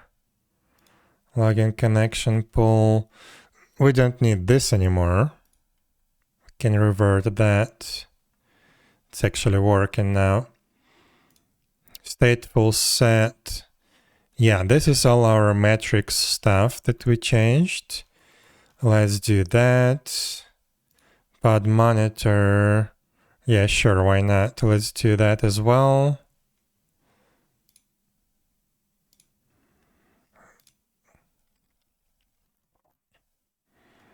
We update this. This. Right, we don't need that. Let's see. Yeah, let's... It's gonna be easier if I just delete it temporarily.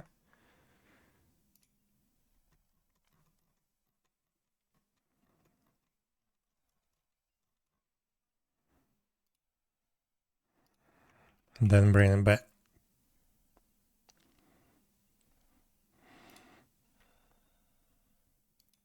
Okay, so this is OpenTelemetry Exporter support. TLP exporter support.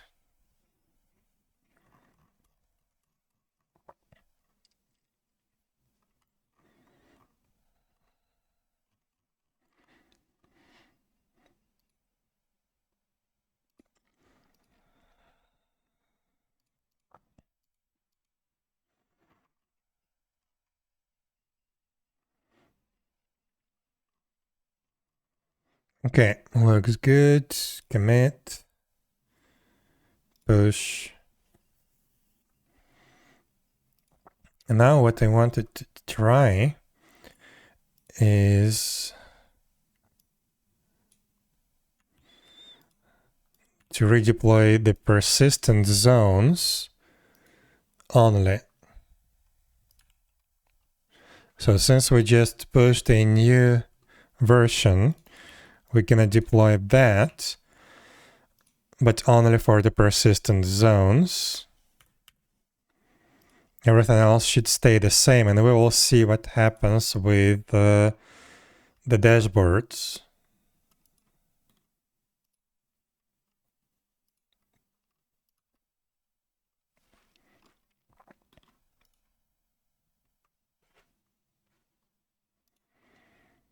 Okay, it should be ready.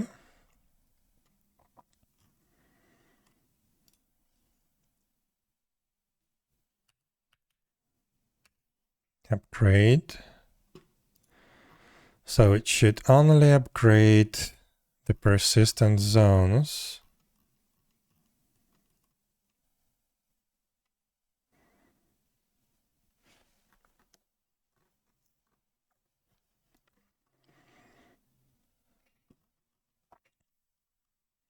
Is it done?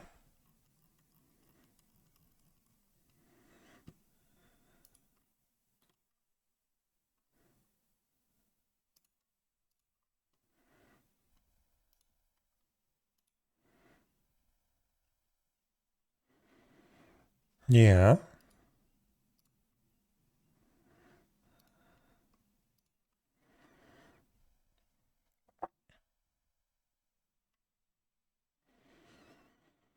So these two guys swapped the NPCs around.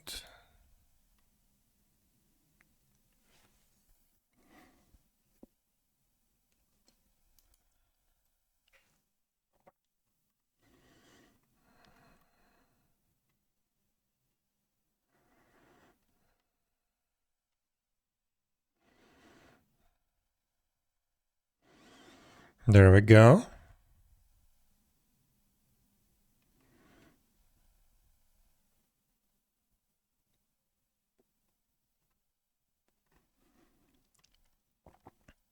But yeah, we don't have any collisions anymore, or like duplicates, not collisions. We actually display the correct data. Awesome. Awesome.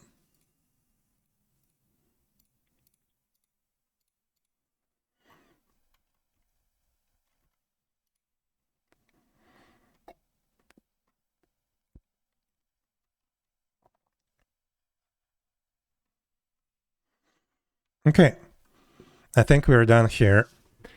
So let's see.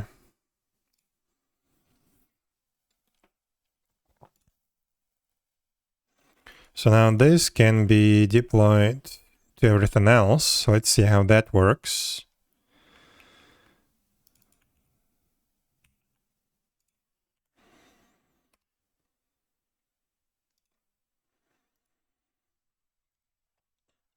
So gateway, login, those are downs, world,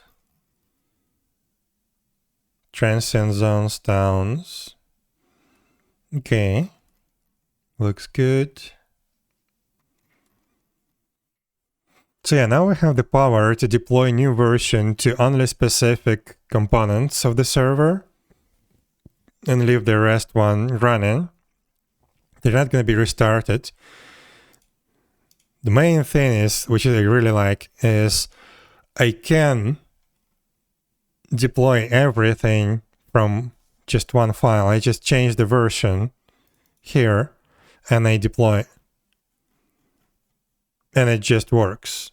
And it's way faster than my previous scripts that took care of the Docker containers.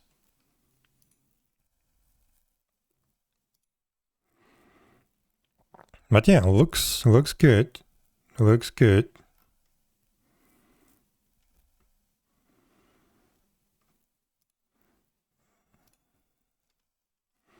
Yeah, the world was offline very briefly.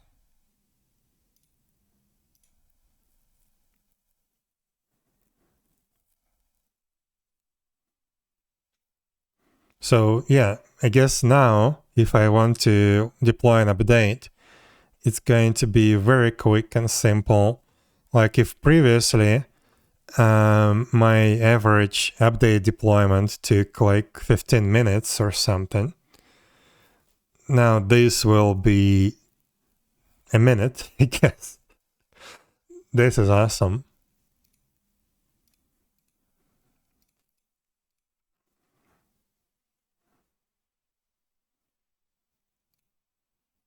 Login.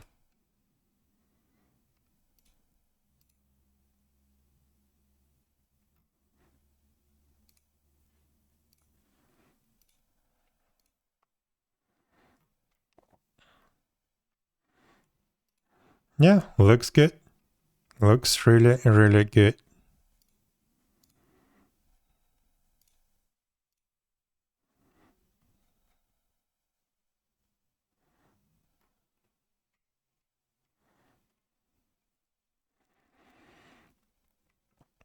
Okay, do I need anything else?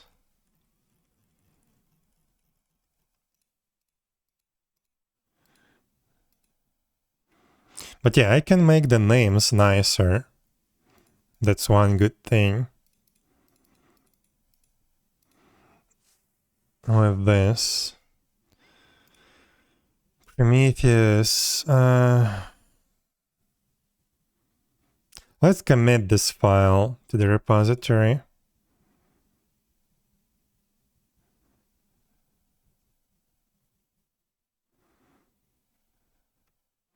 Let's add a comment. So, how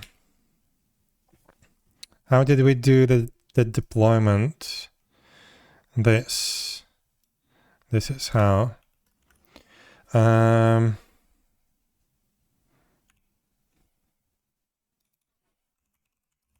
Install Prometheus, community, keep Prometheus stack. namespace file Prometheus.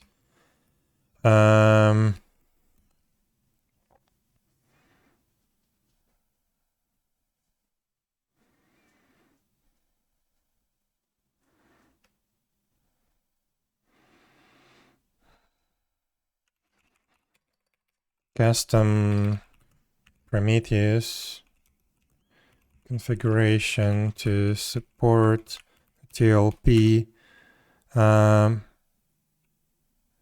to enable a TLP support. Install with custom Prometheus Helm chart configuration. Okay, let's commit that thing.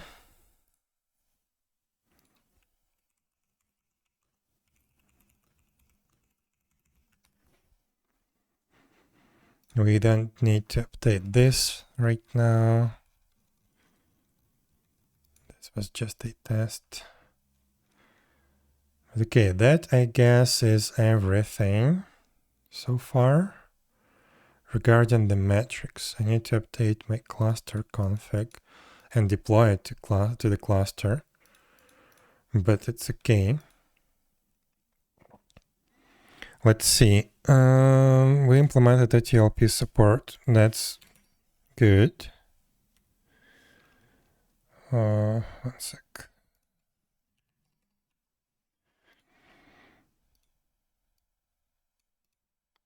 Okay, the server shuts down gracefully. That's good.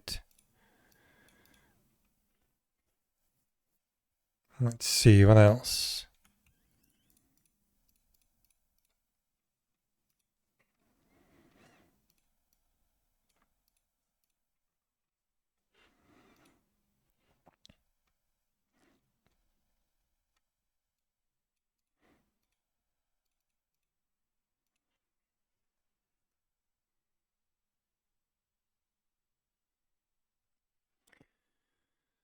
Yeah, so we need to figure out how to publish a Helm chart. That would be nice.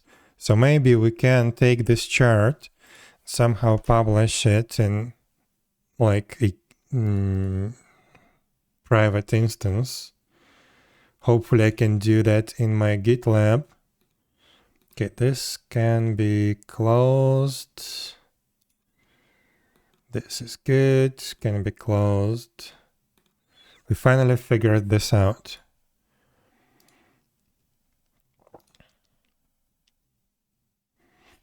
Yeah, we don't need this thing anymore.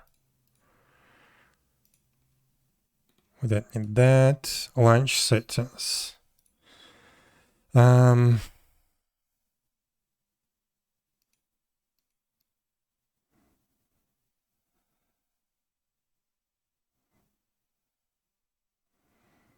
Do I need this? Let's copy it to the other components. Why not?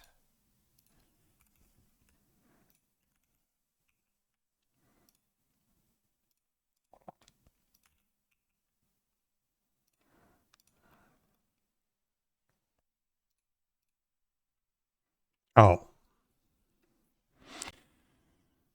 Well, let's just do the default and then anything else for now. So this is the gateway. This is login, ID default.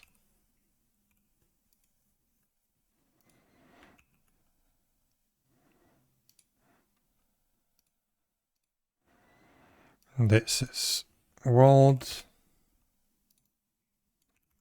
default, and this is zone. Okay. It's gonna be good in case I forget how to do that and I don't remember that I need to look at the gateway server. I'm gonna have that everywhere.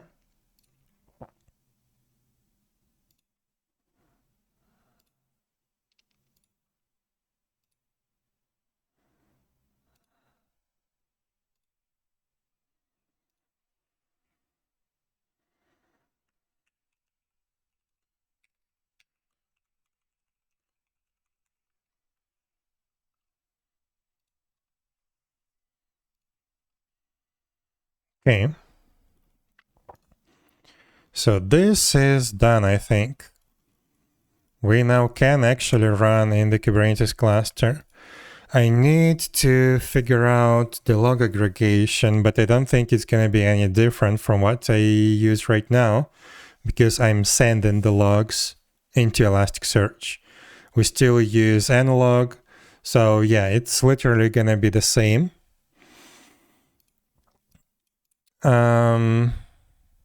Metrics are done. Partial deployments are done.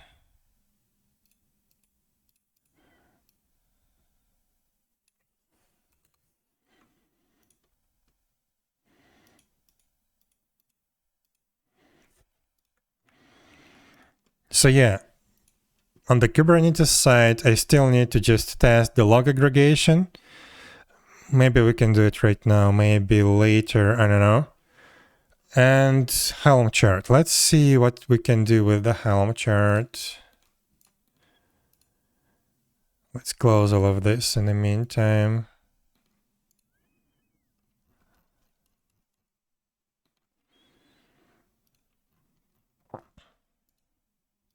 So, let's see.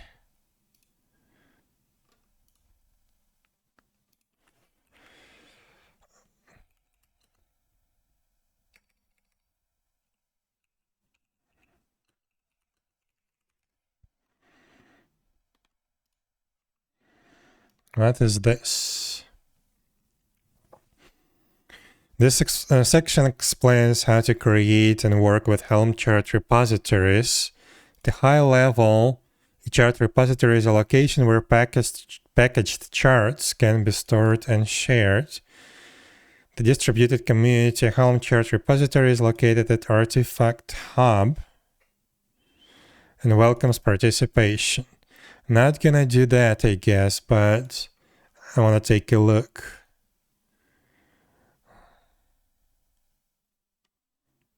Keep Prometheus stack as the top repository.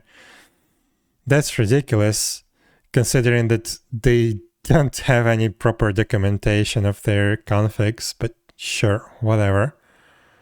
Yeah, I'm a little bit salty about the amount of time I've spent on configuring this thing. And it's still not done. It's still preserving the metrics for 5 minutes after they are gone. I need to figure that out. Not sure where exactly, but actually doesn't really matter now, because now it's not a problem. So, yeah, I guess this is something like NuGet or Packagist or NPM, but for Helm charts. But Helm also makes it possible to create and run your own chart repository. This guide explains how to do so. If you're considering creating a chart repository, you may want to consider using OSI registry. What is that?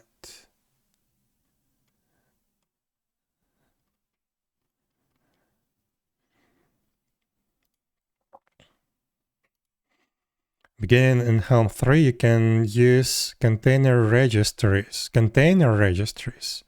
with OSI support to store and share chart packages. Beginning in Helm 3.8, OSI support is enabled by default.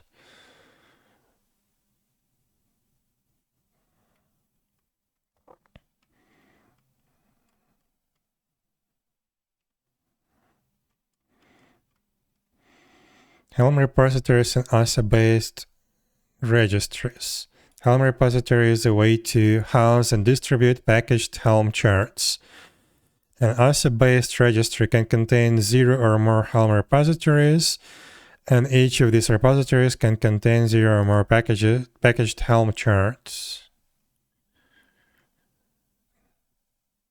Huh. So I can literally put it inside a container registry, Docker registry. Interesting.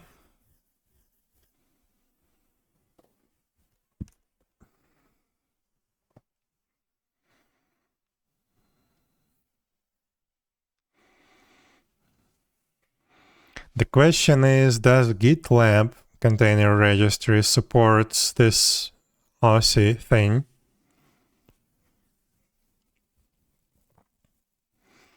Commands for working with registries. Helm registry login. That's a very familiar port. That's nice. Log out. Push. Huh.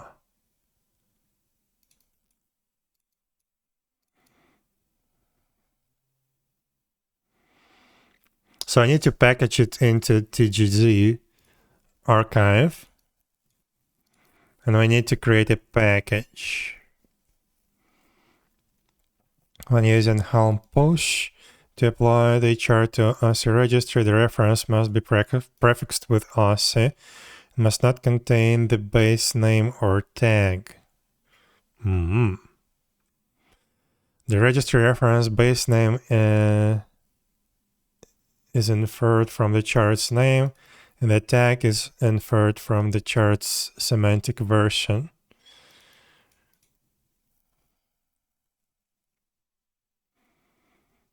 Provenance file.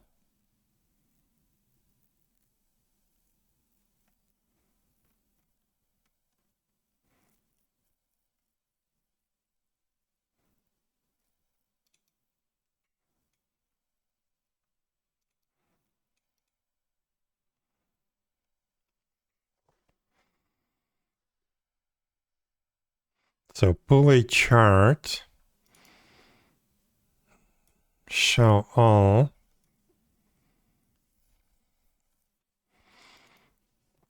Template. Install my release based on that chart. Upgrade.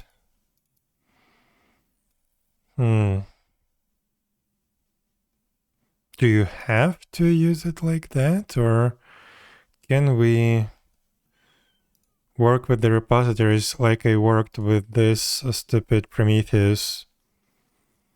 Like I added a repository, updated a repository, then I could just use the charts from that repository. But here you looks like you actually have to specify the URL to the chart. But still, this is fine. I can use it. So the only purpose of this for me would be to like publish this chart into my local container registry, and then on the production server somewhere, I could deploy it with this thing by only having custom override values specified, something like that. But I probably don't even need that. I would probably just have this in a separate repository and just use Git to track all the changes for my infrastructure.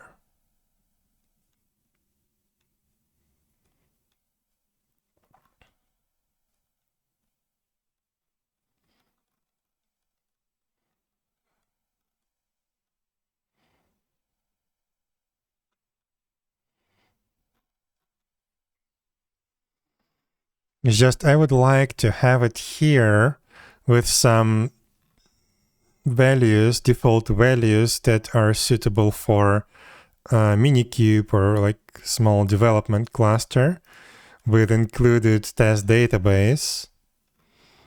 But on production, I would use a separate file, like I created a separate file here without being afraid of deploying the development into production cluster. I don't know.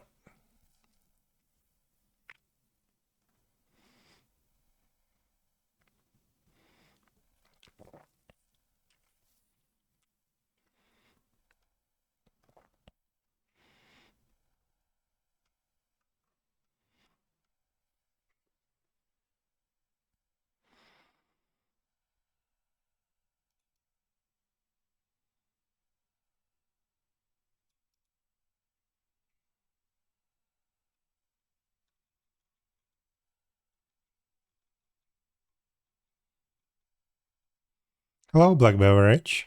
How are you doing?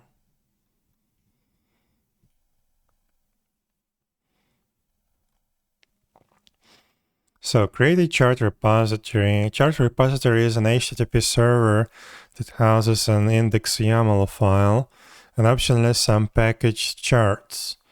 When you're ready to share your charts, the preferred way to do so is by uploading them to a chart repository. Hello, Dell. As of Helm 2.2, client-side SSL auth. Okay. Because a chart repository can be any HTTP server that can serve YAML and tar files and can answer GET requests. You have a plethora of options. GitHub pages even.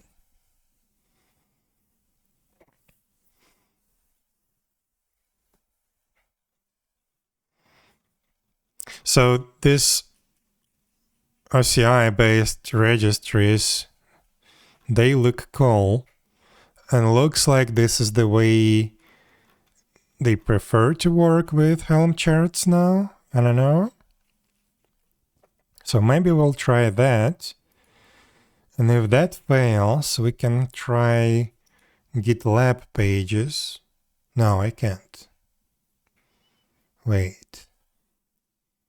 I don't have pages set up on my GitLab instance. I could probably set it up.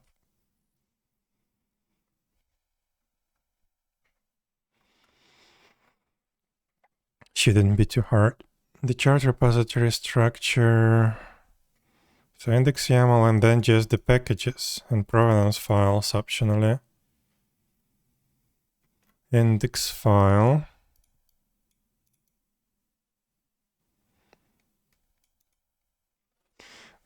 Yeah, this needs to be generated, right? So how do you generate it? The index file is a YAML file called index YAML. It contains some metadata about the package, including the contents of chart YAML file.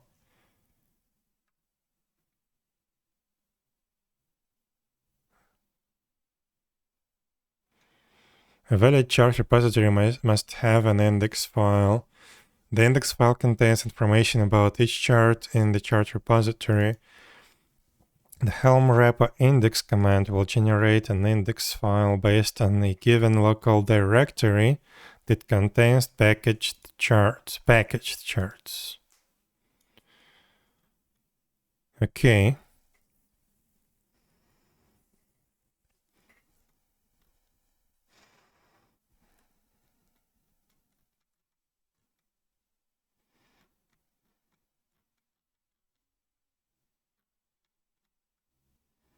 GitLab package registry. With GitLab, you can publish Helm charts in your project's package registry.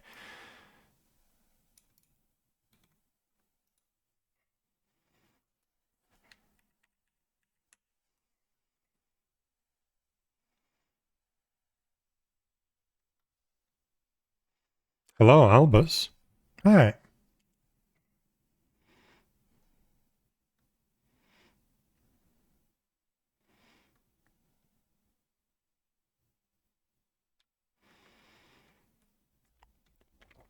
Once built, the chart can be uploaded to the desired channel with curl or Helm CM push.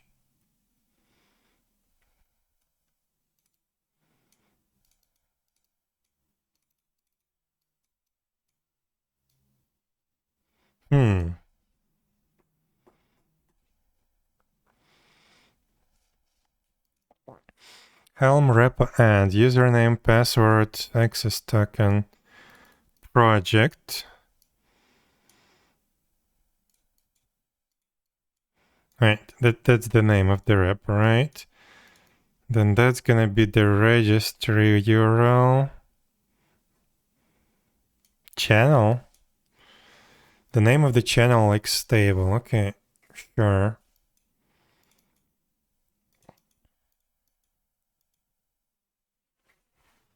Release channels. You can publish Helm charts into channels in GitLab.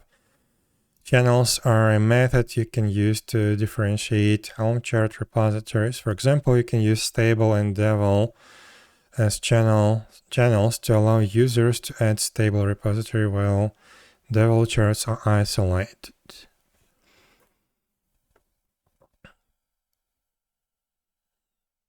Okay. Install a package. When requesting a package, GitLab considers only the most recent packages up to the configured limit. Default is 1000 packages, configurable by administrators. For each package, only the most recent package file is returned. The most recent. To install the latest version of a chart, use the following command. So we add a repo. It's the same thing that we did here.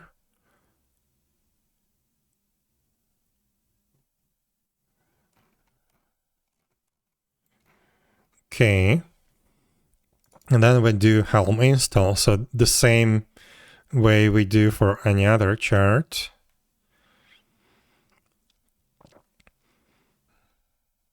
If the repository has been previously added, you may need to run repo update.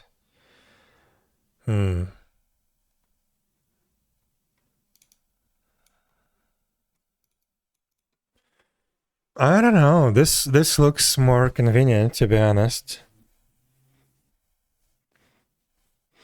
This looks more convenient.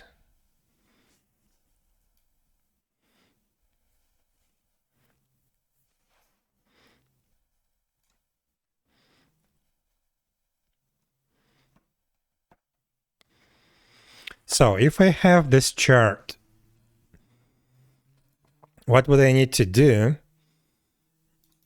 to override some values for production, for example? Oh yeah, I wanted to test how we can override arrays like this.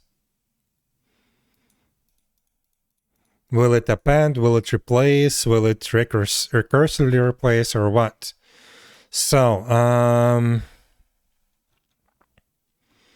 let's see.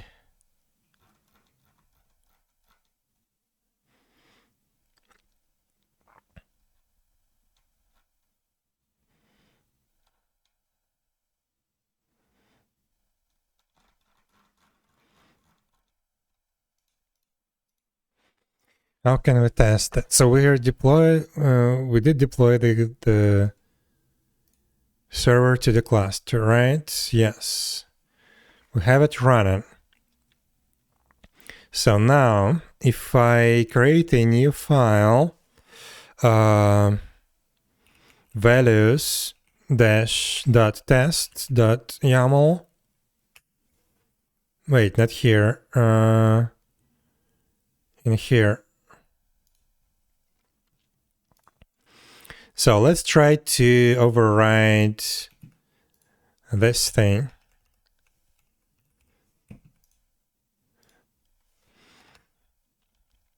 So Helm template -f values.test.yaml. So we have all our instances, right?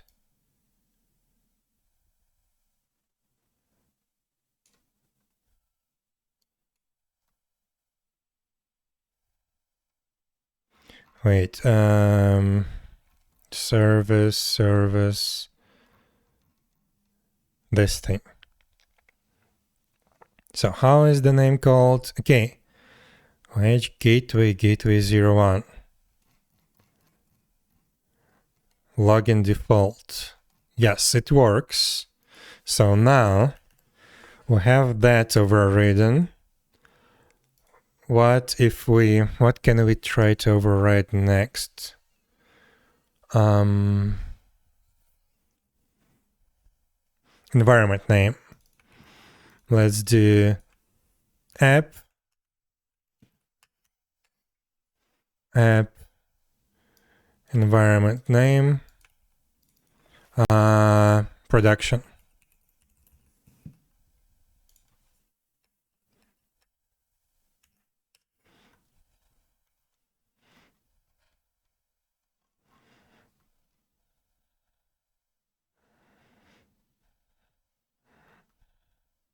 It is production.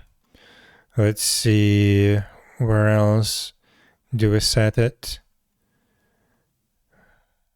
Here, environment production. Okay, so that's nice.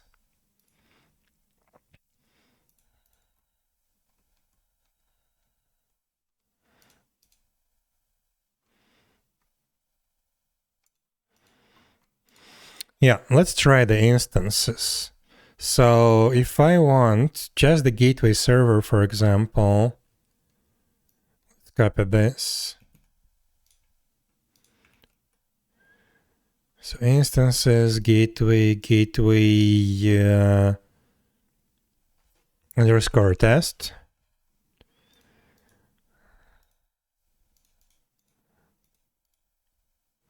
And let's enable some cluster IP. This is not a valid IP, but whatever.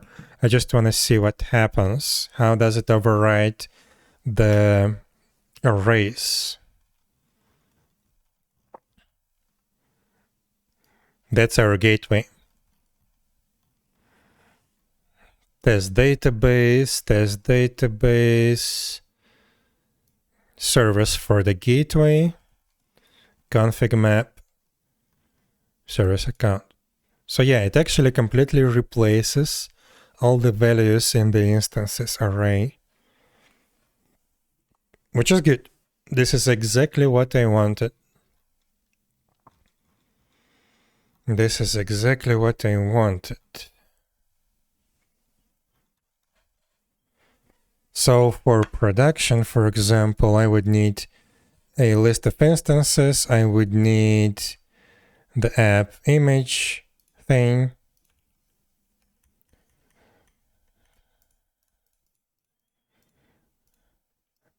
At least like that, I guess.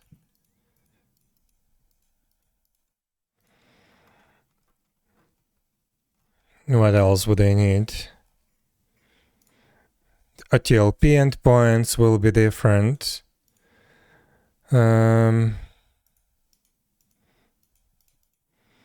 Yeah, whatever. Game data image. Test database can be missing. So by default, it has to be commented out in the default values.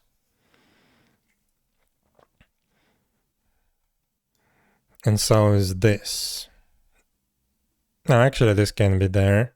It's disabled. TestDB. What I can do is I can set the enabled flag for the TestDB. Because right now I'm relying on this TestDB to be commented out to be completely gone. I think this is what we need to do.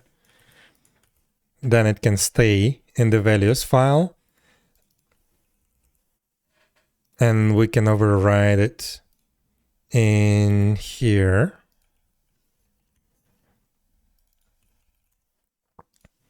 Like that. Yeah, let's do that. So testdb.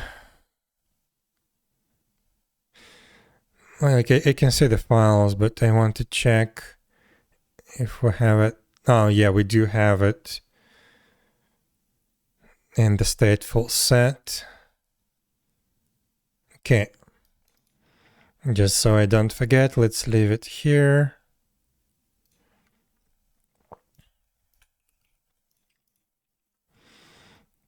And let's do this. So if testdb enabled,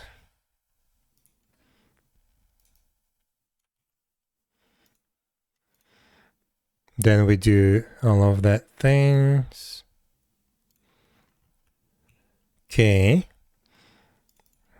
Same thing here. And in the stateful set, so if this is enabled, Then we set all these values. Anywhere else? No. Okay.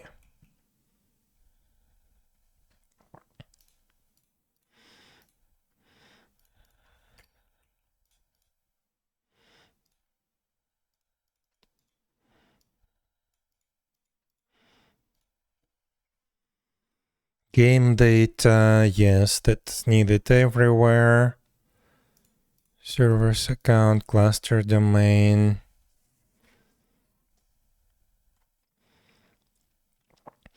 Yeah, these would have to be commented out or disabled at least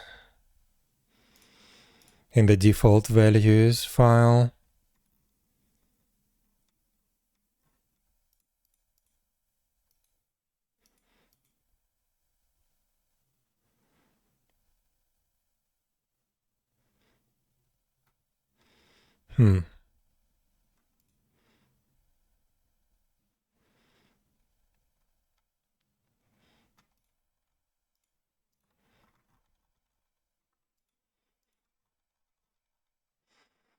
But okay, this means that I can already use the repository with GitLab. Can just set up this thing.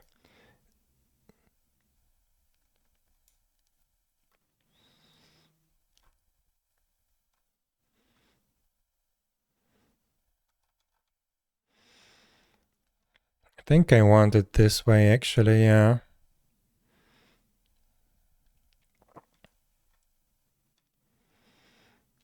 I could try to use container registry, but why?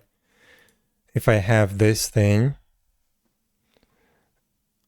and it's going to be more convenient, I wouldn't have to specify the URLs every time when I need to like install, upgrade. Yeah.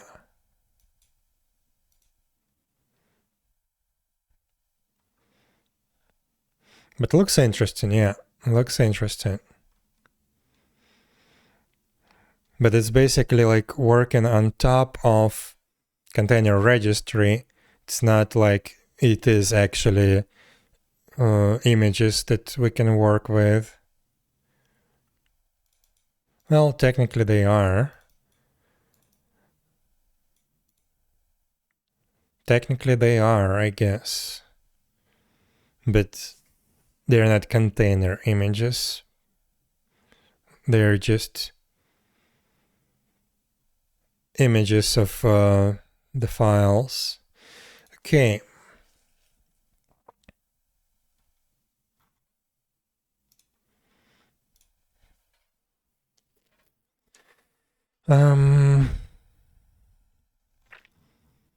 So yeah, let's clean this up a little bit and set the values. So first of all, I want to helm uninstall the thing that we have right now, just in case something goes wrong. So then service account enable, sure. App image, sure. Environment name, let's do production by default.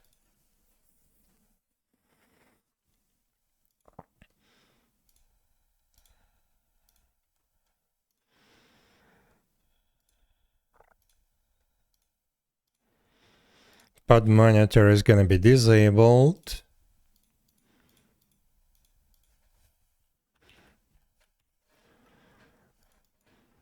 We're going to disable that, disable that.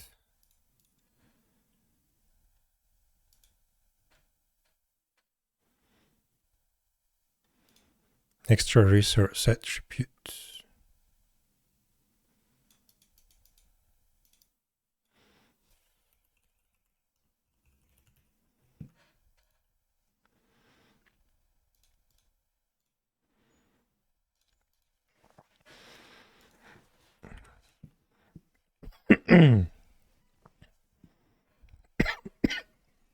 Excuse me.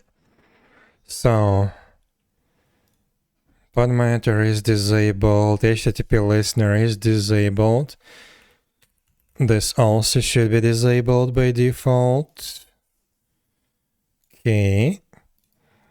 Default URL, this can stay the same.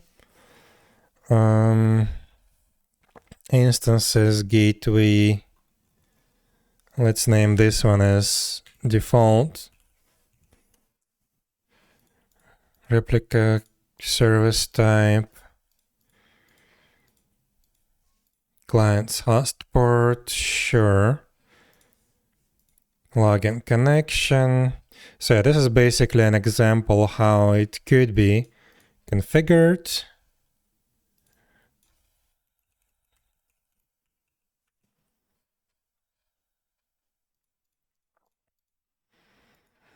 Autoscaling.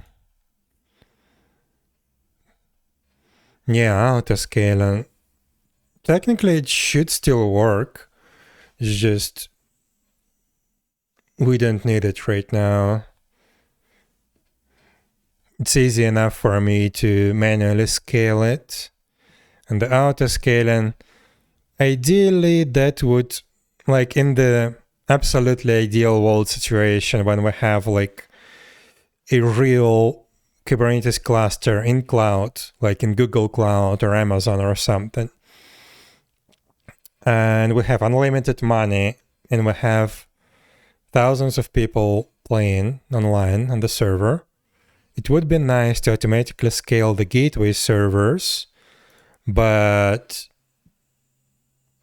I don't think we would ever need it. These are pretty performant entities. They don't consume a lot of resources. But theoretically, it's possible. We can scale them up. No problem. Login, world, we don't need to scale that. Zones.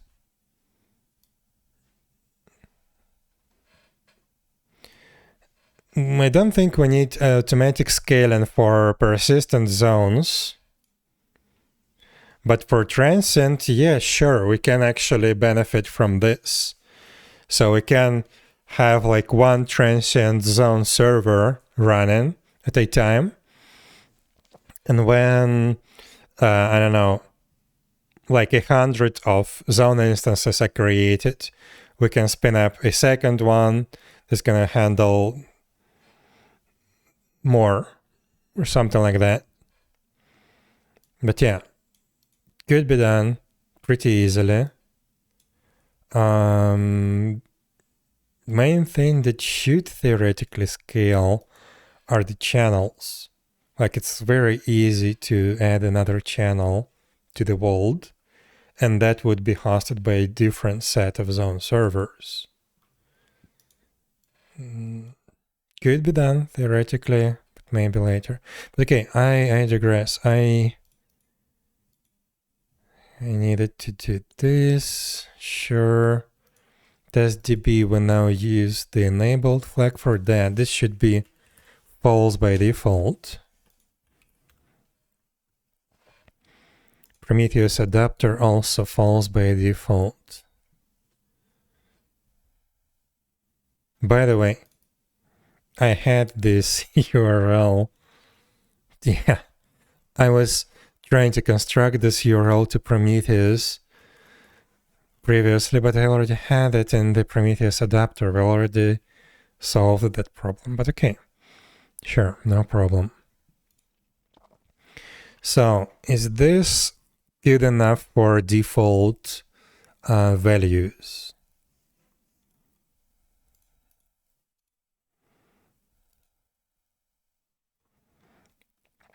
Let's review that again.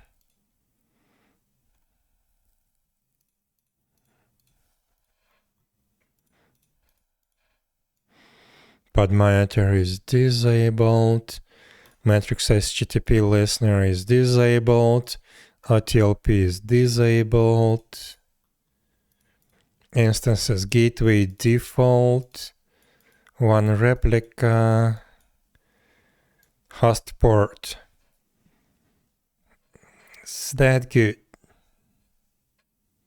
I guess so. You're supposed to override the instances anyway. This is just an example.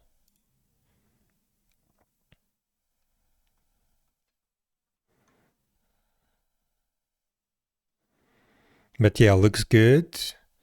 Login default, Waldasker, zone, persistent, transient, game data, test DB enabled false,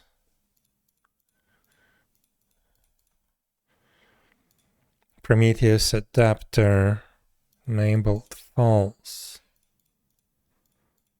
Without default rules. Yeah, looks good. Actually looks good.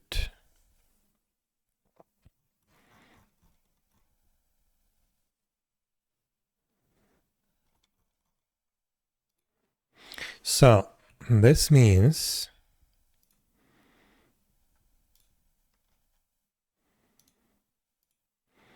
that we now need another values file. Let's rename this one to dev, values.dev.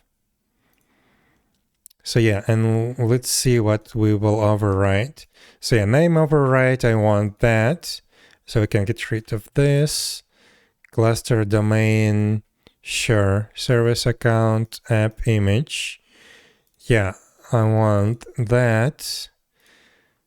Environment name production by default. So this is gonna be development. Right.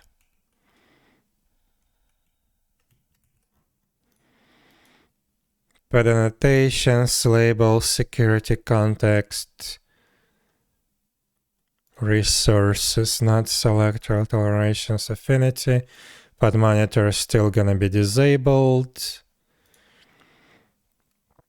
Prometheus, let's enable that. So OTLP exporter endpoint, true, attributes, sure, cluster local for now, endpoint, sure, protocol, export interval, let's do 10 seconds. Okay. Instances. So now I want all my instances back. So gateway default for the dev environment, replica count, service type. Sure, we can just get rid of all of that. Those are default values. I don't need this. Well, actually, let's comment that out, because I would use either this or this in the development environment. But okay. Also, yeah, I want to add a small space here. So gateway, all of those.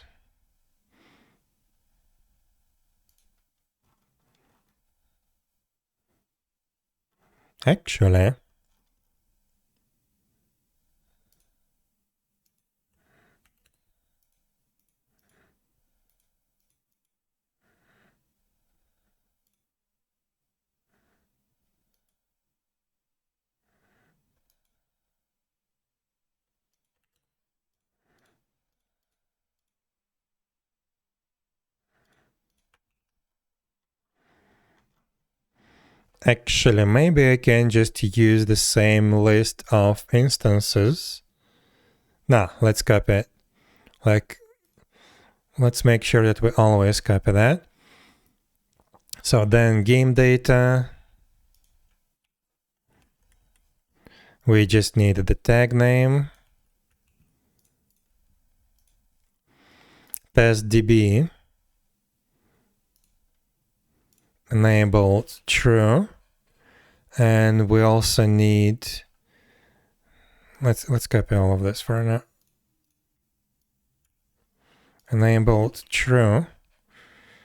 Don't care about the repository, all of that, all of that. We just use this. This is literally a test database. Prometheus adapter is not needed. Okay, so this is gonna be our development values file.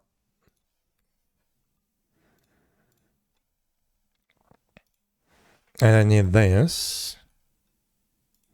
URL, sure. Additional attributes.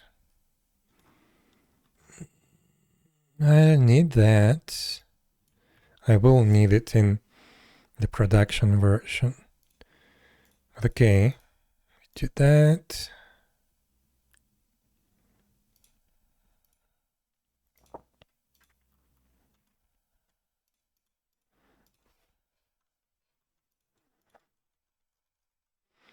Okay, looks good. And production.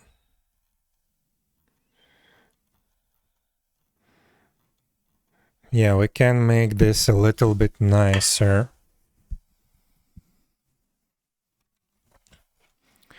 But I think I need to create a new file based on this one, since a lot has changed. So let's do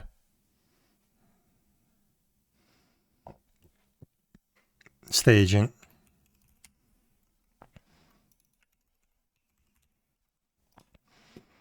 So we use the name overrides, image, staging, Prometheus. This will lead to an actual URL, to an actual IP address later. And yeah, this can be 30 seconds, I mean. Then we have that. I think it's fine. But wait. Let's see. Cluster local. Service account, image, environment. That is not changed. But monitor is not going to be enabled. Instances, gateway. Yeah, we have 2 gateways in this environment. So this is going to be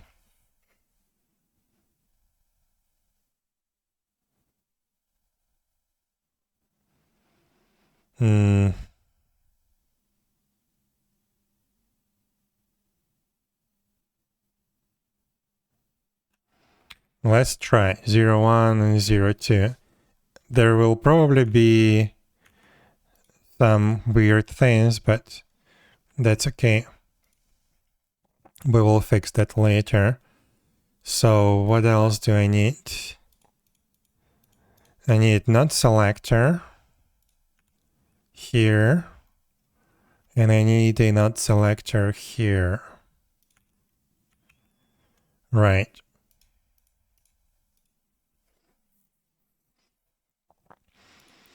Now for the login, also we need a not selector. Vault.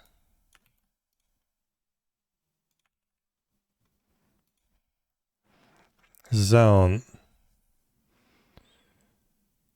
Towns replica count 1. Towns replica count 1. Vault connection asker not selector based on not group. And affinity. Not sure if that will do anything, but yeah, basically it will try to spread the instances across the nodes evenly, not actually evenly. I don't know. Let's leave it for now. Okay, so then persistent zones, we have 3 of them. Not selector, based on that group, and path affinity as well. The same for transient, 2 replicas. Yes. Let's copy all of this. Okay. Game data, sure. TestDB is gonna be disabled. Actually, it's disabled by default, right? Yes, it is disabled by default, so we can just get rid of that.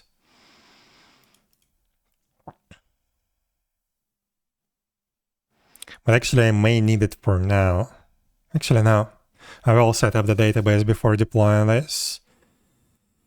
And Prometheus adapter is disabled. Okay. So this should be good. And this needs to be replaced with the IP address. Also, the settings need to be changed a little bit. But yeah, this is good. Now we can delete that file.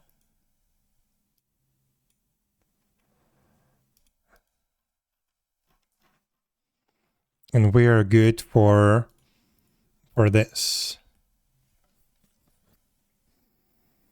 Maybe I can actually, instead of using IP addresses, I can just create a DNS record or something.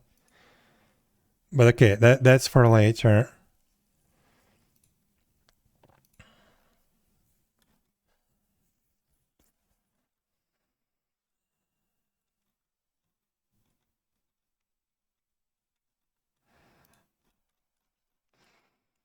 I'm not sure if I need this pod anti-affinity, because all it does right now is it prefers the deployment of nodes to the pods that don't have the same server type deployed.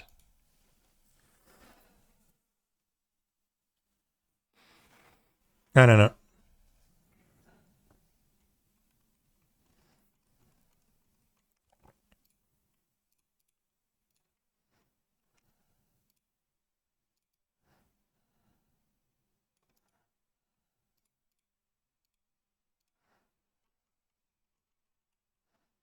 Okay, let's commit that.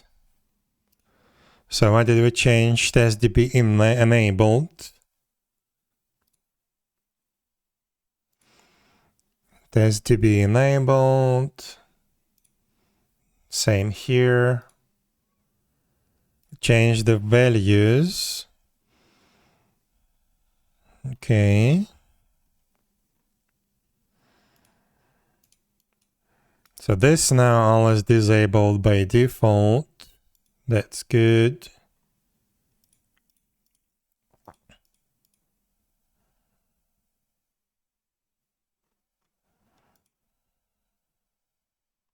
Oh, I wanted to set this.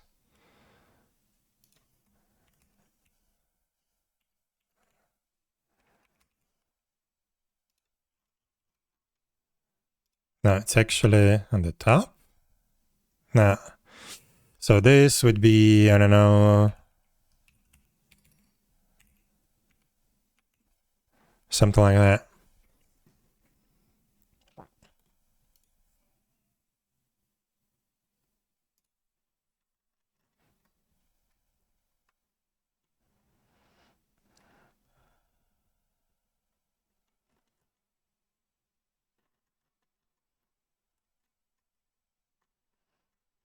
Okay. Dev is gonna look like this.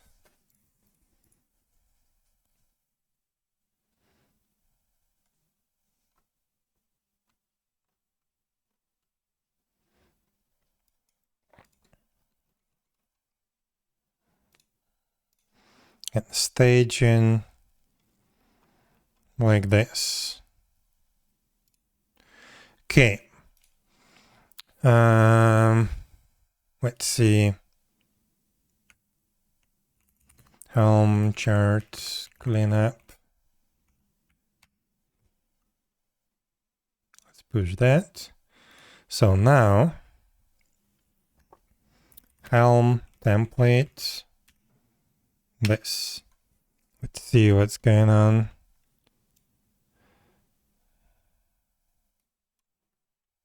Wait, is that everything? Yes. So we create service account, we create the config map. Oh, by the way, config map. I forgot to bring back the thing. I guess I can just delete the file now.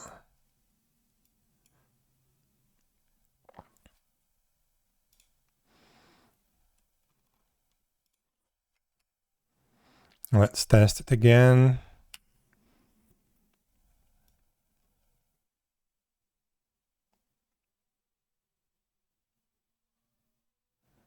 Actually, why did I do that? I would need that for starters. Can I bring back? Yes, thank you. I do need it for now. I will delete it later. Okay, so I have the config map. I probably need to review, like, what is this? Ah, it's commented out. Okay, sure. I don't need this anymore.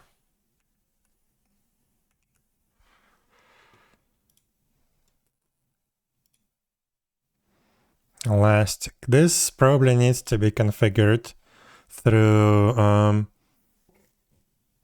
the Helm chart. But okay, that's gonna be for later.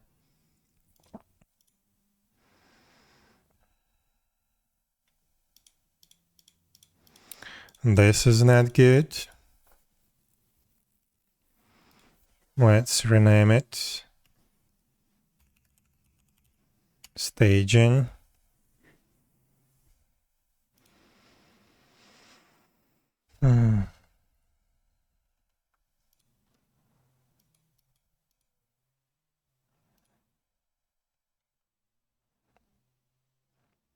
Actually, by default, we have production, but in dev, let's do this one as staging as well.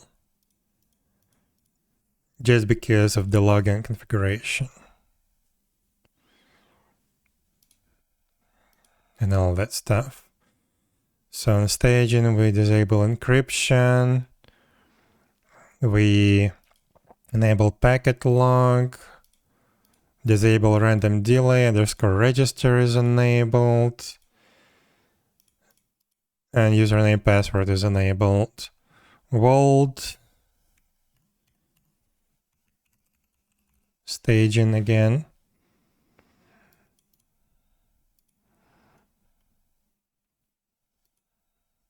Persistent, towns, transient. Good. Zone server, yes. Okay, that's good. So let's check the template again.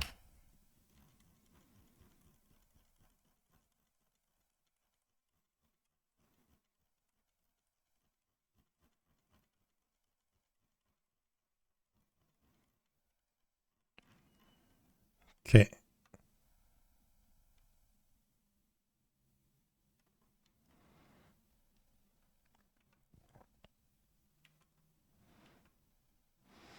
So we create a service for gateway default.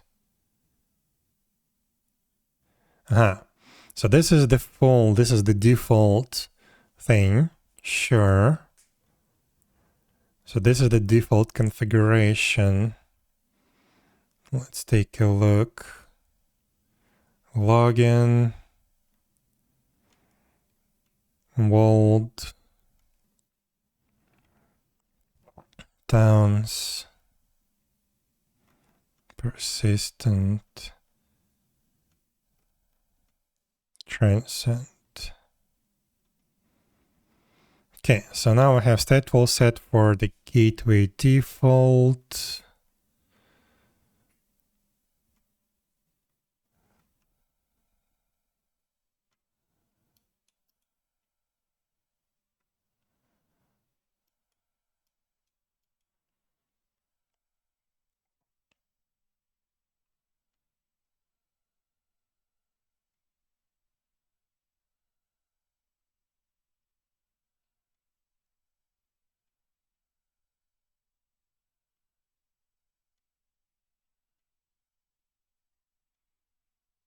So far looks good.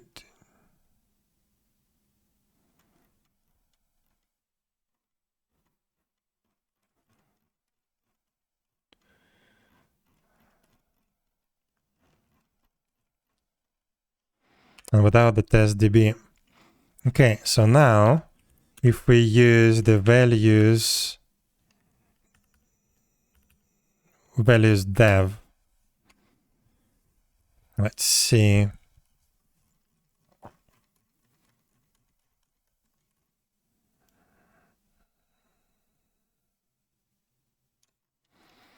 Okay, values dev.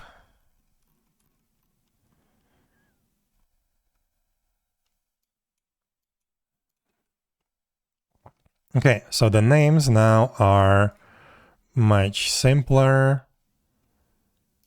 Login default, world asker, zone asker towns.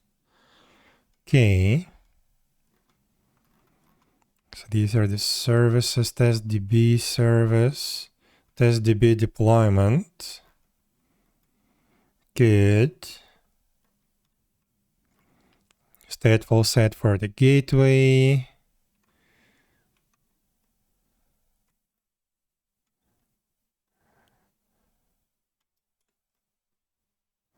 We have the test database config strings, a TLP exporter enabled, pointing to there, 10 seconds, Ymirheim server, extra attributes cluster local, staging.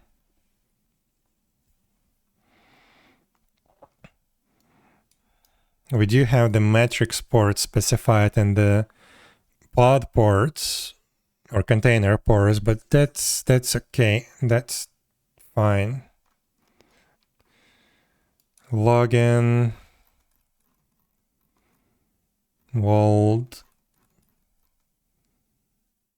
towns, persistent. We should have 3 of them. Yes.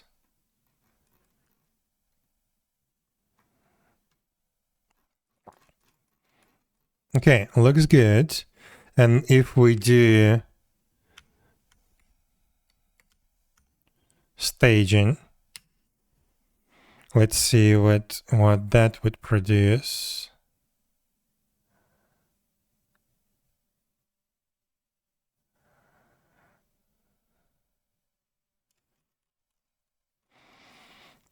Okay, so the same config map, gateway service, gateway 01, gateway 02.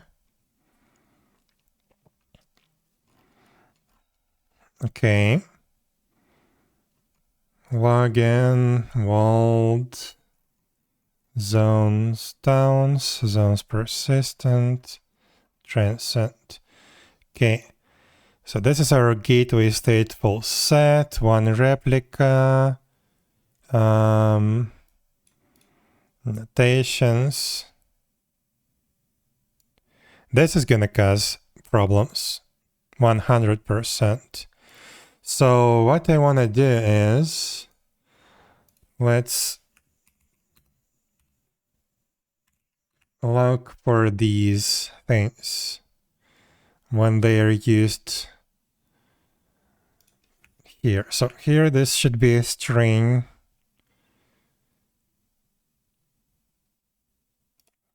This should be a string. Because YAML will try to convert that to a number, and that will be a problem. And this is already a string. Okay. Should be good.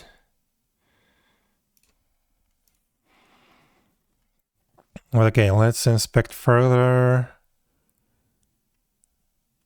Init container. Staging 01. Pod name. Service name. Listener host name, listener port, host, TLP exporter. So it's enabled, pointing to a TLP, protobuf, 30 seconds, gateway server. Attributes include that. Okay, good. Ports, not selector. Okay, good. So yeah, this looks good.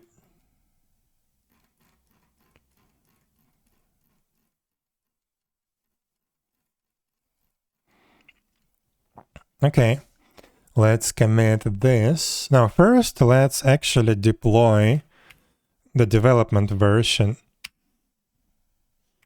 So this should be install YH. Besides that,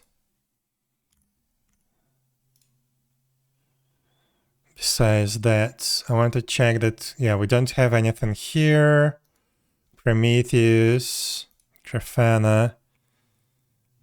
We stopped receiving any statistics, any metrics, I mean. So now, let's install that.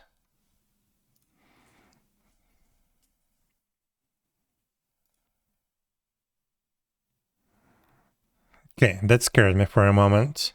I don't like red statuses. But yeah, looks like it's working and we have nice names now. Login's failing. Login is failing.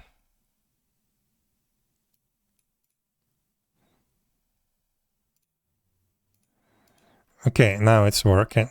Yeah, I guess it was waiting for the database. The database was not ready. So this is why it failed and restarted. Looks good. Status is good. So all the components are connected together. Let's see the metrics. Last 5 minutes. We started receiving some metrics. That's good. Cluster. Why is it this cluster?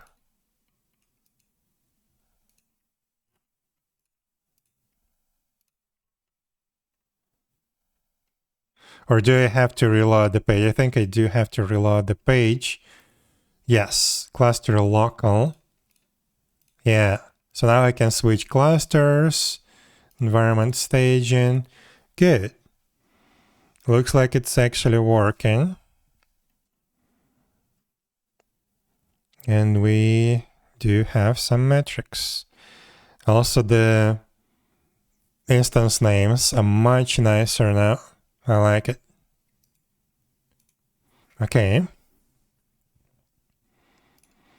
So now let's push that to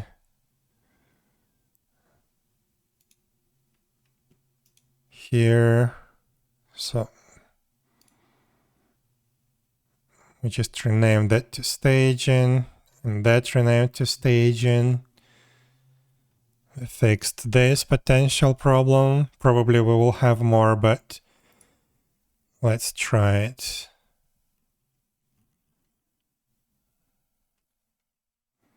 Okay. Helm chart cleanup.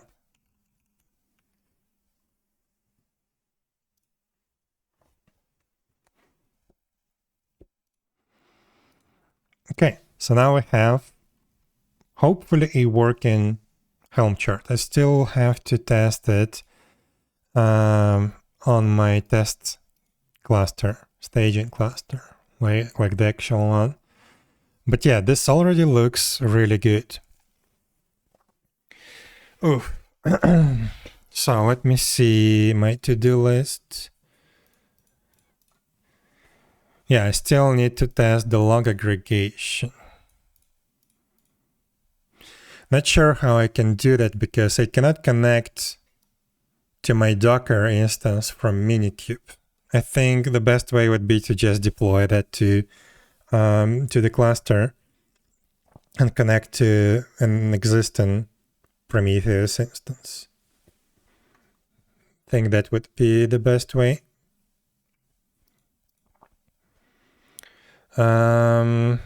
Publish Helm chart. Well, it should be easy with GitLab. Should be easy with GitLab. We can just do this. It's gonna use the CI job token.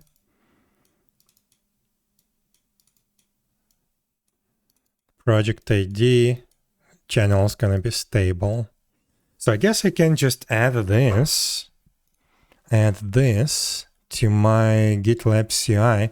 First, I think I need to enable package registry on my project, right?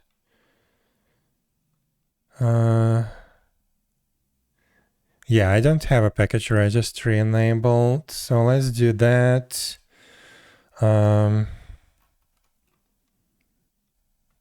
Package registry enable.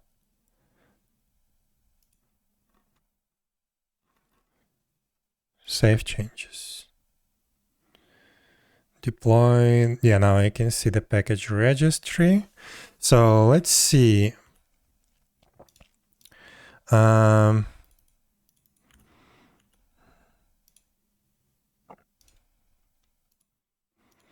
So we need to use, no, not deploy. We need to use pack stage. So let's pack db. Oops. Let's add this thing. Curl images. CI Docker prefix. I need this. Stage. So pack Helm. And the stage is gonna be called using pack. Okay. So curl file number. Okay. GitLab CI token. Yeah. So how do we call it?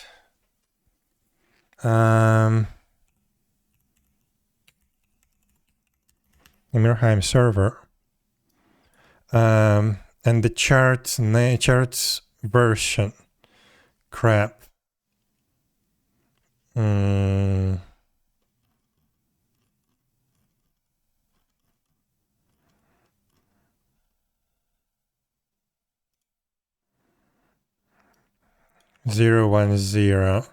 Can I somehow pull that version number from the chart file? Maybe, but well, that's gonna be for later. So CI API URL, project ID, and here we need stable.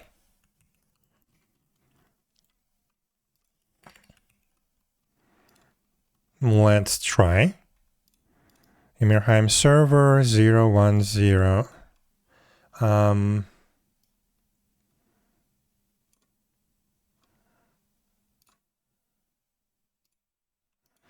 So Helm repository build, Helm repository integration added to the CI.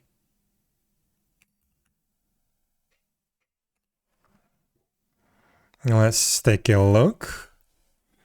I'm really curious about that one.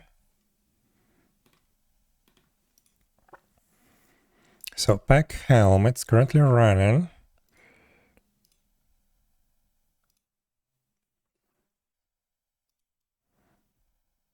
Don't think it's gonna work. Yeah, it's not. because I need to build it first.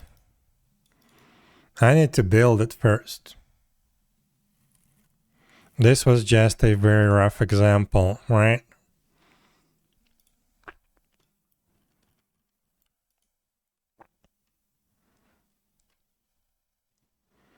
Yeah. So I need to build this package first, get the tar.gz, and then I can upload it. I wish they included that in this example.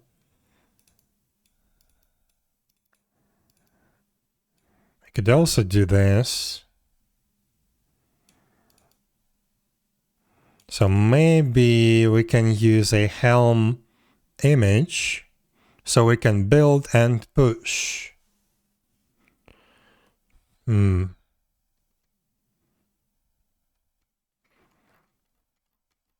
Yeah, I think that would be the best. But okay, at least we have an example. I'm gonna comment it out for now because it's not working.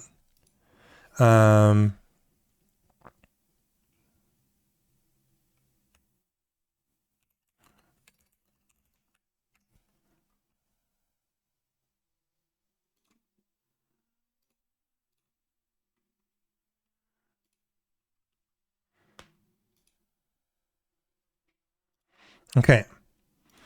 I'll figure that out later. I guess I would have to start from the Helm image.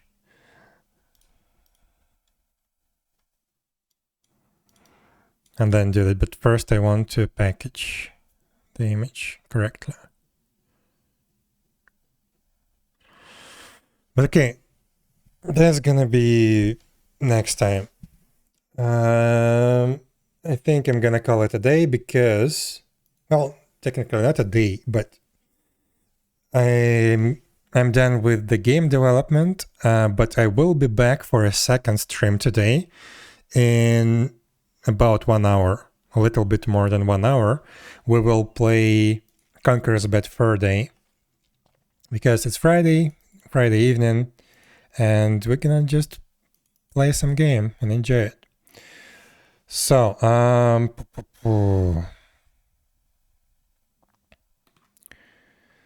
don't know, let's raid Practical NPC. That was a really long time since I raided him. So, yeah. This is nice.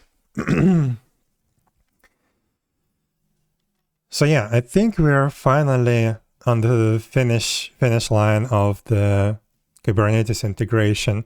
We figured out most of the problems. Still need to experiment a little bit. I will definitely have some bugs. I forgot to save this file. But yeah, but it's already good so far. So yeah, we're almost there. And yeah, I will be back in about 1 hour, 20 minutes. And we're gonna play Conqueror's Bad Fur Day. So hope to see you then. And yeah, have a nice day. Bye-bye.